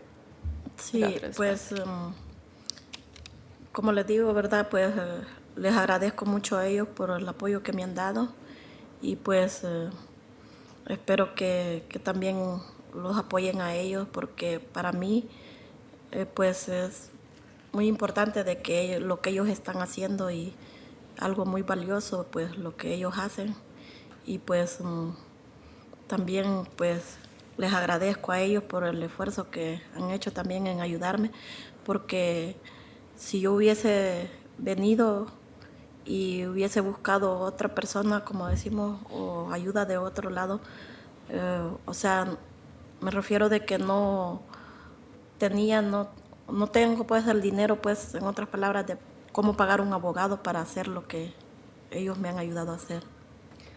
She wouldn't have otherwise had the money to pay for this had it not been for these lawyers. So she's really thankful for them, and also would like to request that you support them also so that they can help other people too. Sí, porque el permiso de trabajo hasta ahorita, después de que ya me aprobaron el asilo, me lo dieron, y me falta todavía que sacar el seguro para aplicar para un trabajo.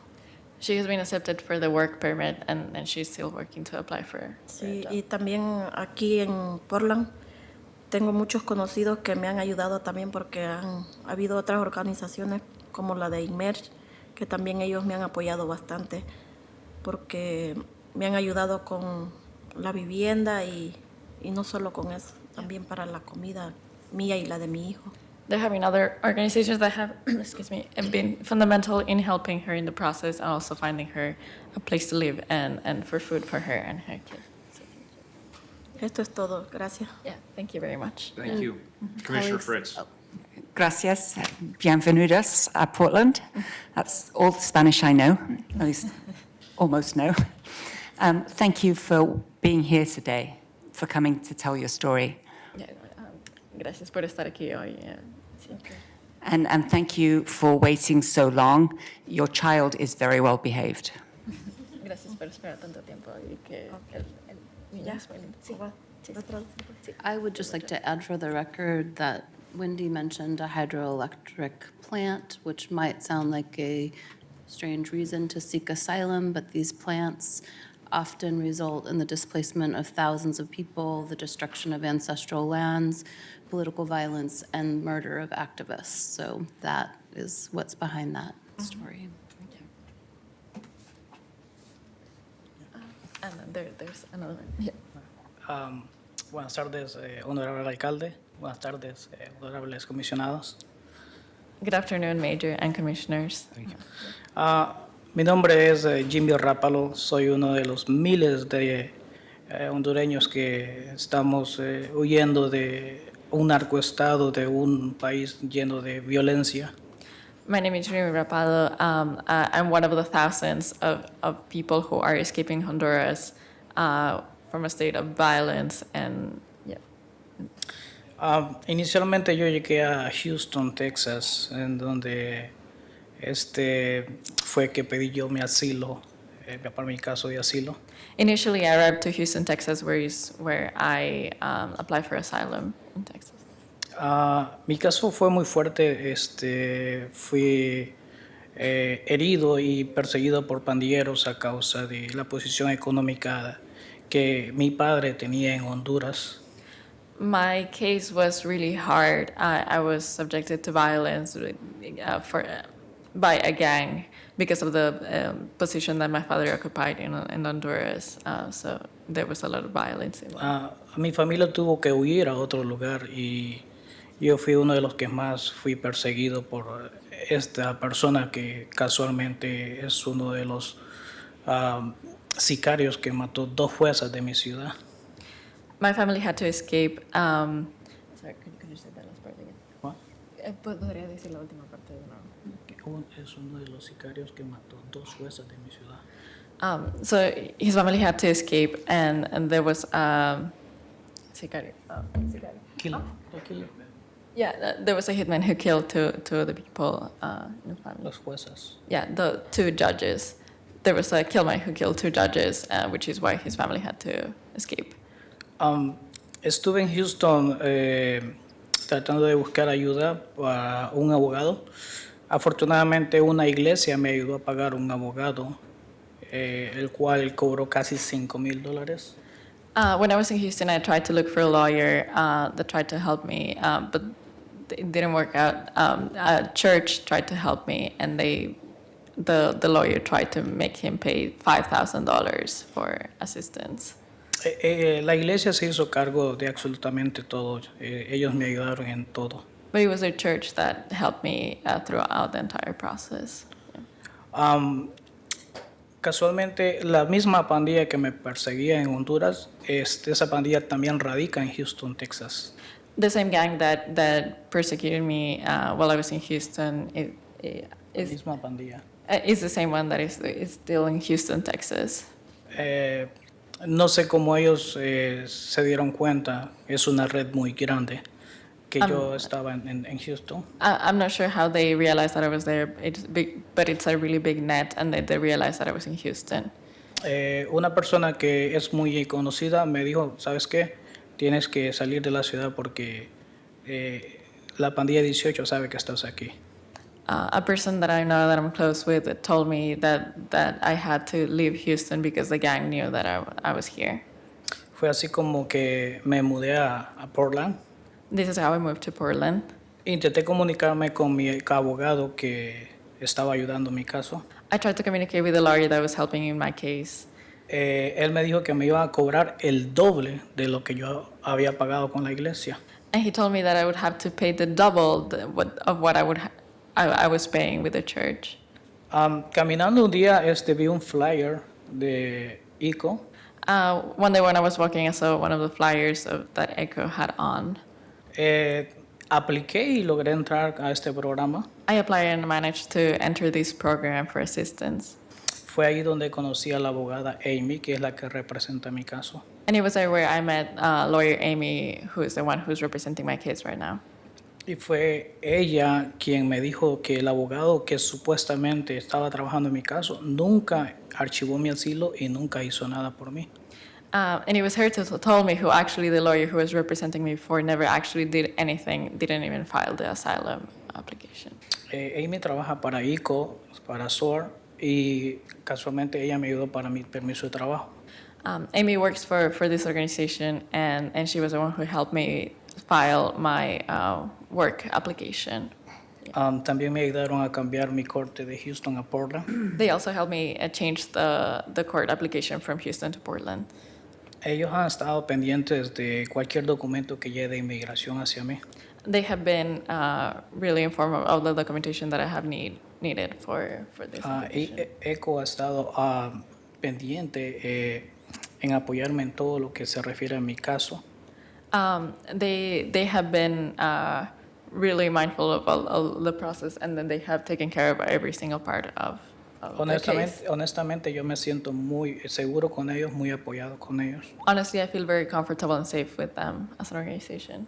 Es difícil entender el sistema, es complicado entender el sistema en cuanto a los casos. Because it's really hard to understand the system and all the cases that have to go Y through. Amy, como mi abogada, y ECO se han encargado de que yo pueda entender esto más fácilmente. And Amy as an organization and the organization in general have made sure that I understand this entire process.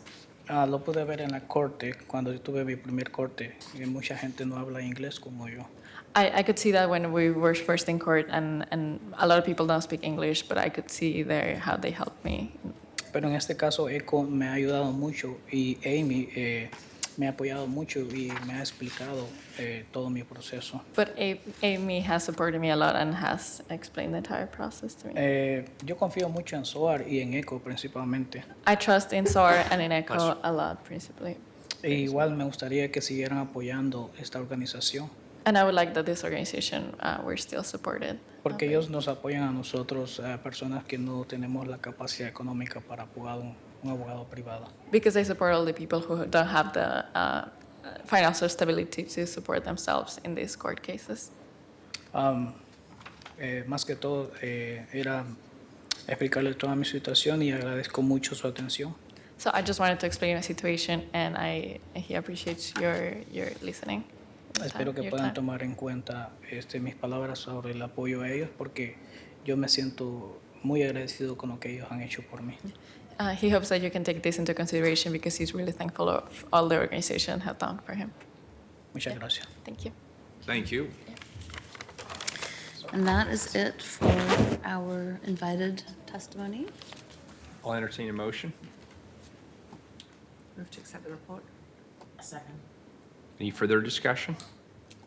Please call the roll, Keelan. You, Daly? Well, I'd like to thank our speakers for the presentation today, and especially for waiting around this long. Welcome to our world. And especially for the critical work you do in our communities every day. When we first identified this need and we hadn't connected with this group, our first run at solving this problem was trying to set up a tiny office on a similar budget that probably would have helped dozens of people, not hundreds of people. And so I am just so thankful and so impressed by your efforts. I want to acknowledge that the federal immigration landscape is not improved and in fact may get worse with the backdrop of the 2020 elections. We need to hope for the best and prepare for the worst. As our speakers have shared, this means these services will continue to be critically needed for the foreseeable future. Given our shared commitment to immigrant communities and our meaningful declaration of Portland as a welcoming, inclusive sanctuary city, colleagues, I will be asking for your assistance and support to help identify funding for universal representation in the next budget cycle, as well as advocating at the county and state level for similar investments. Finally, I want to thank Winta Johannes and my team for her work with the community. This is her last week in my office. Yes, we will miss her, but I'm so excited to see the work that she's going to be doing in the community and know that we will continue to work together. Very pleased to vote aye. Prince? So I'm just going to read from Commissioner Udaley's memo, which says that in March of 2017, Council unanimously passed Resolution number 37277, which declared Portland a welcoming city, a sanctuary city, and an inclusive city. And that resolution was led by Mayor Wheeler. It was co-sponsored by everyone on the council, and we each helped shape that, as did the community. I remember there was lots of negotiations of the order that we were going to call those things out and what we were going to do about it. And then Commissioner Udaley, you took the lead in partnership with the New Portlanders Policy Commission, convening the Welcoming Inclusive Sanctuary City Task Force. The task force primary recommendation, echoed by the East Portland Action Plan Civic Engagement Subcommittee and the Oregon Ready Coalition, was for the funding of a universal representation program to support Portlanders facing removal from the country. So again, you listened to the community and you then led the council in insisting in your very first budget for funding for this program, and you must be really happy to get this report to find out how successful it's been. Thank you to our friends and partners who came in and told us about it. It's always helpful to know the numbers of how many people have been helped and how many people have been able to get asylum. Actually, when you do the next report, I'd really like to know, of those helped, how many were able to stay or are still in process. But just having even one person come and say that she got her asylum with her child is just really makes me it's obviously a worthy investment that we should continue making. Aye. Hardesty? I'm very grateful for the speakers who came and shared their story today, and thank you so much for the work that's taking place to ensure that families who are here seeking asylum have a fighting chance. When Commissioner Udaley first brought this idea forward, my first thought was, this is great. We're going to be able to help some folks that don't have access to legal representation. At that time, I said to Commissioner Udaley, but there are others who also live in our communities and suffer in our community who don't have access to legal representation. And these are folks that I'm thinking about who are very low income, people of color, who have lost loved ones at the hands of people in our community. And at that time, Commissioner Udaley and I had some very detailed conversations about what is possible. And what I don't want to do is reinforce good needs versus bad needs, good community versus bad community. And so we need to have that deeper conversation if there's going to be an ask for additional money. I know that there are people that desperately need legal representation and cannot afford it. Is it fair that one group of people get legal representation and others don't? I say no. I say if we're going to do it, we need to do it right, and we need to not pit communities against each other in the process. I want to thank Winter, and Winter, I'm going to miss you because, oh my gosh, you're just a wealth of knowledge and a wealth of can-do spirit. I wish you well on your next opportunity. I vote aye in acceptance of the report, but I certainly want to have a deeper, longer conversation about what are the next steps to make sure, again, that we're not dividing community, but we're actually building community. Thank you. Wheeler? This was a great report. I appreciate everyone who testified. Commissioner Udaley, thank you for your leadership on this. Winta, you will be greatly missed here at City Hall, and we thank you for your passion and your commitment and the hard work that you've put in. We wish you the very, very best as you progress, and we'll all be watching with interest and cheering as well. It's very easy for me to vote aye. What? Winter's sitting behind the pillar, so I didn't see her and neglected to add my thanks to you, Winter. You've been an absolute stalwart in this City Hall, and I really appreciate your work. Thank you. Now you can bang it. All right. Aye. Bang. The report is accepted. Colleagues, we've now been convened for 5 hours, and what I would like to propose is that I pull my 2 items that I was going to pull and move the rest of it onto the afternoon agenda, and then start at 2:45, which is 15 minutes late, but frankly, I could use 15 minutes. So without objection, I'd like to pull item 1184 back to my office, and I would like to pull item 1186 back to my office, and I would like the rest of the morning agenda to go on to the afternoon agenda. and I would like it to be taken up after item 1194. Commissioner Fritz? Keelan needs to read the titles you pulled back. Yeah. All right, go for it.